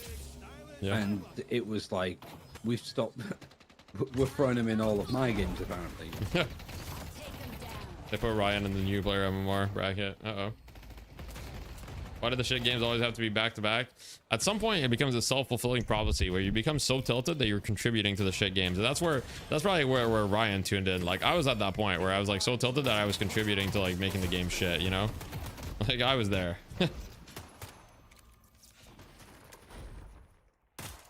At some point, you become the shit. Yeah, exactly. I knew I needed to stop because I like literally typed fucking dumbass idiots at the end of the game and then left.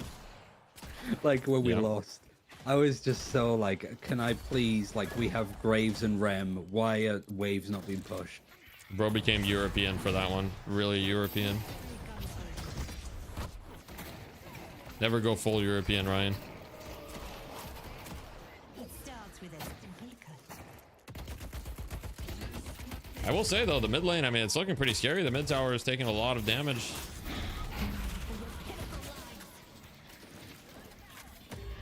Oh shit, he's actually 1 HP here. It's actually crazy love bites didn't proc on him. He was like literally like 0.1 love bites away from procking and he lived. So very, very close on there. Very, very close.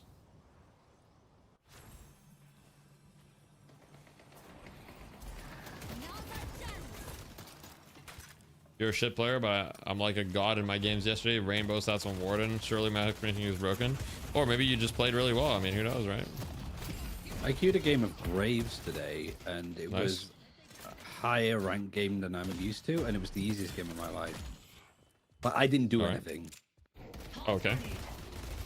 I did get a sick, like, I accidentally I was trying to put my ult on top of the, like, tower on yellow lane, but I put it right at the bottom, and both players went to try and punch it. I parried them twice, but I killed them both with, like, one melee. It was fantastic. I'll have to like clip it, but it was such a stupid fight because I was panicking because I was like, shit, I put my ult in such a bad spot, and then I just accidentally parried them both twice. Wait, wolf form? Oh, and he just stole the wolf ult. I will say that laning against silver on Sinclair is like, you just become silver, and then you just heal every time. I'm Oracle. You just transform. And like the ult was stealing the ult on silver, it's a 14-second cooldown. So like every 14 seconds you just have silver ult and it just heals you for a shit ton.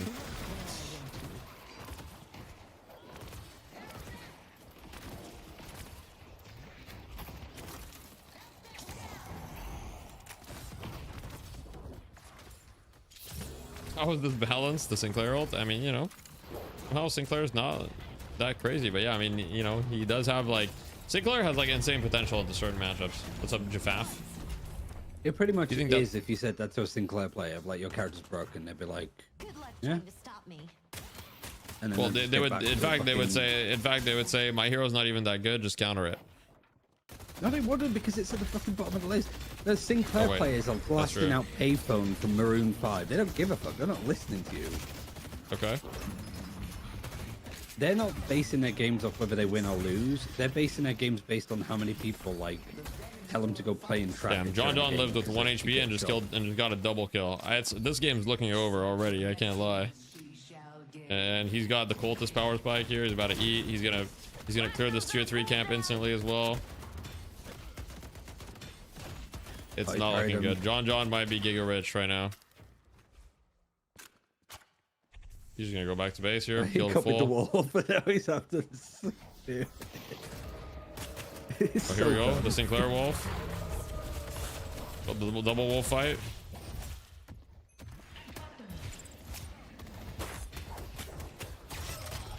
Not the actual wolf.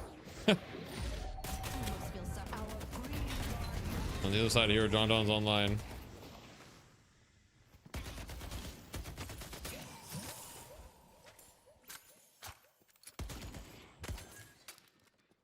Imagine building a silver old build of Sinclair. Honestly, you probably kind of can. It's just awkward if silver's not there. Who's Mega Creep support player? Saya. Our blue walker is under attack. Ship is on the roof. I think like getting beaten by a good Sinclair isn't like I remember getting Vex and bolted from like across the map. Oh, Sinclair doesn't get the ult abilities leveled. Oh, that makes sense. Yeah, never mind. It's not that good. It's only good early then. It's only good early. I see Shiv. And then it falls off really hard. Let's get to work, Savannah.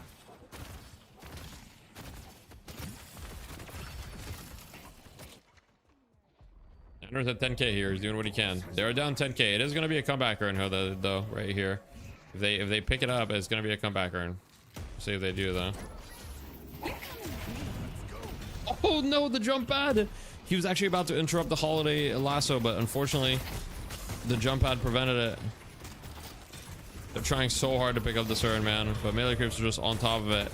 They're not going to let it happen. In fact, they're all going to die, and now it's quite an overwhelming lead for the side of melee creeps. Wait, Abrams might actually make it out. No, not quite. Man, this is looking rough. They got kind of ran down.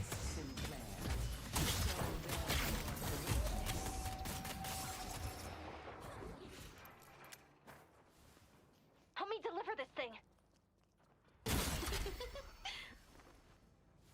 They pick up the urn. It's a comeback urn. It's certainly not looking good for Bird with Clock at the moment. My team got mugged by Gun Sinclair. Jesus Lord. Oh, sweet Jesus. Lord. There's nothing else to say. Like, how? The Gun Sinclair, not very good, but wait, they're looking for a pick here. Chain gang onto 2.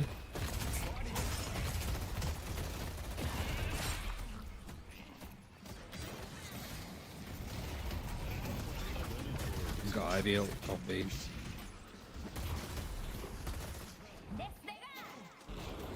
Desperado. I'll crush them. Oh shit, I'm becoming Zergy. You definitely are. I'm not him. I know. It's just something took over me just there. Something took over me. Demon. I do love mana. I would fucking love a. Wait, you know what? Maybe after this, I'll get a Putin. Maybe I'll get one after this. I would love. I would fucking love. Live a little. I'd love that right now. Oh, they're going for it. Oh, they're not gonna get it. Wait, might be feeding a little bit here. Maybe a little risky business. Nah, just kidding. Melee creeps on top of it. Unless I got a. Dude's dead. Wait a second.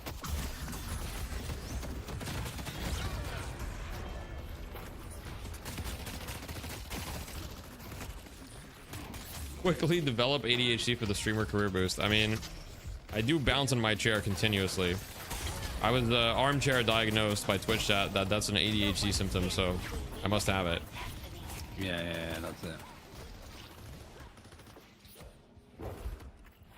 I'm bouncing on it. Sure.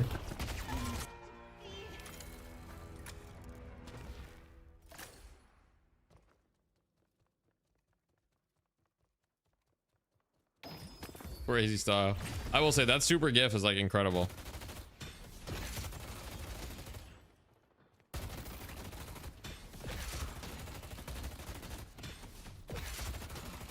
Who's more important to the team winning in your opinion, Saya or Ido?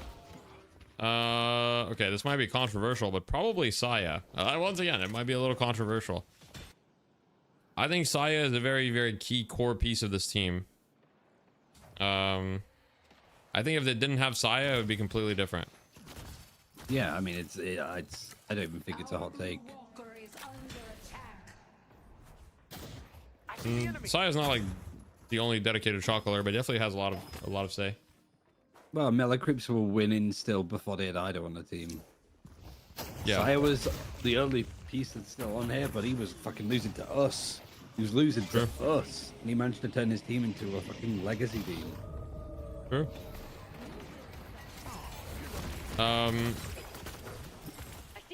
Yeah, as far as Putin spot recommendations in Montreal, there's a spot called Patati Patata. It's spelled P-A-T-A-T-A-T-A. You know, patati patata. I don't know. Patiti.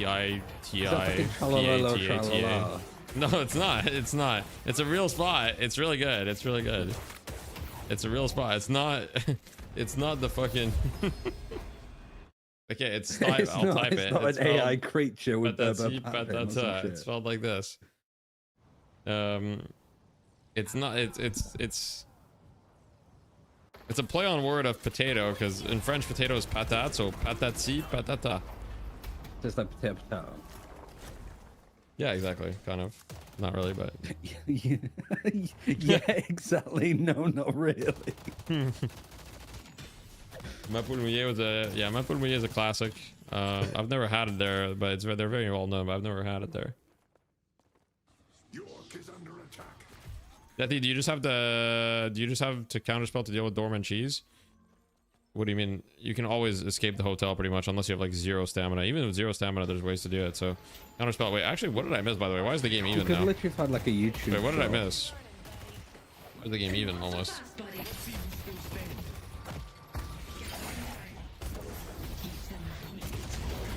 Wait, what did I miss, by the way? I think you got a walker. There's a walker on my side. Okay. I got distracted because someone asked me about my poutine, and then I started saying random words. And then this always happens, man. Fuck. SCP French? French is my native language, my native tongue. I'm watching a Shiv move up the zipline very quickly. Why is Shiv riding on the zipline like that, though?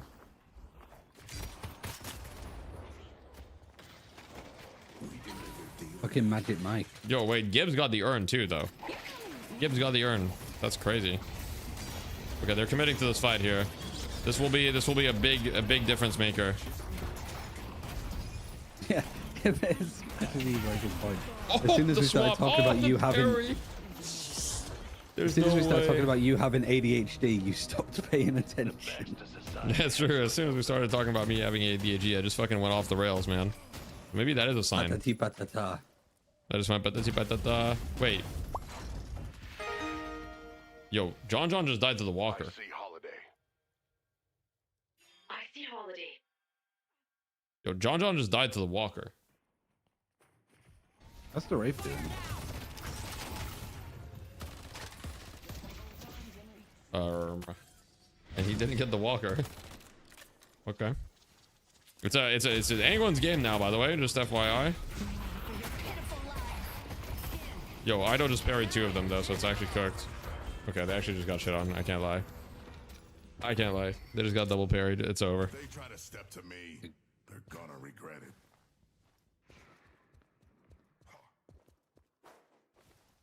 If you're not dying to Walker, you're not pushing hard enough, Drew. John giving us all a life lesson.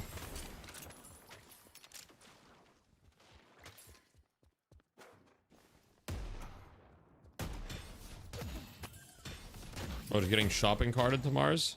I see, yeah, I mean, Counterspell or Warp Stone can help you with that as well. But, like, realistically, you just have to be careful of, like, putting yourself in a position where you can get easily shopping carted by you. You know who would have not died to Walker? Ozes? Yeah, Ozes probably wouldn't have died to the Walker.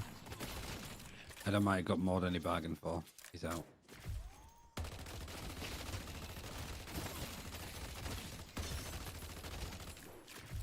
I want to see Bird with Clock win this so that we get a game 3. I'm down.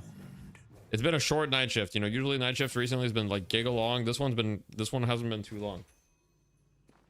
Has this Wraith been worth? Well, usually Wraith is not super worth at this stage of the game. Yeah, but you know, it's about getting online. And this Wraith is starting to get online.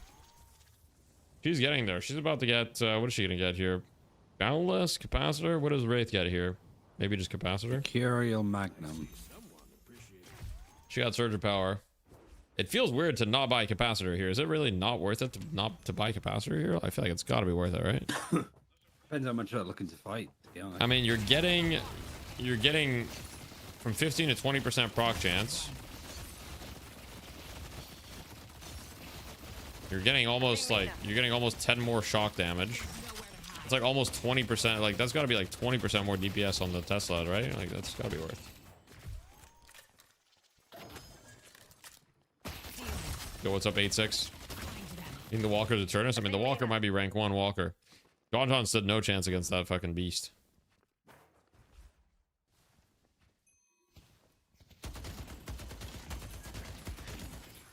No, shred effects work for everyone. 8 ash rate, that seems weird. That's a lot of you know, it's a lot of fire rate. 25% fire rate. It is a little weird though. It's certainly out of the ordinary. Hey guys, about to get silenced here. Oh my god, that was close. She almost got the swap off there.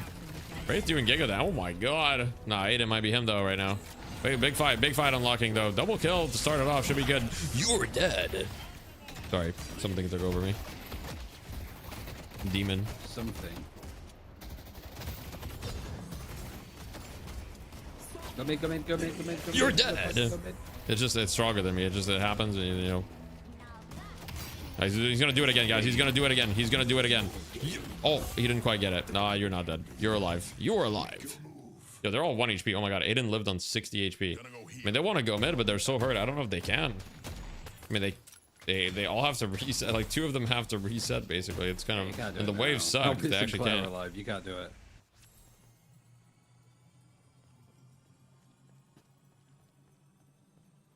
Zergy demon.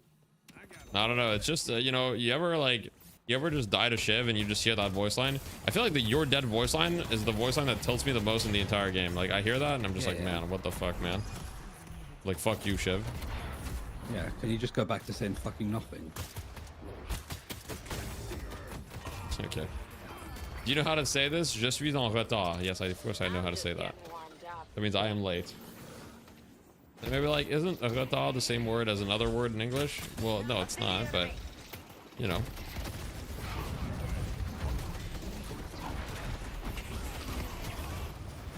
Oh shit. John's dead. Wait, the trooper number 2907 took the walker. This is a close ass fight.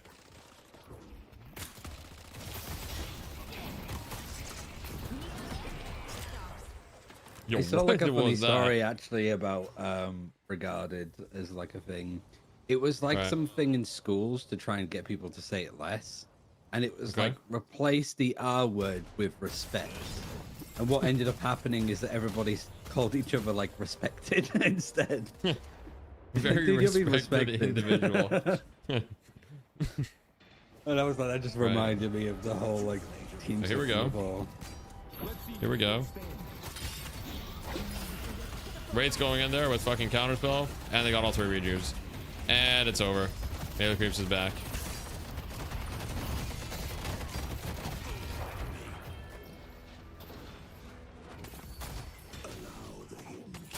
That sounds so made up. Yeah, that's possible. I don't think it sounds made up at all. That like you have like schools trying to get people to say it less, and then people just talking around it. You were about to say that they were about to take over, but yeah, no, unfortunately. Oh wait, here we go. They're in the doubles. Or bumped his head a little too much. Oh my god, they're all. Wait. Oh my god, the rabbit wolf. Is it true? Uh-oh. Like a little gremlin wolf. It's a disaster. He's dead.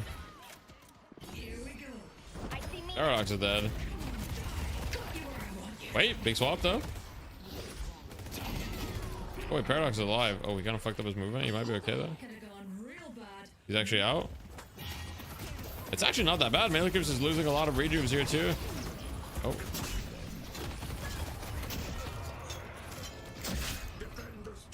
Oh. Yeah, I don't know, guys. Is it just me or is this Venator hero just hard carrying these games? Like, maybe we ban this hero now. Maybe EU was onto something.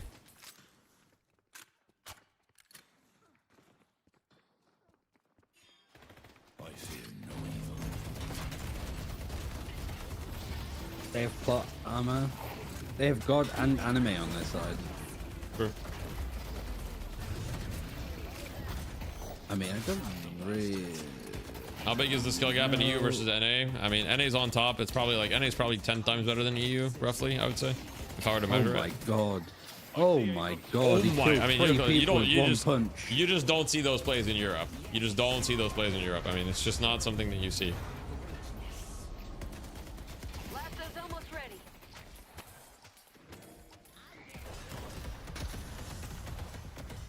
All I'm saying is, if this was an Idol character, everyone would be like, "Oh my god, you're so good, Idol! Holy shit!" But because it's fucking Sire playing Sinclair, nobody gives a fuck. You know, they're like, "Oh." Sure. Just killed 3 people with 1 punch. Okay, well, to be fair, that was all Billy though. That was fish cake popping off. No, that was like an insane Billy ult. Hello? Yeah, but Gotta it give was a credit to the vortex Billy. where it was a vortex Oh, okay. where Billy ult and then Rabbit and then.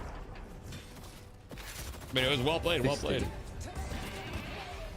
If any is so much better, then how come none of them are using zipline bug? Oh, you mean climbing the zipline? That's because it was fixed, big guy. That shit was fixed. Valve decided to fix it.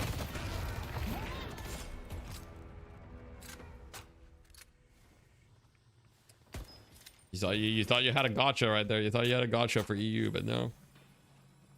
That bug is no longer in the game. Thank you, Valve. Thank you, John Valve.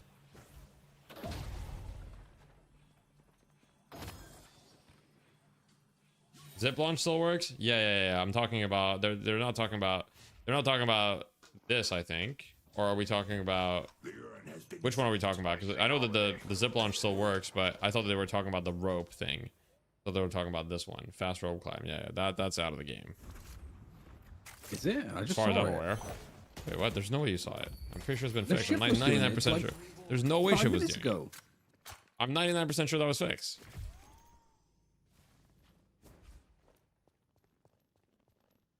Was it not fixed? I'm pretty sure it was fixed. I don't know. I haven't seen Looked like it was anyone do moving it since. Pretty fast up it. Okay. Is it back? No, there's no way it's back. The urn has been dropped. We should remember those who did it. True. Put them on the list. Guys, it's not looking too hot for the side here. Let's watch the Ido POV since he's in the fight. Also, your argument, like, for not being caught in a gotcha was that they fixed it, so it's like you couldn't. Well, yeah. And then before that, okay, before they fixed it, the NA teams agreed not to abuse the rope bug. Can you believe that?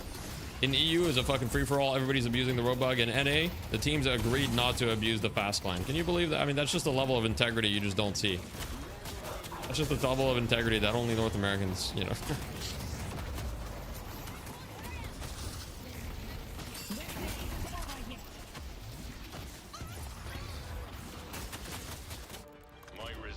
NA had a gentleman's agreement to not to use it, but EU, it's true. EU is a fucking free-for-all. Everyone was using that shit. In NA, people weren't using it. So, hey. Just saying. Want to talk about the integrity of the head of the state? Look, I'm in Canada, all right? I think my head of state has a lot of integrity. I don't want to say anything about the US head of state other than, you know, I don't want to say anything about him. Yeah. I'm good. I don't have any comments. I'm Canadian, you know? I love the more stressed you get, the more you talk. Like, I'm not going to talk about it at all. There's nothing to say. I mean, what could I possibly say to the head of state in the US, you know? Sure. Who even is it? OBT? Nah. Who's currently playing? So that was Melee Creeps. They just took down. Melee Creeps wins 2-0. Wow. Nobody is surprised, but I mean, honestly, there was some signs of life there from Bird with Clock. So I mean, I don't know. You know, I think the day that Melee Creeps gets dethroned, it'll come, but it's not this week. They get another paycheck. Congratulations to them. I'll pay out the prediction in Twitch points. Smartest political commentary from a gamer. Look, I have never claimed to be a political guy. I'm just a dude that plays video games, and I have opinions, of course, just like everybody else, but I'm certainly no political expert. What happens now? We're sad. We cry. No, what happens now is I'll probably end the stream soon because I'm going to get my boots in. What happens? We say goodnight to Ryan because it's 4 a.m. for him. 3 a.m. probably, actually. Is it 3 a.m. for you? He's not even responding anymore. He's like literally dead. Yeah, he's in the UK. Thoughts on billionaires? Look, my thoughts on billionaires is that, is there really such a thing as an ethical billionaire? Probably not, right? I mean, you know. But anyway, I mean, no further thoughts, right? But, Taking the shot. a Twitch billionaire? Yeah, I don't know about that. Yeah, I don't know about that. Until I become one.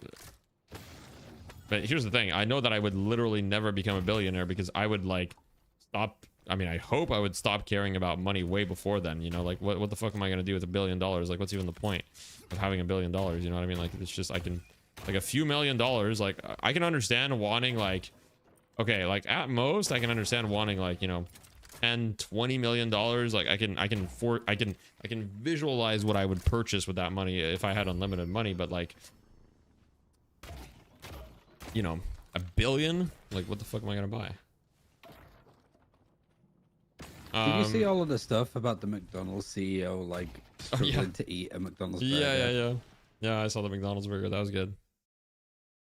I love McDonald's this Burger Gate. product. I love this product. Takes the smallest bite of all time, like never seen before, just the fucking tiny ass bite.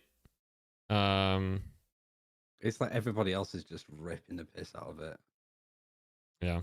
Burger King's straight in there. I'm pretty sure Burger King is like, as a big Burger King fan, I think the only reason why they're still in business is just for fucking like rage baiting McDonald's into a like healthy industry. All right, Ryan. I'm gonna wish you good night. Yeah, Sleep I'm well, going to buddy. bed. It's 3 a.m. Yeah, I figured. All right, everybody say bye to Ryan. Have a good night, Ryan. No. Bye bye. That you rage bait, how much do I have to pay you for you to seriously review this game? That I know for sure I played, like I personally think not pixel perfect, almost perfect, and lost. I want a serious review on this game. I mean, my coaching is 45 USD, so we can do that. Not right now, but if you want to do that sometime, it's 45. We can arrange that. You can DM me. You don't want coaching? Well, that's the same thing. A VOD review is literally coaching. Like what you asked for is literally coaching. That's literally like you said, I want you to review a game seriously. What could I have done more to win?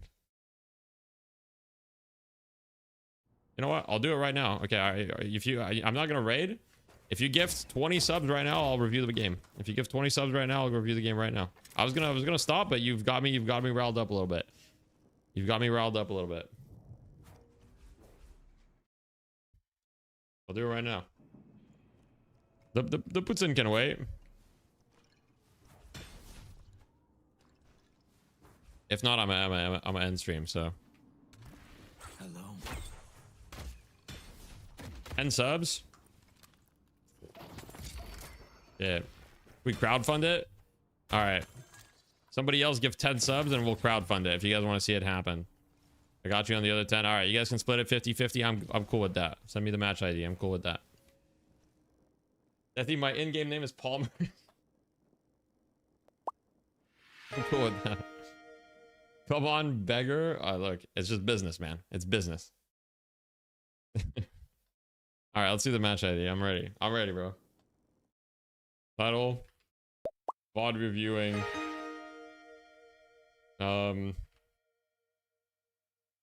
Yeah. I'm changing the title real quick. Okay, this is your alt. Okay. All right. L alt account. Smurfing VOD review. L, but that's okay. All right. Here we go. Okay. Take a look here. Who are you in this game? You're gonna have to help me here. Mina? Okay. All right. Take a look here.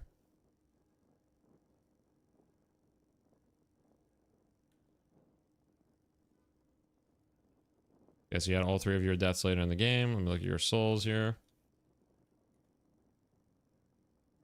Okay. You were rich, but not disgustingly rich. Let me see. I mean, yeah, your guy was pretty useless. Oh, this is 48 minutes. Okay. All right. Well, look. Where did I misplay? Look. We'll take a look. We'll figure it out, you know? Figure it out. We'll figure it out. Let me see here.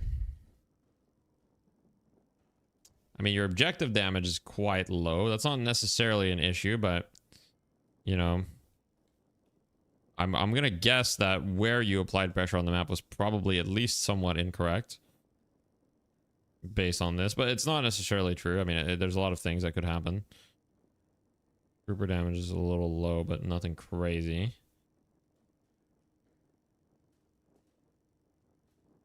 Okay. Let's see. 1K, okay. Nothing crazy here. All right. We'll get into it. I'll probably skip the lane because, like, you know, realistically, especially what rank is this? Let's see. Oh, you're an Archon. Okay. Frozen Eternus and Archon. All right, let's see. Okay. Yeah, alting is alting is a bannable offense, but Valve unfortunately doesn't really enforce it.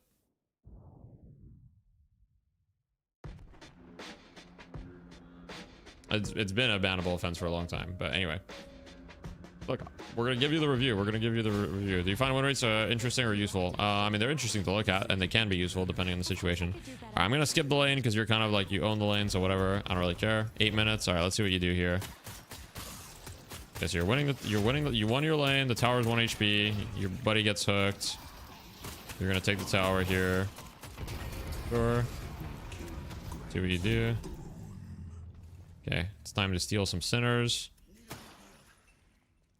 Is there any reason why you don't steal their sinners here? I mean, you're gonna heal, and then you're gonna go steal their sinners, right?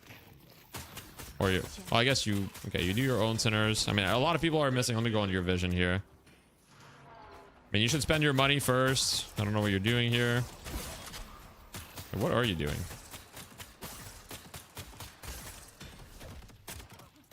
What are you doing? Why are you doing this? You should have just spent your money and then looked to fight. Like, why are you not looking to fight these? Like, bro, you're 9K net worth, full spike. These guys are taking your tower, and you're just taking it like a good boy. Why? Your Victor has ult too. Okay. All right. He was useless in lane. You don't want to play off him. It's not about playing off him. It's about playing off you. You should want to buy. Now you lost your shop. You can't spend your money. You have to go to the side shop now. Like, there was no reason for you not to spend your money and farm that jungle. Like, the moment you win lane, if you win lane that hard, like, every action that you take should be on their side of the map if possible. Like, look how much time you're wasting not having spent your money. Like, you need to spend your money fucking ASAP. Like, this whole, like, sequence of the last 2 minutes where you don't have your money spent is like, this is all time where you can't apply pressure and you can't snowball. You need to, like, you needed to spend your money ASAP, and you needed to try to make plays on their side of the map and apply pressure. Like, here, you really need to buy. I think you know, though. No, guys, let's chill. He's not necessarily on an ult to ego, okay? But look, obviously I don't support ulting. You guys know this, but yeah, we're just gonna focus on the game. We're not gonna care about the ult thing. We're just gonna focus on the game, and we're just gonna be objective. He wants a serious review. I'm gonna give a serious review. I'm not gonna be. I mean, you just hit your power spike. This should be a good rotation. Celeste 1 HP. All right, you kill the Celeste. You're kind of in trouble, but you'll probably be okay.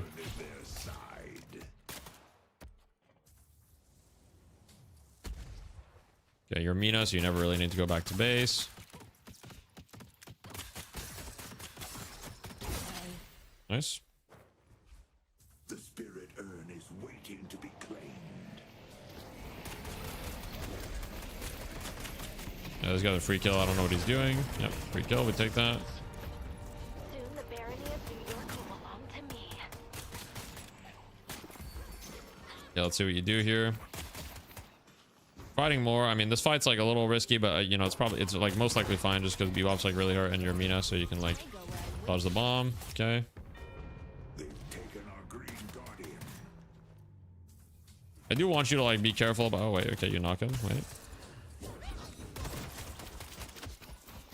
I mean, honestly, you should die here. Like, this is like not a great play. Like, this is definitely. I mean, this is limit testing, but you do get him. You probably should have been in trouble there. It was like overly risky in my opinion. I wouldn't have done that, but I mean, it works out, but still, you know, probably wouldn't have done that. Fast forward here. Okay. All right. Buy your item. Buy your item. Buy your item. Buy it. Buy the item. Buy the item. You have a big problem with when it comes to spending your money. Okay, you buy your item. That's good. Okay, fight on the right side. This looks good for you because you're gonna be able to collapse here. Should be good. Oh, you kind of face tank the silver for that whole ult. I mean, that was just like a who to fight mistake. Like, you can't just face tank the silver ult. You had to like kite it and like use your bats to like, you know, kite her and not get hit, like, and just tank the full ult to your face. I do think you should have been able to do more there. So definitely not ideal. I also want you to notice like how fucking broke you are. Like, you know, this is what I mean. You're not playing objective based. Like, right from the 8 minutes, you like completely fucked up your snowball. Because look, you have 9 kills and 13k net worth. Like, this guy has the same amount of money. It's hard to carry when you're playing like this. So you stayed on the left side too long. Like, you're not prioritizing the objectives long enough. Like, the moment you won your lane, you needed to play the sinners game and kill anyone on their team that's farming sinners. Look to snowball and look to ideally like try to snowball another lane if you can after buying. Like, the tempo got fucked. It's not the end of the world, but that is what resulted in them getting an urn at the end of the day. They kept asking for help. I mean, don't help them. Rule number 1 of any MOBA is don't listen to your teammates unless you're confident. So here you are very strong and they're very hurt, so you should be able to like, get at least 1 kill here, maybe more. The ults. They're also hurt. If they all get away here, it'll be tragic, but... What? Okay, that got through. Alright. Thank you. Fortunately, your team lost everything else. That's okay. Nothing they can do about it. Good luck trying to stop me. That's worth this. You farm this.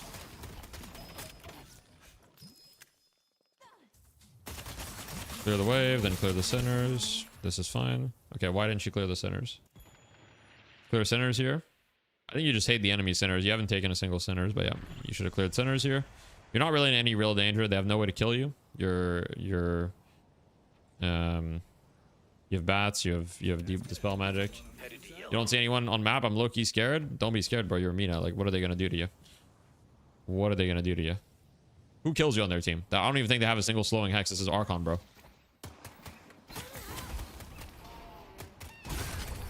Okay, what the fuck? Okay, you just got donated like the biggest bag of the century. So, I mean, you really can't ask for more. Okay, they're on their centers. Okay.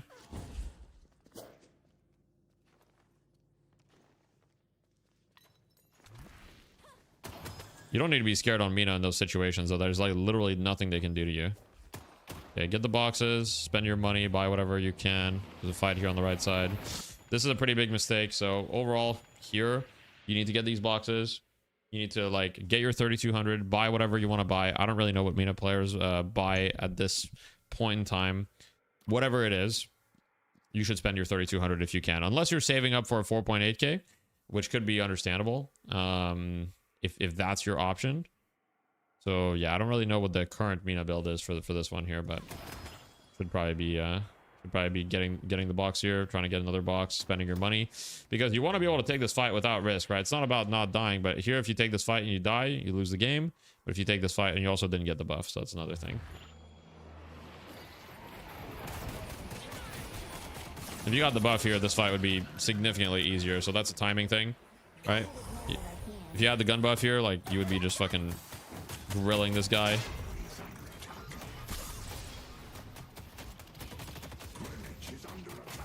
This guy will still die probably, right?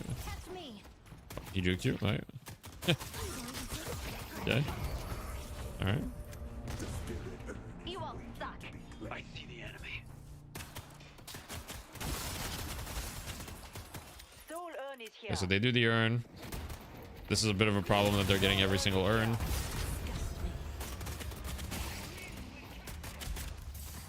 Okay, so so you decide to just push this here. You have to commit to this push. Okay, so this is a mistake. You have to commit to this push. This is actually a really, really, really big mistake, because you made the decision to let them pick up the urn and they ran the urn. Here you have to commit to the push. You saw that they were committed on the left side. They went for the urn. It's very likely that there's at least 4 people in this area, and you got Mirage really, really low. And you're also like, you still have your bats, you have debuff, dispel magic. You're not really in any real danger. So I would have told your page to stay with you, and I would have pushed this. And I can almost guarantee you should have killed. I can almost guarantee you should have killed the Walker there, and the Mirage. You could have gone both maybe, or at the very minimum the Mirage. Right? I mean, if you look, this guy doesn't have the presence of mind to go back to base. Look at this fucking look at this fucking guy. This guy doesn't have a single green item. Guy has 0 green items. All right, guys, let's stop focusing on the smurfing logic. Okay, like that's a discussion for another time. You guys know my stance on that. We're focusing on the gameplay and reviewing it objectively. Thank you for the Prime Pyroman. I appreciate that.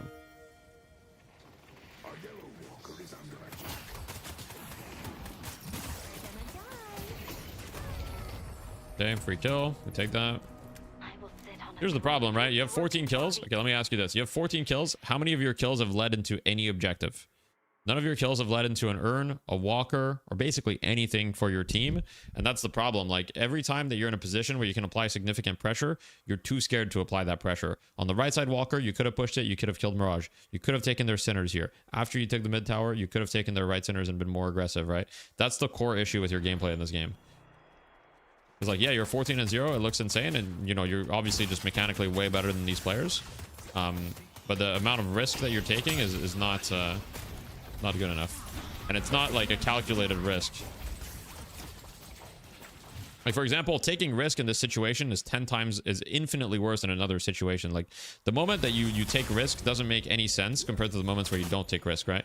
Because here, for example, like, I mean, you kill the Celeste, like I said, free kill. But look at the map state, right? Here in this situation, taking risk is significantly worse because, look, mid lane's going to get pushed, the other lane's going to get pushed.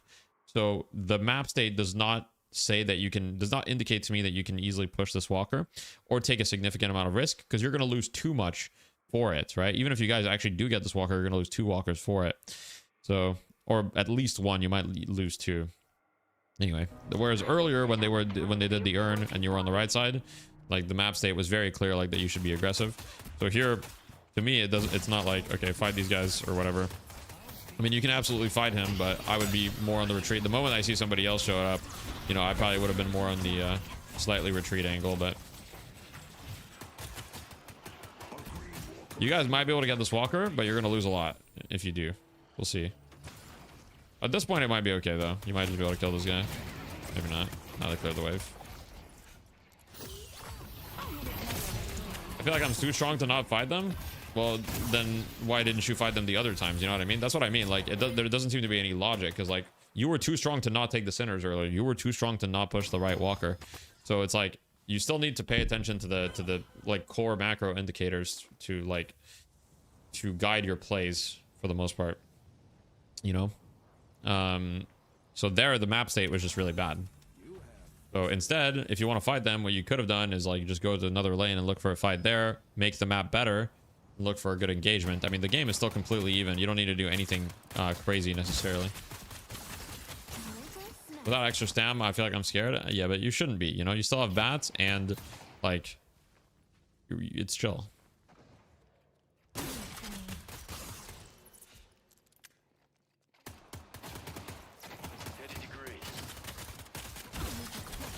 Okay, here you're farming.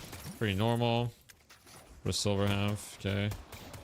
You're outnumbered mid, so you chill. Okay, Rem goes on you. You'll be okay. Alright, they used everything. That's honestly fine. They're gonna reset. Now they're really deep. Here you're gonna go deal with Apollo. I respect that.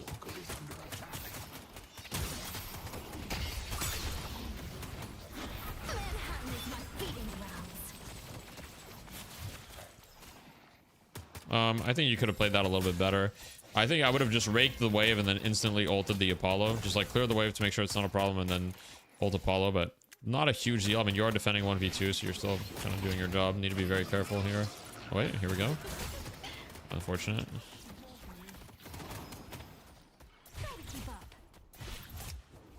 Fortunately, you can't catch him. The moment, I mean, this is starting to be really deep for no reason.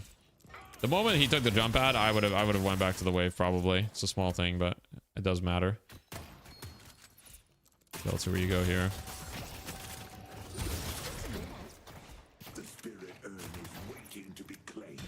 I I just want to point out that you haven't, I don't think you've gotten, did you get a buff? I don't think you've gotten one buff this game, by the way. Despite being the richest hero in the game, you haven't gotten one buff, I don't think. Maybe you got the 5-minute buff, I didn't see that one, but every other buff, you haven't been on time for it.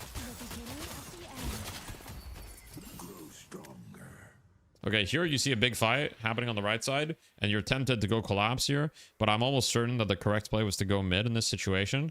And the reason for this is quite simple. Is like, yes, you might get a lot of kills collapsing on this, but this is a good, like a decent map state to be aggressive, right? Once again, let the map state dictate your decision. So here, you know there's a lot of people on right side. You don't know exactly how many, but given this is Archon, I would guess a lot.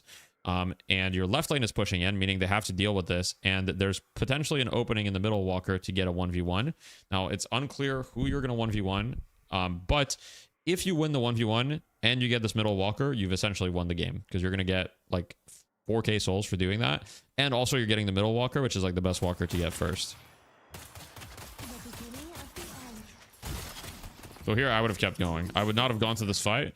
You see there's 3 people on the right side, and your team is actually doing great. They're holding them off. That's all they need to do.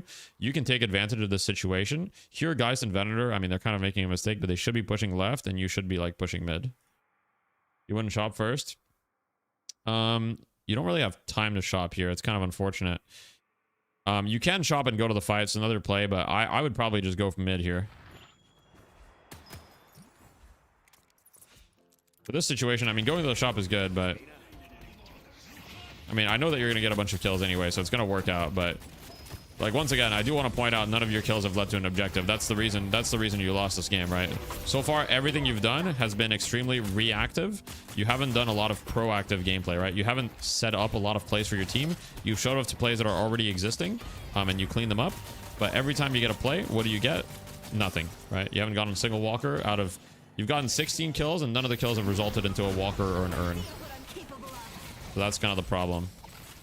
Is kills are like, you know, kills early aren't worth that much. Now at this point they're good. But as you can see, you have 17 kills compared to the silver 7, and you're only 3k net worth ahead of her. Blue walker is under attack.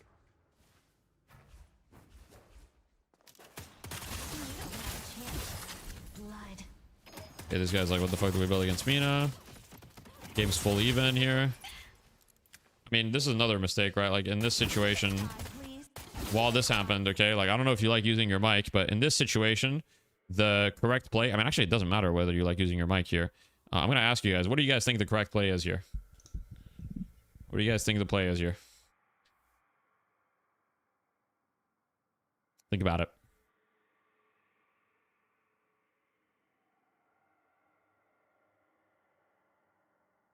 Right? It's not mid-boss. I'm going to tell you it's not mid-boss. It's not mid-boss. Mid-boss is too risky here.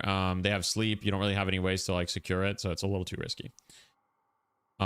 It's okay. The play that I see, what I would do is I would clear this mid wave, and then I would run the urn. Ideally, you ask your teammate to run the urn, but if they don't want to, you just do it yourself. You'll probably be able to get it in time, especially with stamina mastery, especially at this rank. So clear the mid wave, take the jump pad to the left, pick up the urn, take the jump pad again, make it to the right side. Play for the urn. You've got 20 seconds where Apollo's dead. You've got pressure on every single wave. You have to try to play for some sort of objective here. Why would we not mid here? They have Rem. You have no way to guarantee it. You have no way to guarantee. It's just you're coin flipping. You don't have any of your ults. You don't have this ult. You don't have you have none of your ults. They have Rem ult. Celeste is going to be up in time, so it's at best going to be 5v6 against Rem ult. I'm not really looking to take the coin flip in this situation. I'm not really looking to take the coin flip. I don't think it's advantageous enough. And if you guys lose mid here, it's really, really, really bad. So it's too, like, the risk to reward ratio is not worth it in this situation, in my opinion. I think you have a very safe play that gets you a lead, which is the urn right here. Like, push the mid wave, get the urn. You know? Like, you do push the mid wave, so like that's good. I mean, ideally, you ask your Venator to run the urn. And if he doesn't run the urn, you pick it up. But you could pick up the urn yourself as well.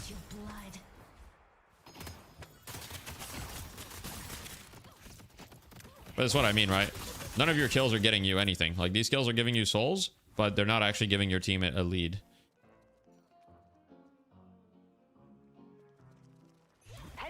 And obviously, you don't have a flex slot, right? Because you haven't gotten a walker, so that's another problem. Okay, so here you see 2 people on left side on your Venator. So you're trying to push right side. This is fine. Your Victor is going to push a little bit in the mid. You know 3 are showing, so there could be 3 here. You don't know exactly how many. I don't know what you're super hesitant about. You have to fight this guy.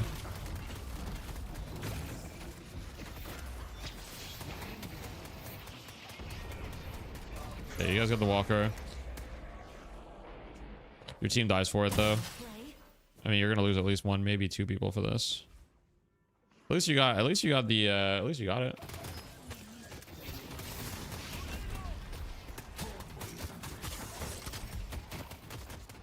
I mean, you could have just done that to this guy earlier, but yeah, he's TPing out. It's fine. Okay, this Apollo is just feeding, no? I'm pretty sure you could have killed that guy with your ult there. Pretty sure you could have killed him. It's all right.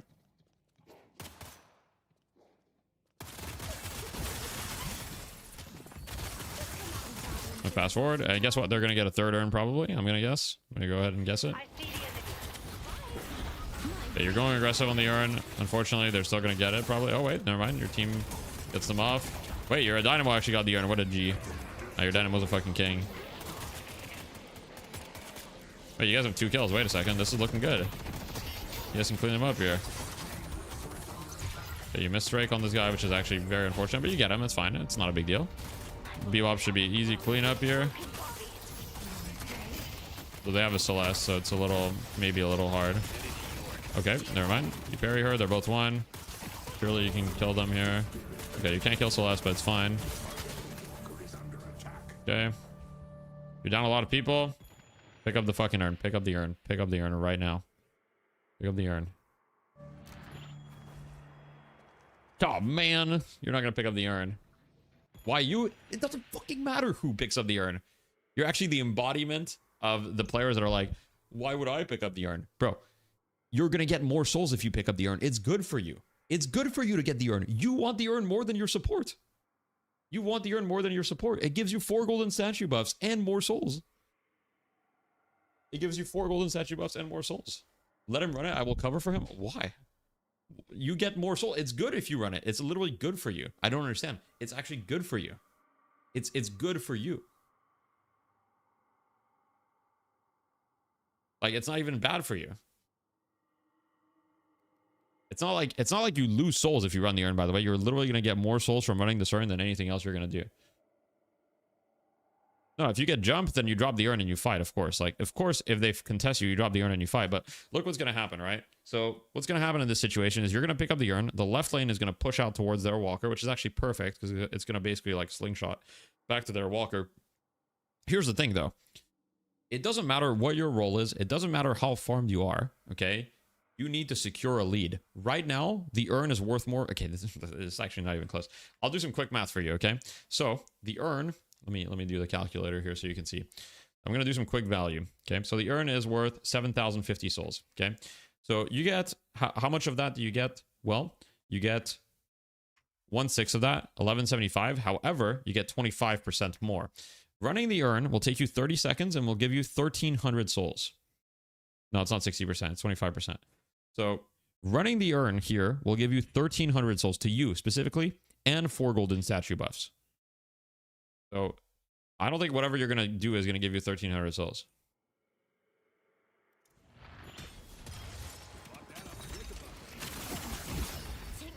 Just look at what you're doing. It's accomplishing nothing. Look, instead of running the urn, now you guys use your kills. What'd you get? You got 1 jungle camp. You could have gotten 7,000 souls for your team. Instead, you got 1 jungle camp.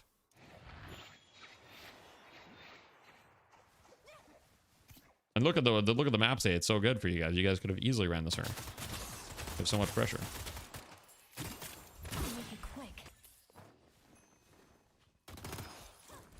I'm gonna fast forward here.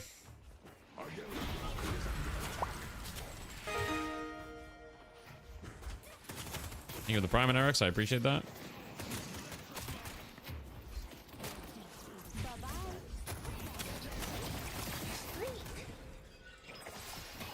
You've got a fight happening here. I mean, it's kind of like, this fight is kind of whatever. It's like 4v4 probably. You don't really have info. So there's a 2v2 happening on the other side of the map. I'd probably just kite out the silver ult. You could probably just kill Celeste. I think here you are kind of focusing the wrong target a little bit. I think you could have just went to the rooftop, killed Celeste, but it doesn't really matter. Not a huge deal either way. Okay, so here you can't push this. Like, the fact that you're even sticking around here tells me you don't look at the minimap. Like, look at this. Both the ways are your guardians, and you guys are down numbers, and your entire team is like 1 HP. So this is like, this is not good. No bueno. No bueno. This entire thing is basically a waste of time. You should have been fixing waves, and then you can try to maybe interrupt the urn, but you know they're gonna get the urn. So, yep, they got 3 urns. So far, you guys have gotten 1 urn, and the 1 urn that you guys got, you got kind of lucky that your dynamo like stole it and dunked it. Otherwise, you would have lost that urn too. So they've had urn control every single time, and that's the reason you're losing. Like, I'm not gonna beat around the bush. Like that is the primary reason you're losing these games, or you lost this game. You're probably winning most games because, you know, in most games your team is probably like cognizant enough to run these objectives, and you can just kind of like PvP and just carry that way. But you know, at the essence, every kill that you get has to result in an objective. Otherwise, the kill by itself is not necessarily worth that much. Oh my god, this guy's just dropping you like insane bags. Okay, this guy's dead too, probably. Okay.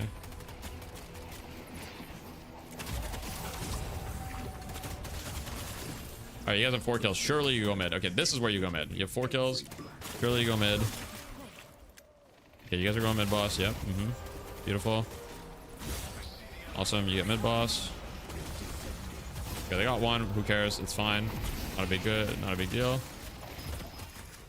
Okay, Mirage is dead. Awesome. Okay, let's do the urn. How about we just do the urn? Let's do the urn. Okay, your team is pushing mid. This is kind of a throw, but I guess sometimes you can't convince your teammates not to do this. Doing the urn is better than pushing mid here, generally speaking. It's safer, but this might also work out. It's just like the much riskier option. Because what happens when people push mid in this situation is they just lose all of their rejuves, which is exactly what's happening. The silver is 1. I mean, it's still fine, right? You guys lost all your rejuves, but okay, I mean, Victor dies. That's not good. All right, kill Celeste. Yo. Okay, it's fine. Yeah, kill Celeste. Yeah. Okay. Get the base guardians. You can maybe get a shrine or 2. We'll see. They're kind of down a lot. I would, yeah, I mean, you could try. Oh, my camera just shut off. Sorry. You want to get the camera for a little bit? Sorry, let me turn off the camera so you won't get it. It's fine. I'm ending the stream in a second anyway. They don't want to push shrines here. Honestly, if they don't want to push shrines, that's also fine. It doesn't actually matter that much. Okay, so what I'll say is like the shrines, okay, it's nice to get the shrines here, but it doesn't actually matter that much. If they don't want to push the shrines, it's not a big deal. Steal the jungle, do the urn, that would also be winning. Like pushing the shrines is like, I don't know if you guys play chess, but not pushing the shrines here is like a slight inaccuracy, right? It's not like a blunder. But you'll still win the game if you don't push the shrines here. Here you have to make sure you don't feed. Like this is like run away. Like, do not die here. Like, this is priority number 1. It's like, you guys should not try to die to down here. Downing is not worth dying for here, because look at everything that there is on the map. So you guys, like, force this way too hard. Dropping trolling, if you die for it, yeah. If you don't die for it, no. But you shouldn't try to die for it, like, because look at the souls, right? I'm just going to tell you, like, look at the soul disparity. Okay, so here, you get the shrines. Right now, you have a 12k lead. Now, imagine if you had just backed up, or like gotten 1 shrine and backed up, like played it really safe, nobody died on your team, right?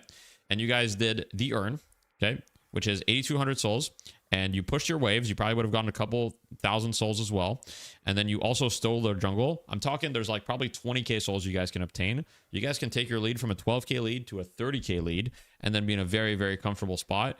And then you can just essentially extend your lead. You've still got 5 minutes until the next mid boss. So do the urn, steal their jungle, play aggressive, extend your lead, get a 40, 50k lead, play for next mid boss. Or, well, first of all, you play for next buffs and urn, but yeah. Said to drop, so I listened. You know.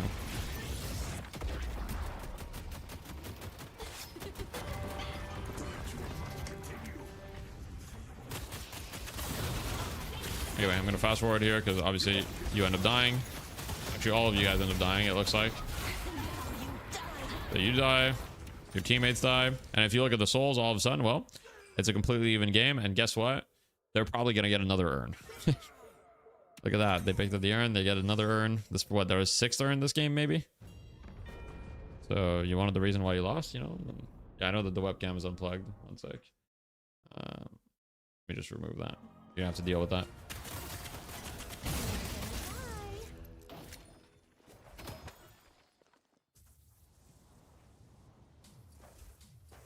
Happy to have your business, Mina.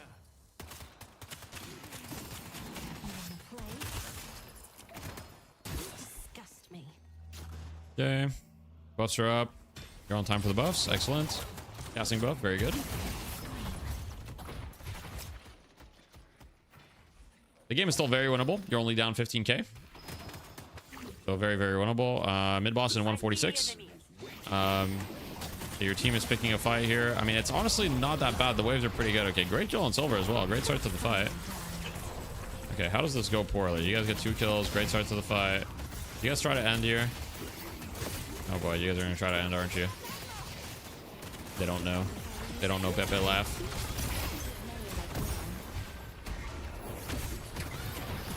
Oh no. You just lost the game. You actually lost the game. Because you can't go for end there because you have to play for mid boss. And the problem is if you try to like end and you die, you lose the entire game because they get mid boss. Yeah, that's like the most classic way to throw a game. You guys had that, to be honest. And then from here it's like basically over because it's too late in the game. They've got 30k lead. Your team's dead. So at this position, it's like, I mean, I don't even know why you're fighting them here. Really no point, but maybe you just thought maybe you could get a rejuve. Yeah, you're dead as fuck. I want to show you something. Okay. Let's see.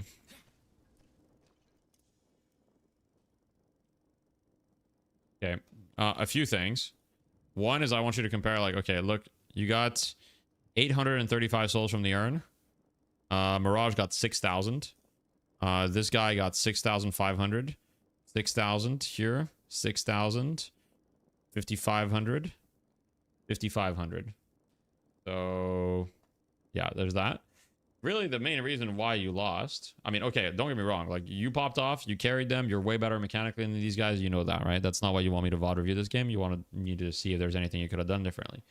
The main thing is you have to understand, if you want to win games, your kills have to lead into objectives, okay? The only time that happened is, there's 2 times it happened. One on the right side walker, where your team kind of took the walker, you sat back a little bit and you backed up, which fair enough, no worries with that. And when you guys want to fight and you got mid boss, okay? But you need to get way more urns and you need to apply pressure to walkers and stuff, right? If we look at your objective damage in the first 20 minutes, you did 2,400 objective damage. You barely shot objectives. And that's a problem. And I think you're a little bit too scared to pressure the walkers in the side lanes. Like, if you want to solo carry games and you want to snowball, the best way to do that is to get a solo kill on a side lane and get the solo walker, and that instantly boosts your net worth by 4k immediately. And anytime that your team has a lead, you should look to run the urn. I don't care that you're Mina, okay? Especially if your team has like a kill or 2 and there's an opportunity to run the urn, you should run the urn, because not only is that the best thing for you souls wise, it's also the best thing for your team. And I understand that your team might be chuds, but even if they're chuds, they're going to be more useful if they have more souls.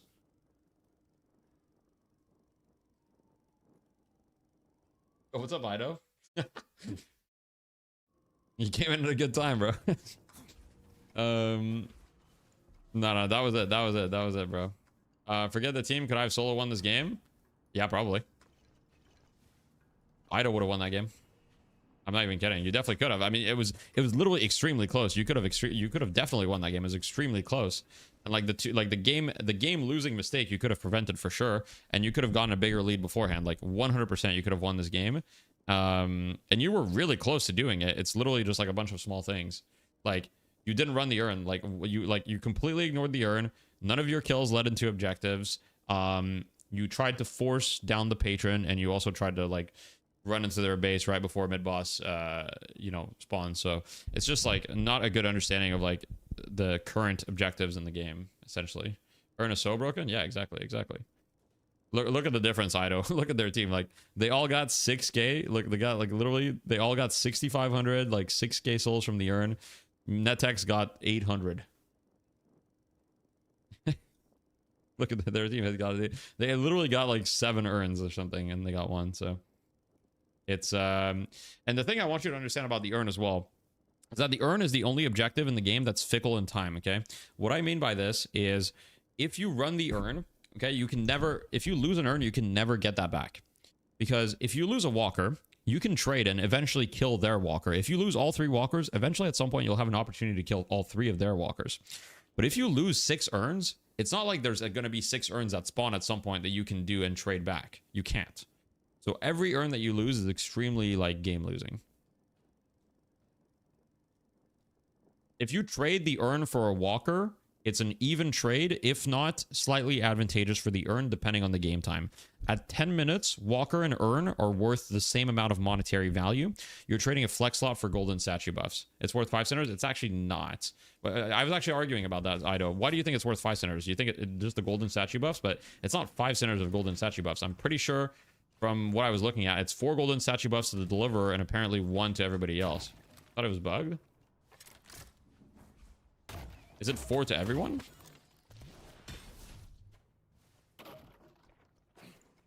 I mean, I need to double check, Ido. Don't take my word for it, but I don't. But it's worth a lot. Don't get me wrong. But yeah, I don't think it's 4 golden statue buffs to everyone. But it's 4 golden statue buffs, 3 to everyone, and then 4 for turn in. I don't know. I need to double check. It's at least 2 centers.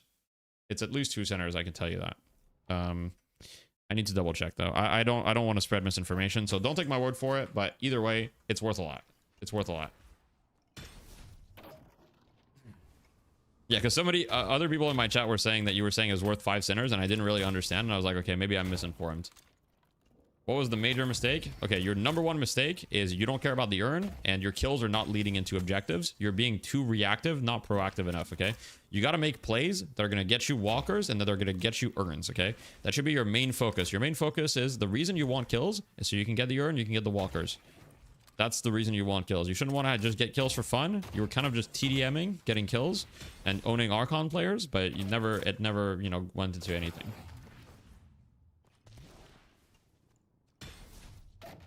Anyway. You must change that either way. It's broken. That's fair. You're good. You're good. Yeah, no worries. All right, guys. Well, hopefully that taught you guys a thing or two. When is it worth to die for an objective? Depends what objective. I would say dying for a walker is worth... Okay, so dying for a guardian past 10 minutes is usually not worth it. So past 10 minutes, you probably shouldn't die for a walker. Monetarily, it's like a negative trade if you die for a guardian past 10 minutes. Dying for a walker is usually worth it in most situations up to like 20-ish minutes in the game. It kind of depends. Yeah, dying for a walker tends to usually be worth it until 20 minutes. If you really need a flex slot, it can be worth to die for the walker until like 25-ish minutes. If you're like super early into the game, it's usually not worth.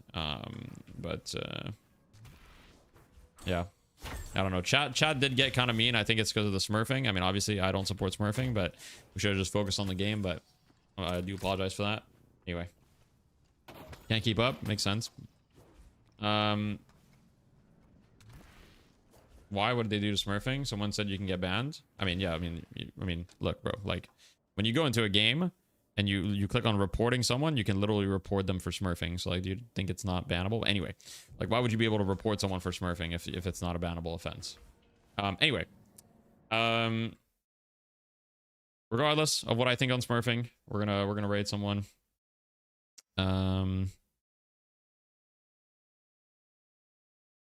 Who should I raid? GG. GG. Congrats, Ido, by the way, on your victory. Congratulations. Congrats on your 16th win. You guys didn't get dethroned. Well deserved. Crayon? I could raid Crayon. Let's see. Who do we raid? Small streamer, I'm down. From Leviathan winning? Yeah, that's true.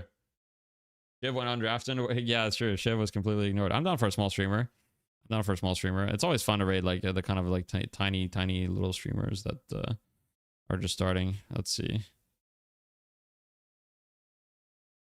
me scroll down here.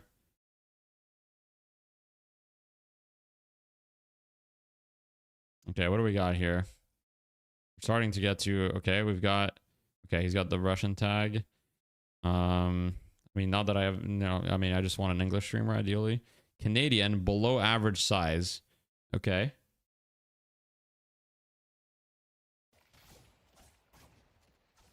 All right. Very handsome.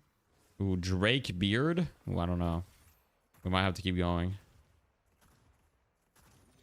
Yo, hello? My Chrome just lag or what's going on? Drake beard? Yeah, I don't know about that. Yo, what the fuck is happening to my Twitch? Hello? Yo, I can't.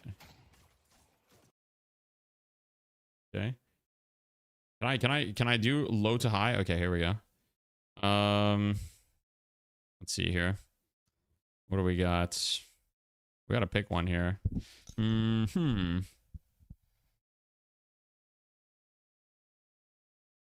Deadlock and vibes. Streamer English. Bolkenstein.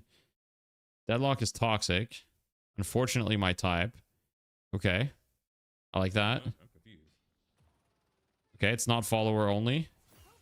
Let me check his 7 TV emotes. Wait. You know, is my 7 TV bugged? 29 followers. Oh fuck, my Chrome just lagged the fuck out. Ah, jeez. No way. No way. No 7 TV. Yeah. I mean, look, we'll give this guy the raid. Fuck it. We'll give this guy the raid. Why not? Seems chill. Seems chill. All right, what do we say? What's the raid message though? Add thank you. Oh yeah, I should add that. What's the raid message? Can we do the earn message? Can we do the earn message? The earn message is good. The earn message is good. How do you guys feel about this one? Hello? I'm waiting. Hello? Okay. Is Dynamo just rage quit? Okay, it's fine. He deserves the raid then. He deserves the raid. Poor guy. Poor guy. All right, we're doing the earn. Thank you for the Prime Connex. I appreciate that. Okay. All right, guys, go show some love to this guy. We're gonna do the earn copy pasta, and you know, I hope you guys have a wonderful wonderful evening. All right, bye bye. Yeah, you're welcome. That text.